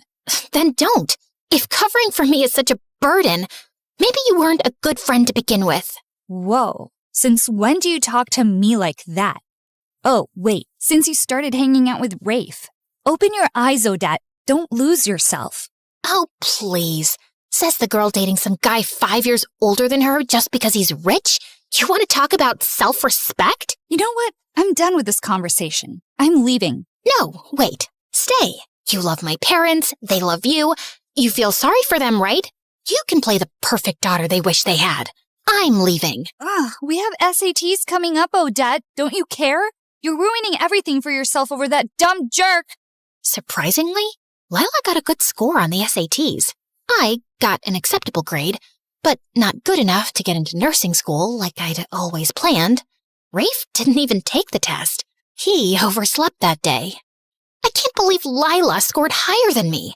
I mean, yeah, she's not dumb, but I've always been the one with the better grades. Now I can't even apply to nursing school. I should have studied more. I told you we didn't need to go to the movies every single night, Rafe. Oh, so now it's my fault, Snarly? Babe, what's done is done, okay? Don't beat yourself up. Come on, I'll get you some pancakes. That always cheers you up. Rafe, where do you even get all this money from? I mean, yeah, I lend you some sometimes, but it's not enough to cover everything we do. Wow. So you think I can't survive without your little charity coins? First of all, they're not little coins. Oh, come on, I'm joking. You know I don't mind helping. I was just asking. No, you weren't. You were judging me, belittling me. Why do you care where the money comes from? I take care of you, don't I? I feed you, I spoil you. Isn't that enough? I'm sorry, babe. You're right. I didn't mean it like that. I'm sorry, okay? Tell me what I can do to make it up to you. You can come with me on a country tour. I got this RV from my uncle. We'll travel, see the world, hit every state. Just you and me. But what about college? And my parents? What about them? I'm sure your parents don't mind you having fun and taking a break from all the stress. And in college, you said yourself, you're not doing nursing anymore. Take an online course, finance or something. That's a good career too, babe. I told my parents I needed time to think about my future. They begged me to stay, but I'd already made up my mind. 2 weeks later, I was packing my bags and climbing into the RV, ready for my freedom. At least, that's what I thought it was. It was amazing. We went to places I'd only seen on TV. Nevada desert, Hollywood, coastal cities with overpriced ice cream, and strangers who looked at us like we didn't match. People stared, sometimes whispered, like they couldn't believe a guy like Rafe would be with someone like me. Once, a pretty girl asked for his number. He smiled and shook his head. Already got the best girl in the world. She scoffed and walked off. He never saw me watching, but for the rest of the day, I couldn't stop smiling. I once posted a picture of us eating instant noodles on the RV steps. The caption said, "Love in the little things." It got a lot of likes. My parents still called. Sometimes I answered, and sometimes they were just yelling, begging me to come back. Eventually, I stopped picking up. Once, in Wyoming, there wasn't much to do. I went to sleep early. When I woke up, Rafe wasn't next to me. I called him many times, and it went straight to voicemail. Evening came, and still nothing. I decided to look around for him. Just as I stepped out of the RV, a police officer, a woman, was walking up, about to knock. Miss Odette, you're under arrest. Anything you say or do can be used against you in court. What the actual heck? She flipped me around and cuffed me. I tried to resist, tried to ask what was happening. She didn't answer, just shoved me in the car. The RV is stolen. I mean, what else do you think we deal with out here? The Wall Street crash? What? It's not even mine. No kidding. That's exactly the problem. The guy who actually owns it just reported it's stolen, and he says you were the one driving it around. Can I make a phone call? I'm allowed one, right? Ugh, these movies. Everyone thinks they get one call. Fine, go ahead. Call the president if you want. I called my parents, and I prayed they come to help me out. What do you mean, arrested? Odette, where are you? Wyoming. Is that in Japan? No, honey, give me the phone. Sweetie, that's like 7 hours away from here. Yeah? And I'm your only daughter. We're coming, honey. Just stay strong. Just then, Rafe showed up. Where the heck were you? I ran to him, hitting his chest with both fists. The officer stepped in and pulled me back into the cell. You don't have to lock her up. I talked to my uncle. He's coming to sort this out. That jerk filed a report because I'm behind on paying him back. Where were you, Rafe? You've disappeared before, but this time I was alone in a strange place, scared. And your uncle reported you? Nothing about this adds up. I'm sorry, but I called my parents. I think I'm gonna stay with them for a while. No, babe, please don't say that. Don't give up on me. You're all I have. Please. I can't be without you. Don't make me beg. You already are begging. Is that part of your dream too? The one where you become a famous basketball player and give me the perfect life? Yeah. How's that going so far? Funny thing, I once had someone beg like that. I didn't give him a chance. Thought I was being smart. And then I lost him. Not saying what you should do, but some things haunt you. I hated how much that got to me. The thought of losing him, of him disappearing forever, made my stomach twist. I wasn't strong enough yet. Fine. I'll call my parents. Then let's go, babe, before they get here. As we walked out, the officer leaned in and whispered in my ear. How'd you land someone that hot? Good for you, girl. You know what might even make him hotter? Liking this video and subscribing to MSA like everyone else? I called my parents, but they had already booked their flight and were heading to the airport. When they landed and kept calling, I let it ring. Then I let it ring again. And then I stopped checking. 2 months went by, and the fun life I'd been living started to feel dull. My parents barely called anymore. I opened Instagram and saw that Lila had gotten into the nursing school I always wanted. She even posted a picture of her engagement to that rich, successful guy. Funny how I used to be the one with the bright future, while she came from a messy home and had this weird obsession with impressing men. That night, someone knocked on our door. Rafe started acting weird, like he didn't want me to see who it was. But I pushed past him and opened the door, and saw a bunch of dangerous-looking guys with tattoos on their faces. Why am I not even surprised at this point? Babe, it's not what it looks like. I just borrowed some money and they're being dramatic. You're saying it like we just met you yesterday. You've been working for us for years. Now, are you paying up, or can I take a closer look at your pretty little girlfriend? Don't touch her! I mean, babe, he thinks you're pretty and not boring. Don't touch her, you idiot. How much do you owe them? Just $25,000. Add a zero to that. 250,000 US dollars? And just like that, my stomach flipped. I gagged and nearly threw up on the mafia guy's boots. Whoa! She's so shocked she's about to hurl. I'm pregnant, you idiot. Rafe looked shocked, but also happy. His eyes lit up. Then he turned to the mafia guy and said, So, no baby discount? Are you seriously negotiating right now? I started hitting him, and one of the mafia guys actually pulled me away. Relax, miss. It's not good for the baby. For the next few days, Rafe was acting super nice. It was almost humiliating how hard he tried to please me, cutting my toenails, kissing my feet, and deep down, I felt sorry for him.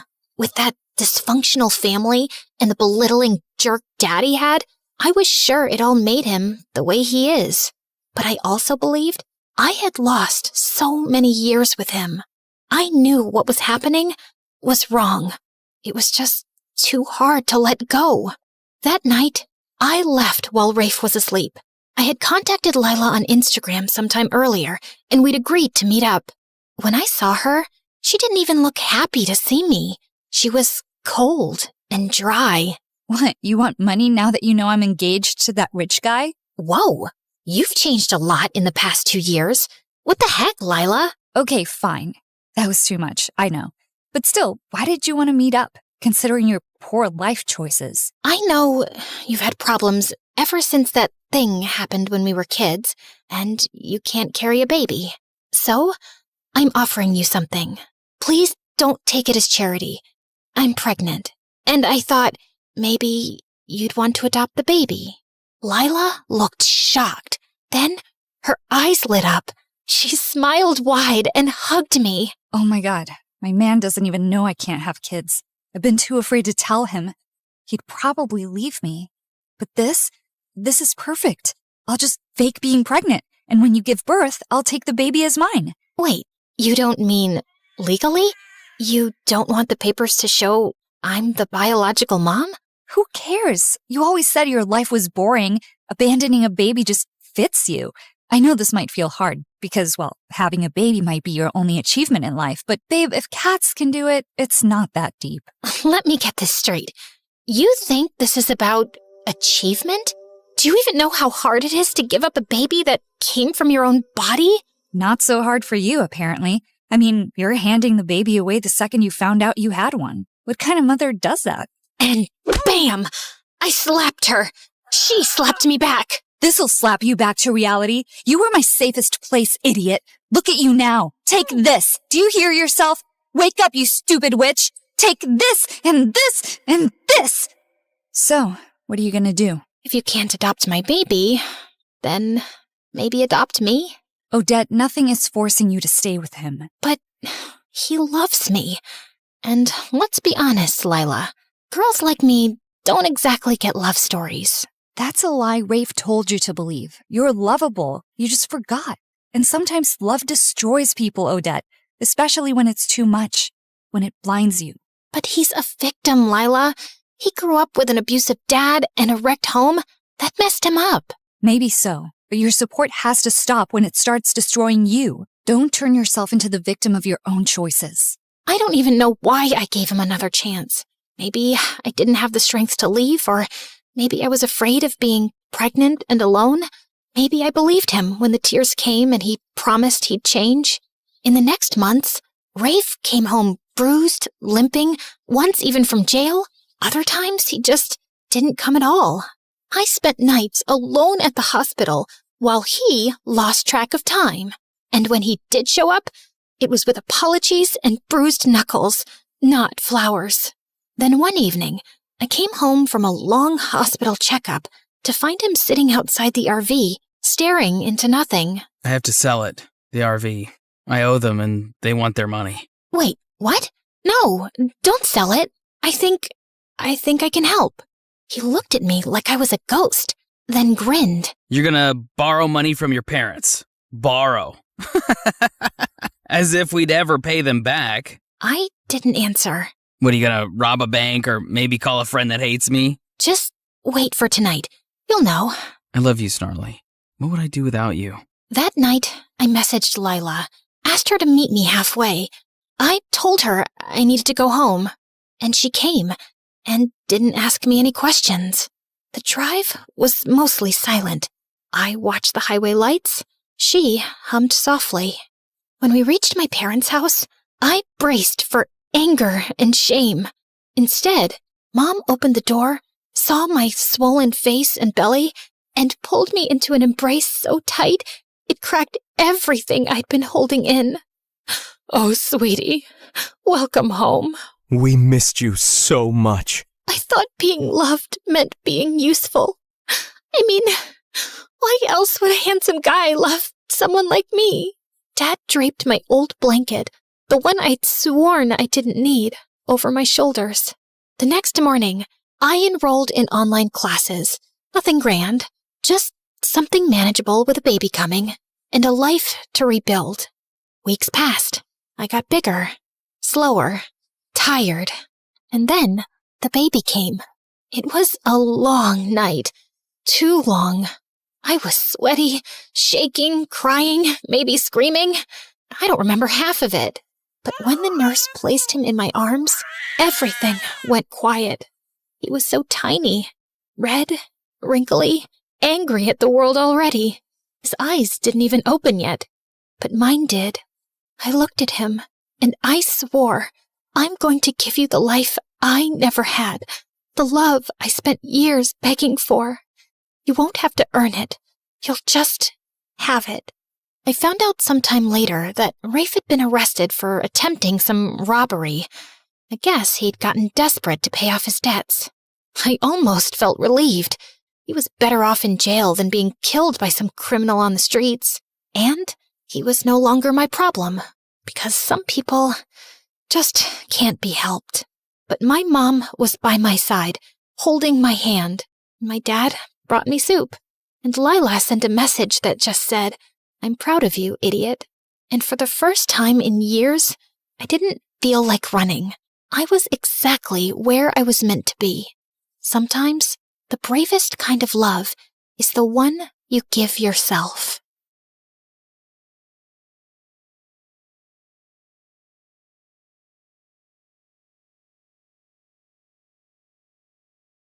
And then finally, a letter arrived one morning. My hands were trembling so much, I almost ripped the letter trying to open the envelope. Dear Drizella, my delegation has been extended and my duties have grown. I'm far too busy now to keep up with our correspondence. I hope you understand and wish you well. Prince Henry. I read it 3 times, as if expecting other words to magically appear the more I stared at the paper. But that was it. Just this cold, impersonal letter after all these months. I told myself that he was really busy with big, important things.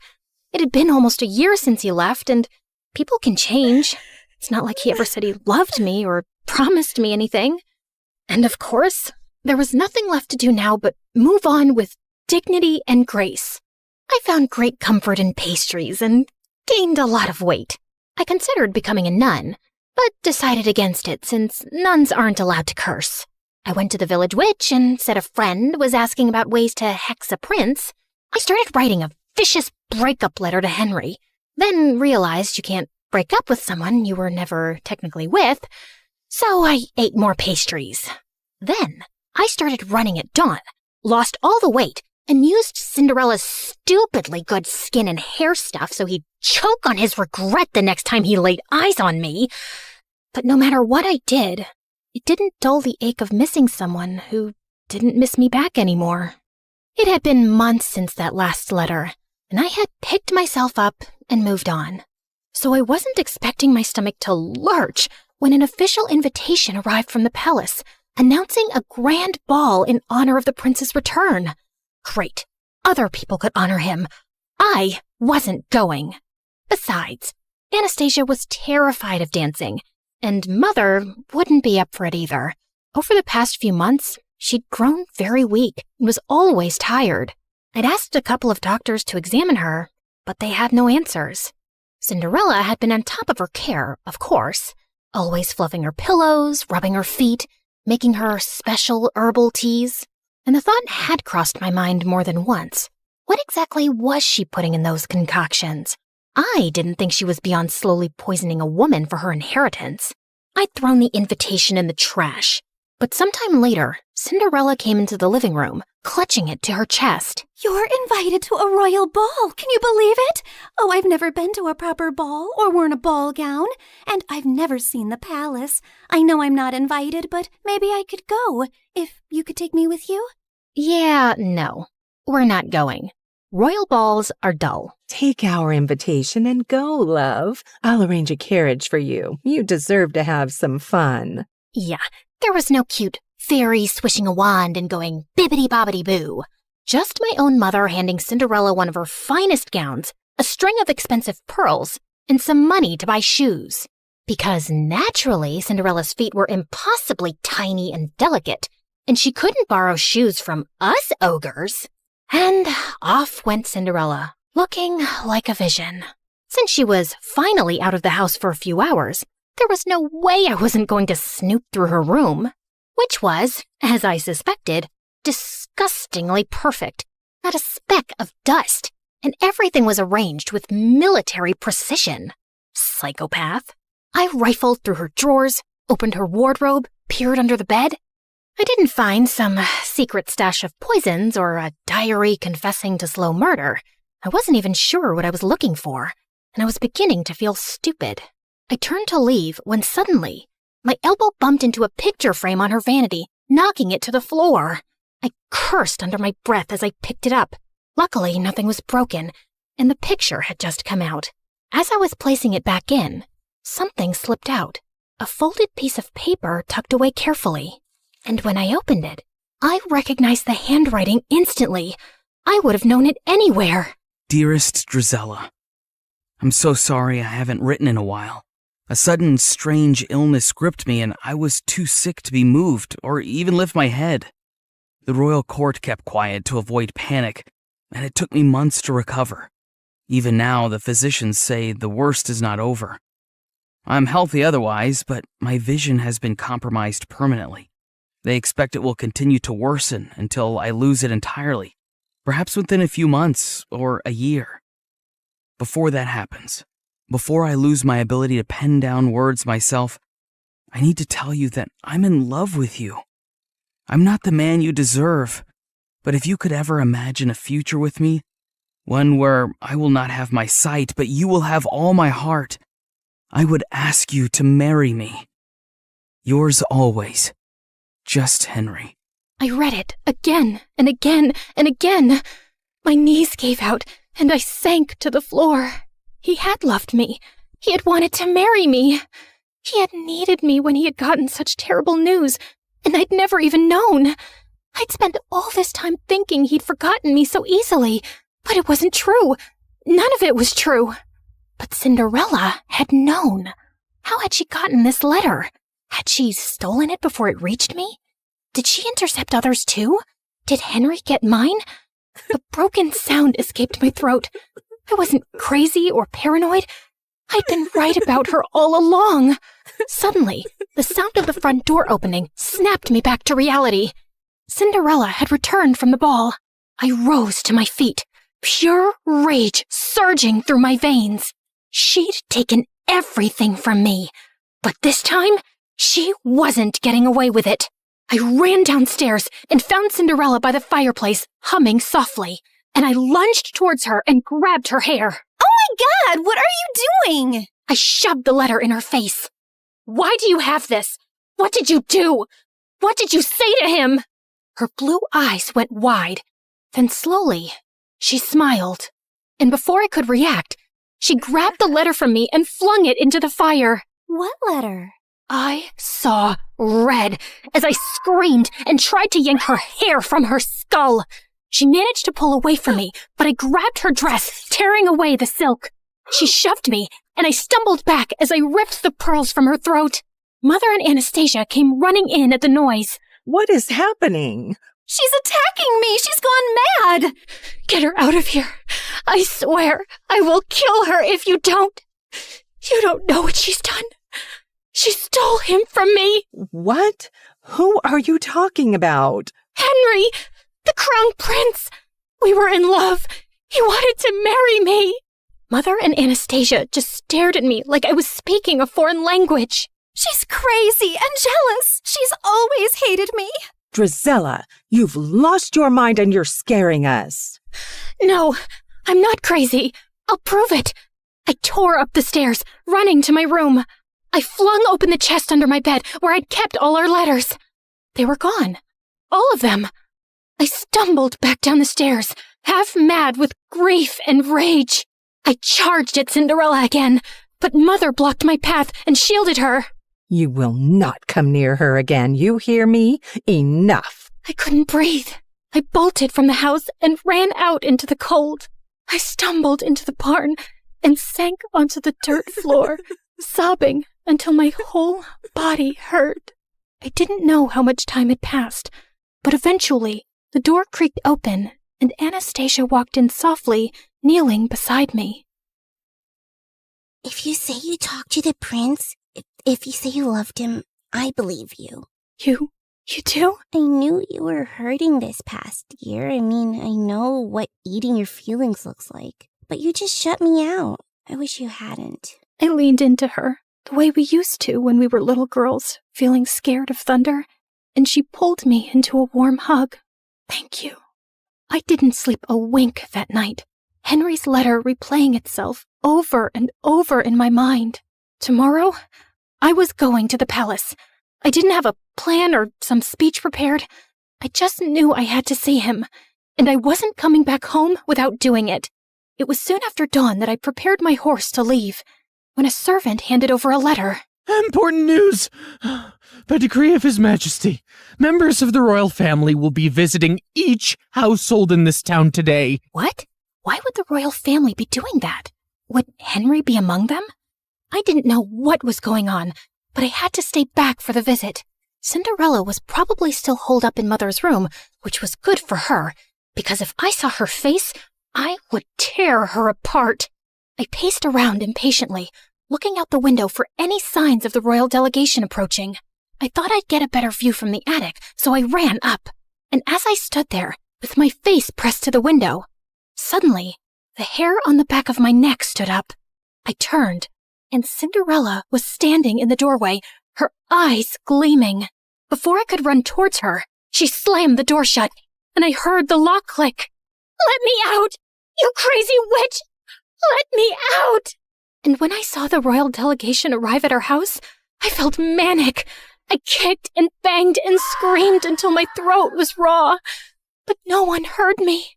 Why was the royal family here? What was Cinderella doing? Finally, I heard someone running up the stairs, and the door burst open.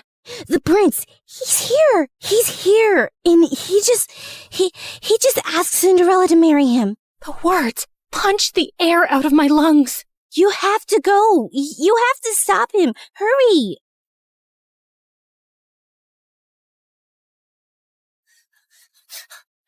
Just as the royal delegation was preparing to leave. And there he was. Henry was standing beside Cinderella, his hand cradling hers gently as he bent to kiss her fingers. "Henry, no! You can't marry her! You don't know who she is!" Everyone froze, including him. He slowly turned to me, squinting his eyes hard, and then his face hardened to stone. I told you she would never let me escape. Henry, whatever she's told you, it's all lies. Address me properly, miss. It's Crown Prince Henry. Okay, Crown Prince Henry. You cannot marry that two-faced witch. A ripple of murmurs went through the small crowd gathering around us. I need a moment alone with her. He led me forcefully into the stables away from everyone and slammed the door behind us. You are the biggest liar I've ever met. All the time you whined about your perfect stepsister replacing you when it was just a poor, abandoned girl that you and your family made your slave? I felt like he'd slapped me in the face. She didn't even dare tell me her name yesterday at the ball. She said she sneaked away because she wasn't allowed to exist freely, not even for a night. Then she ran away before I could even ask who she was. All I had was her slipper she left behind by accident. And then imagine looking for her and finding that you're the villain in her story. Henry, she's a manipulative psychopath. She stole my letters. She stole yours. I didn't even know you were sick or losing your sight. Stop lying. It was your handwriting on the letter I got, where you told me you couldn't be with me because of my illness, where you said it would be better to end things before they really even began. I never wrote that letter. She faked it. I think she always knew about us right from the start. Are you really so twisted that you think she plotted all this? So according to you, she intercepted our letters, forged your handwriting, and had been spying on us all along just to ruin things between us one day? I know it sounds crazy, but it's true. For a second, a shadow of doubt crossed his face, and I thought he might believe me. But then his jaw tightened. No, you didn't want me. And now you just don't want her to have me either. My heart felt like it would explode. You met her last night. How can you marry someone you don't even know? As if time is a guarantee of anything. I knew you for much longer, but it turns out I didn't know you at all. She knows about my ailment, and she accepted me as I am. And even though I've lost most of my sight now, when I look at her, she glows like an angel. She's kind and beautiful and good. I know she will save me, and I will save her from you. As he started walking away, I felt something break inside me, like a monster being unleashed. Maybe it's a blessing you're going blind, Henry. I hope it happens faster, for your sake. It's better if you're spared from seeing the snake you're marrying, or the fool you've become. And I wouldn't have married you anyway. A blind fool is no prince, only a burden. Mind your tongue when speaking to your prince. And if you ever cross my path again, I will have you exiled. I walked out after him and watched from a distance as he took Cinderella's hand, lifted her into the royal carriage, and rode away, taking every dream I'd ever dared to have with him. What was it that Henry had called me? Ah, yes, the villain in Cinderella's story, in that she would save him and he would save her from me. Yes, her beauty was so bright, it even enchanted an almost blind man. It made everyone else look ugly. I calmly stepped over to the oil lamp and knocked it over. Then I stood back and watched as the flames ran up the curtains, licked up the walls, ate up her belongings, gobbled up all her lies. The whole room blazed, and it felt good. The fire spread faster than I'd expected. The house was old, and the walls were bone dry. By the time the servants managed to put it out, half the estate was gone.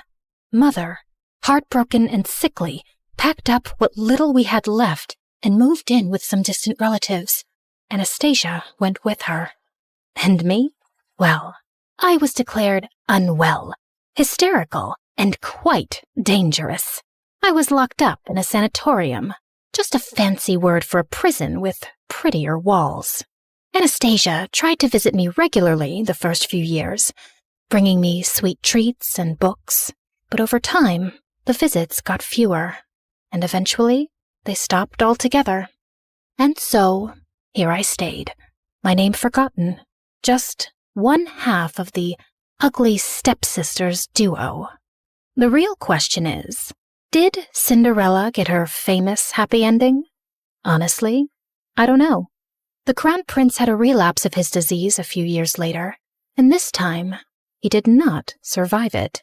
I'm sure Cinderella wore black for a while and looked stunningly tragic, but I doubt she really mourned him, because I don't think she was capable of loving anything or anyone.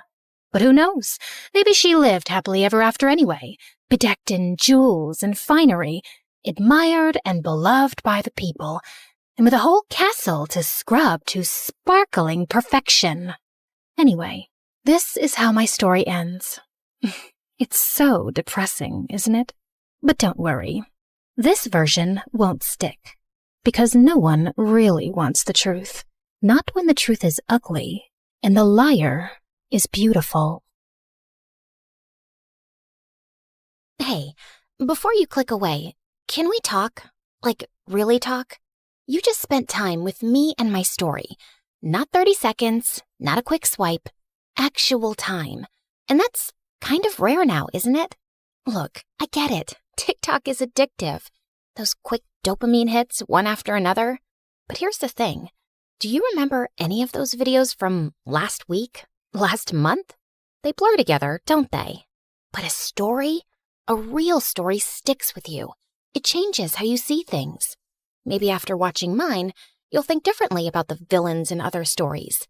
Maybe you'll question who's really telling the truth. That's what stories do. They don't just pass time. They change us. We're fighting to keep this alive. Every animation you see took weeks. Every character, every expression, every scene, crafted by humans who believe stories matter. We could pump out 3-minute clips with AI voices reading Reddit posts. We could chase trends. We'd probably get more views. But we don't, because you deserve better. Here's the truth. Platforms push short-form content because it keeps you scrolling longer. But we're not trying to steal your time. We're trying to earn it, to give you something worth those minutes.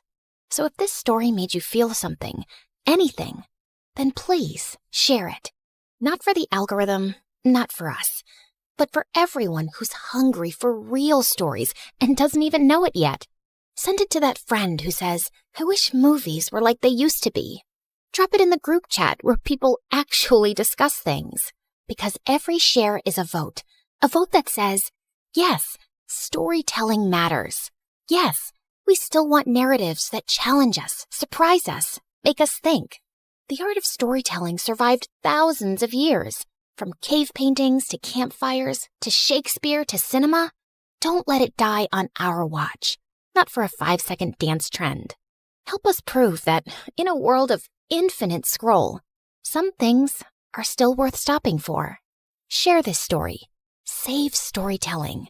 It sounds dramatic, because it is. In Grimm's version of the fairy tale, apparently my sister and I weren't even worth naming. But at least we were rightly described as beautiful. In Disney's version, our names are mentioned, but can you recall them? No. I bet all you can remember are 2 pug-nosed sisters with terrible hair, the nasolabial fold of a 70-year-old, annoying voices, and very big feet. The thing is, we really weren't ugly, especially me. Honestly, I was kind of a looker from the right angle. No, move to the left. That side is prettier. Like, sure, I could have benefited from a nose job if it was a thing back then, but I've got great hair, a bangin' body, and deep eyes that look like dark pools you could drown in. Or so I've been told. No, the problem wasn't us. The problem was her. Because next to her, anyone would look like a gnarly potato.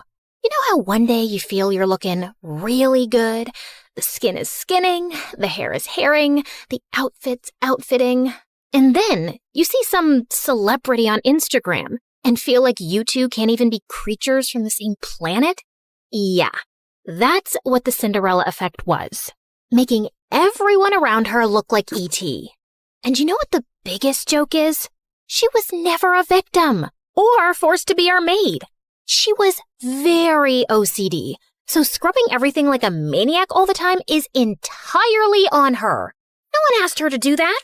I guess she didn't love being a nobody, because slowly, very slowly, she started spinning her story. And before we knew it, we were the villains. She was the poor, mistreated servant girl, and I was the bitter hag trying to steal her man. But he was my man first.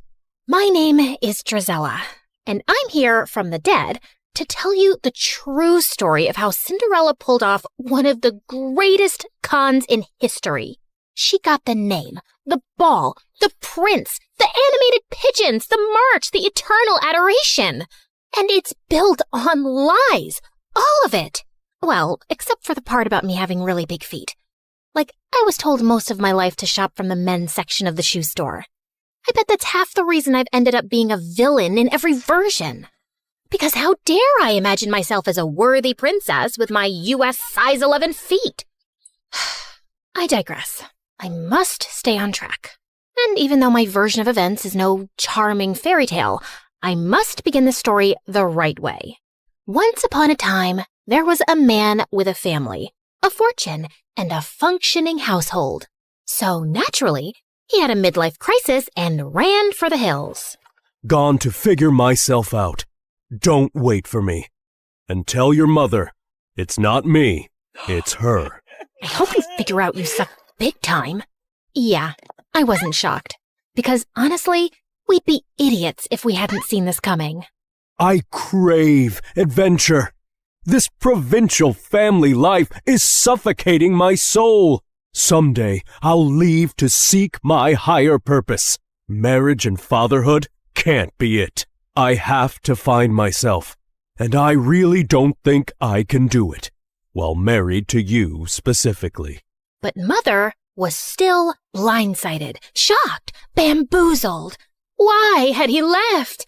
Was it because she wasn't pretty enough, or young enough, or hadn't plucked her eyebrows properly since 1823? Maybe her elbows were too pointy. Maybe her eyes lacked emotional depth. I tried to explain that it was more about him being a spineless lizard running away from adult responsibility, but she just kept sinking in the depths of her despair, and the couch. And without a husband around, she went into full damsel in distress mode. Oh, how I crave pickles. If only I had a man with strong arms to open this jar for me. Never mind that she had servants to open all the jars in the world and 2 perfectly decent daughters.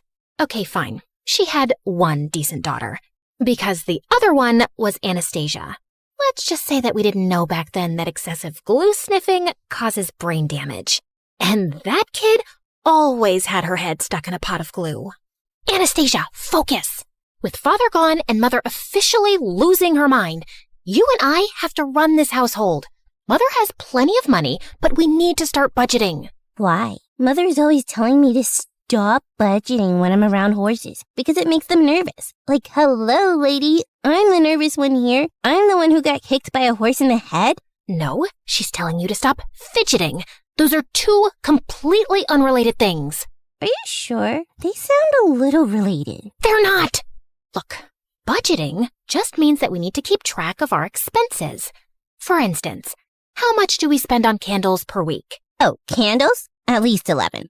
11 what? Candles. I meant money. What about it? How much money do we spend on candles? We spend money on them? No, Anastasia. They just grow on trees and we pluck them like fruit. Yeah, that's what I'm saying. Candles are free. What's the next item on your fidgeting list? Yep. This was my partner in responsibility. Her loyalty was unwavering, as was her misunderstanding of absolutely everything. She had a heart of gold and the usefulness of a fork in a soup bowl. Okay. I'll stop roasting my poor sister now. Despite all her flaws, she was my rock. Heavy, useless, and mostly in the way. Ha ha ha, bazinga. But we soon had a much bigger problem at hand. Mother was dying for attention from men, and word of her wealth and desperation spread fast, sending every gold-digging bachelor within 100 miles our way. And I figured out how to get rid of them fast. Of course, my sister slowed me down. Okay, Anastasia, are we ready for afternoon tea? Absolutely. I ordered those fancy pastries Mother loves, fresh lilacs, lemon curd. No, Anastasia, not the actual tea. The plan. Are we ready for the plan? Oh, the plan. Right. Let me just quickly cancel the musicians. You ordered musicians? This isn't an actual date. It's an ambush. Do you remember the strategy or not? Not really, but I'll think of something on the spot. You know I'm very quick on my, Did you just forget the word feet? Quick on my feet? No, that doesn't make sense. You know I run slower than a duck. I have yet to beat a duck in a race. Oh my God. Focus on the tea. Fine. I'll spill tea on his thighs. No, that's not what we... Actually, you know what? You do that.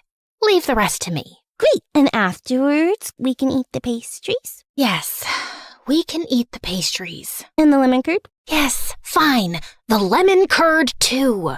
I had discovered that the fastest method to drive off unwanted suitors was to casually mention Dad, and then watch Mother spiral into all 5 stages of grief. Well, 4. Acceptance was off the table. Mother, you look lovely today. Isn't this the dress you were wearing the day Father left? No, that was the lavender one. Oh, yes. The one Father said made you look washed out. He said what? Madam, you look absolutely radiant today. I cannot understand why any man would leave you. Of course he didn't leave me. He just relocated temporarily. I'm sure at this very moment he's thinking about how much he misses me, and he's making his way back home. Oh, I didn't think this was something temporary. You're right. I'm such a fool. Because honestly, what is there to miss? Just the woman who gave him the best years of her life. I held this family together. I cooked. I cleaned. When? You ironed a napkin once. And I'm the one who holds anything together. But if he'd just communicated properly, I could have changed. I could have sent my daughters to finishing school and gone with him to find himself and slept under the stars. I could have been free-spirited and spontaneous. Do you think if he knew this, he'd come back? I really can't say, madam. Oh, there's no point thinking about it. He's gone now. But you're here to mend the pieces of my broken heart, right? You have good, strong shoulders to cry on. I'm going to cry on them so much. It's getting kind of late for my hostess dinner. This has been lovely. Are you running away from me too? No, I mean, yes, but it's not you, it's me. Oh! He was leaving anyway, genius. Tea is expensive. You're all crazy. As he ran off and Mother sobbed into the tablecloth, we high-fived. I thought I was so smart, chasing off Mom's suitors and taking charge of the household. But then I made the biggest mistake of my life. Yeah, bigger than letting Anastasia give me a haircut once. I hired a gardener. Ma'am, thank you for the position. If it pleases you, my daughter Ella will also be staying with me in the servants' quarters. I'm sure she can make herself useful to you. A girl my age emerged from behind him, and I will never forget the first time I saw her. Her hair was like honey catching sunlight, her skin like porcelain, and her patched-up linen dress looked better than any silk I owned. Her eyes were the kind of blue that would make painters cry into their palettes trying to replicate it. Every feature on her face was in perfect harmony. And then she smiled.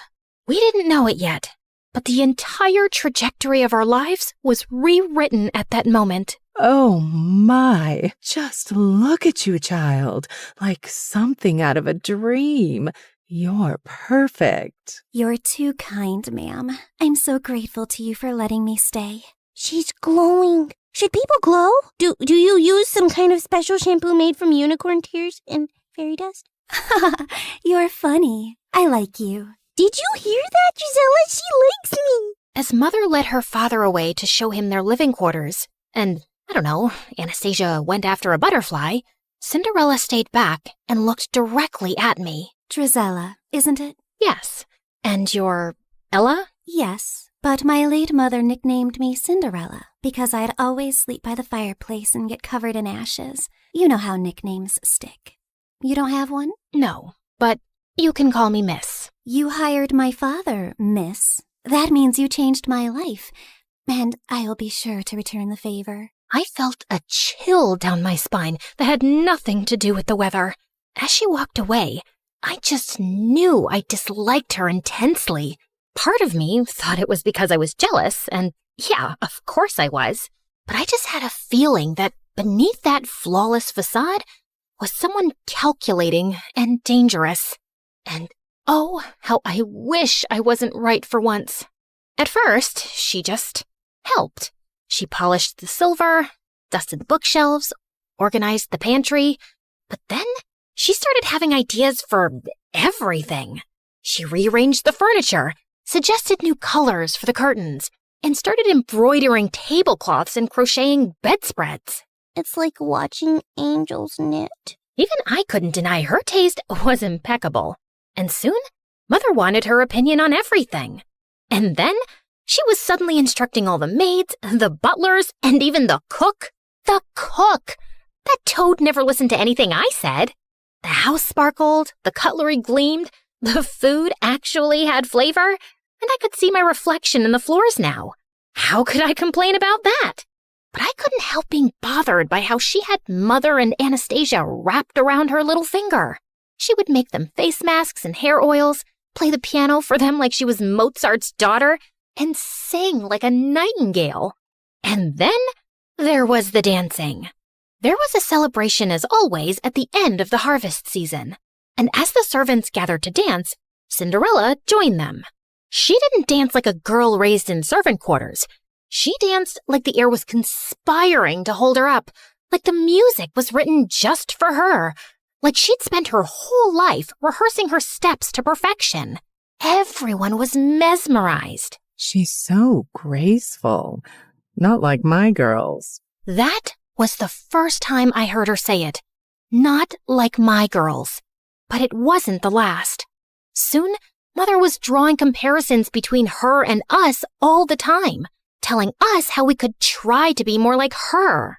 And I swear I would have given up and accepted her perfection and superiority if it wasn't for the bird incident. Come here, Gisela, look! A robin's nest right outside Ella's window. Isn't it sweet? It's going to have babies soon. Yes, lovely. But I bet it won't be so sweet when they're all screeching at dawn. The two of them continued to look utterly enchanted, and I lost interest soon and left. But the next morning, I ran outside to Anastasia screaming. I found her standing under the tree, and the nest lay on the ground, completely destroyed. The eggs and the robin were gone. Anastasia cried half the day, wondering if it was the work of an evil squirrel, or an evil raccoon, or an evil eagle. Later that evening, Cinderella walked into the living room, holding something behind her back. Mother, I made you a gift. Mother? Since when did she... Then I saw the gift, and my blood ran cold. It was a delicate comb, woven with tiny blue-gray feathers twisted through gold thread. Oh, my dear, it's exquisite. Mother kissed her on the cheek. Anastasia clapped, while I just stared, stunned. This couldn't just be my imagination running away with me, right? Still feeling uneasy, I was going up to my room for the night when I found Cinderella polishing the stairs banister vigorously. Still cleaning? You really love it, don't you? Oh, yes. It really helps me think. And all the work makes me sleep soundly at night. You should be sleeping well tonight anyway. You know, without all that chirping right outside your window. Yes, such a noisy little thing that robin was. I wonder what happened to it. And we both know it wasn't an evil squirrel. Cinderella straightened and met my gaze, smiling. Please, Drizella, do I look like the kind of girl who murders birds? No, but looks can be very deceiving. People only see what they want to see. Luckily for me, they always want to see an angel. Without a shadow of a doubt then, I knew. This girl was a psychopath. I just stayed away from her as much as possible. I was also glad that Mother was spending less time with her since she'd recently found gardening and spent hours outside taking interest in dirt and compost. I was happy she had a healthy hobby. Until I walked into the living room one afternoon to find her and Cinderella's father sipping tea and holding hands. What's going on here? What does it look like? I'm hoping he's about to flip your palm over and read your future because no other explanation will make much sense. Drizella, I know it's been hard on you since your father left and you miss him. Nope, not even a little, not even at all. Speak for yourself. Honey, a woman needs a man in her life. His companionship, his strong hands, his opinions. What I'm trying to say is, Mr. Rivers and I, we're... No. If your next words are in love, I'm throwing myself out the window. Will you just let me finish? Fine. In love. Great. Fantastic. Open the window with your strong hands, Mr. Rivers, so I can throw myself out. Why would you be so upset, Drizella? And then, to always make things worse, Cinderella walked in. It's a beautiful thing for two lonely widowers to find love again. My father isn't dead. We don't know that. Oh my God. Had she found a way to get rid of him too? No, she was just saying things to irk me. Cinderella put her hand on my arm. We're like family already. This just feels like it was meant to be. I really thought I might gouge Cinderella's blue eyes out with a fork. So I stormed off, grabbed a horse, and rode furiously, not even sure where I was headed. I just had to get away. I remembered an old estate on the hill that had burned down decades ago. It had never been rebuilt, but the library had survived. I'd sneaked in there a few times before, and I definitely needed abandoned ruins to rage in right now. I pushed open the creaky library door, grabbed a book randomly from the shelves, and plopped myself onto the couch next to a pile of dusty blankets. But then, the pile moved. I turned around, terrified, to see a boy emerge from under the blankets. Oh, wow, it's just one girl. I thought an army of banshees had descended upon me. Are you a ghost? No, but that scream should have woken all dead people within a 5-mile radius. Ow! What was that for? If it had passed through you, it would have meant you're a ghost. I was just checking. Did you miss the part where I specifically said no to that question? Why would I expect a ghost to tell the truth? Then why even ask? Okay, fair point. What are you doing here, blending into the furniture? Exactly that. I just wanted to disappear for a while. What about yourself? This isn't the most obvious hangout spot for a girl like you. A girl like me?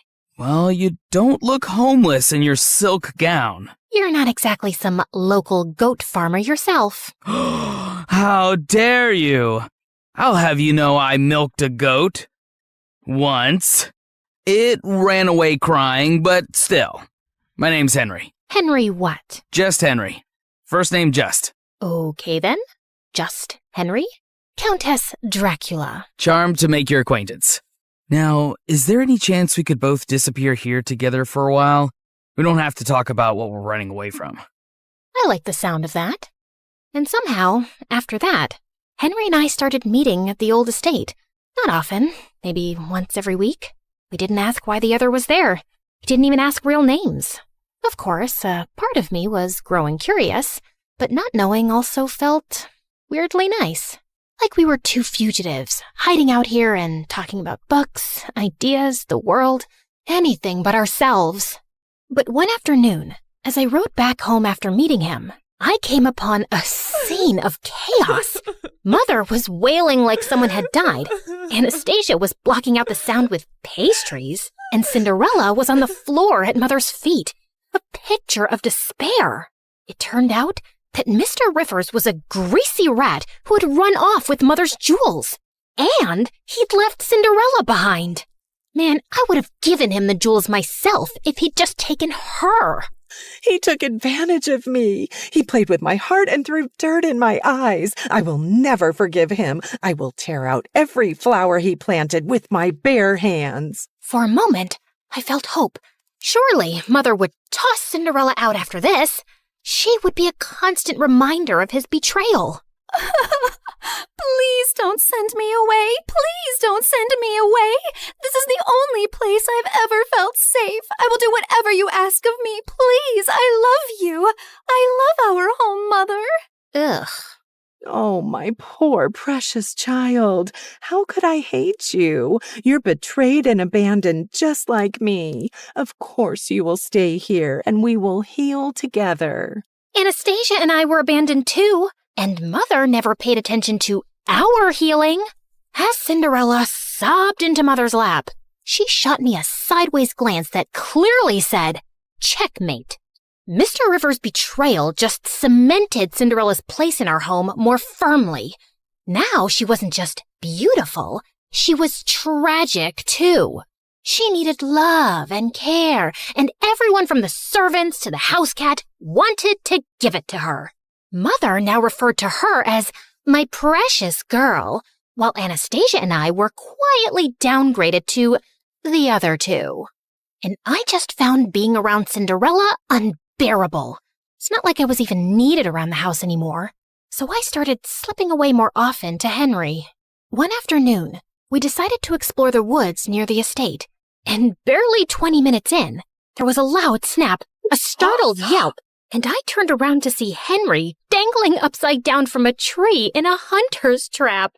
I couldn't help laughing as he flailed around, trying to reach up and unhook himself. A little help before I pass out, maybe? I was just waiting for you to ask. I started tugging at the trap rope, but Henry kept giving me instructions nonstop. You're doing it wrong. Step to your left. Pull tighter. Then twist. No, not like that.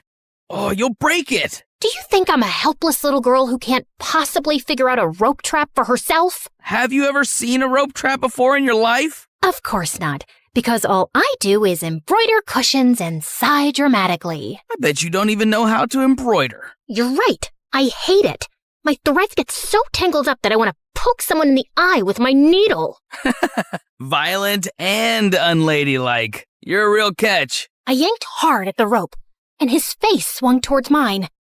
Suddenly, we were too close, and his lashes were longer than any boy's had a right to be. Ooh, your eyes are really pretty. Flattery isn't going to make me help you faster. No, really. They're dark and deep, like pools one could drown in. That's just the blood rushing to your head. I quickly moved to brace the rope again, when suddenly I noticed his shirt had slipped to reveal his belt, which had a silver crest. The royal crest. Wait, are you from the palace? Define from. Define it before I drop you straight on your head. Technically, yes. Are you the court jester? The guy who polishes the king's shoes? Something like that. Yeah, I'm gonna need better answers before I help you. I pushed him hard and sent him swinging like a pendulum. Oh, come on, Lady Dracula, just let me down. That's when I heard boots thundering through the woods. And before I could react, a pair of soldiers in armor grabbed me roughly by the arms. Another two swooped in, expertly cutting Henry down and catching him before he face-planted into the dirt. Endangering the crown prince is a punishable offense, girl. Endangering the who now? Stand down, and she's harmless, unless she has a needle and thread in her hands. I just gaped at him. You're the crowned prince? Yes, first name, Crown, second name, Prince. You told me just Henry. Well, I am just Henry sometimes. You never asked follow-up questions. You will say nothing of this to anyone, men. Same as you. Keep quiet about my visits here. Is that understood? Yes, Your Highness. Your Highness? Your Highness?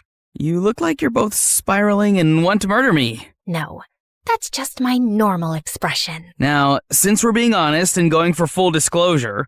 You're a liar who got forced into telling the truth. How about you tell me your real name, too? Drizella. That's pretty. Dracula suits you better. Lots of names are coming to my mind for you, but I shall refrain from using them since I know who you are now. Good day, Your Highness. Hey, don't let this change things between us. But I kept walking without turning to reply. How could it not change things between us? The boy I'd been sneaking off to meet, regularly insulted, hit a couple of times, and maybe, possibly, definitely liked, was the freaking crown prince. I didn't go back to the estate for days, still finding the truth about him too overwhelming. But eventually, I cracked, so I rode back to the old estate one afternoon, and my heart skipped a beat to find him already there, throwing pebbles into a broken fountain. Well, look what the cat dragged in. I was beginning to think you died. Or got married. Sorry to disappoint you, but still alive and unwed. You know, I was this close to going around town and knocking on random doors to inquire after a girl with violent tendencies and great hair. I just rolled my eyes, but inside, I was smiling stupidly. We just sat in silence for a while. I come here sometimes because it's all just too much. The title, the expectations, the spotlight. I don't even get along with my father mostly. I know I'm going to sound like an ungrateful brat, but sometimes I just don't want to be the prince. I come here for quite the opposite reason, I suppose. I feel invisible in my own house, completely replaced by my stepsister. My pride wouldn't let me say the gardener's daughter. She's perfect. Everyone admires and adores her. It's not hard to see why. Come on, no one's perfect. Oh no, she really is. I'm sure this sounds like some petty sister jealousy, and it doesn't compare to your royal problems. But honestly, they don't sound so bad. No one expects anything from me. Well, except maybe being more ladylike so I can marry some stuffy lord one day. But you could do so much with your life, Henry, and people expect things from you because you're important, because you matter. Henry reached across the space between us and slipped his fingers through mine. You matter to me. As my heart tripped over itself, he leaned in and kissed me. It was clumsy at first. Our noses bumped, my hair got stuck in his stupid jacket, and we started laughing. But it was so sweet and real. And for a while, I forgot Cinderella. I forgot he was royalty. I forgot about everything. It was just me and Henry. I floated through the next few weeks like some lovesick idiot. Of course, like any self-respecting lady, I didn't show it. You're grinning like you've got a clothes hanger stuck in your mouth. What is so funny about my art? I wasn't grinning. And what art? The one you're staring at, my masterpiece. I made this cat sculpture from old socks and glue. Ah, that art. The one cleverly disguised as garbage. It's the loveliest duck I've ever seen. Cat. It's a cat. Yes, that's what I said. It was the happiest I'd ever felt in my entire stupid life, which naturally meant the universe had to kick me in the teeth soon. One afternoon at the estate, Henry sat me down with a serious look I didn't like one bit. I have to leave for a while. What, running away to join the circus? No.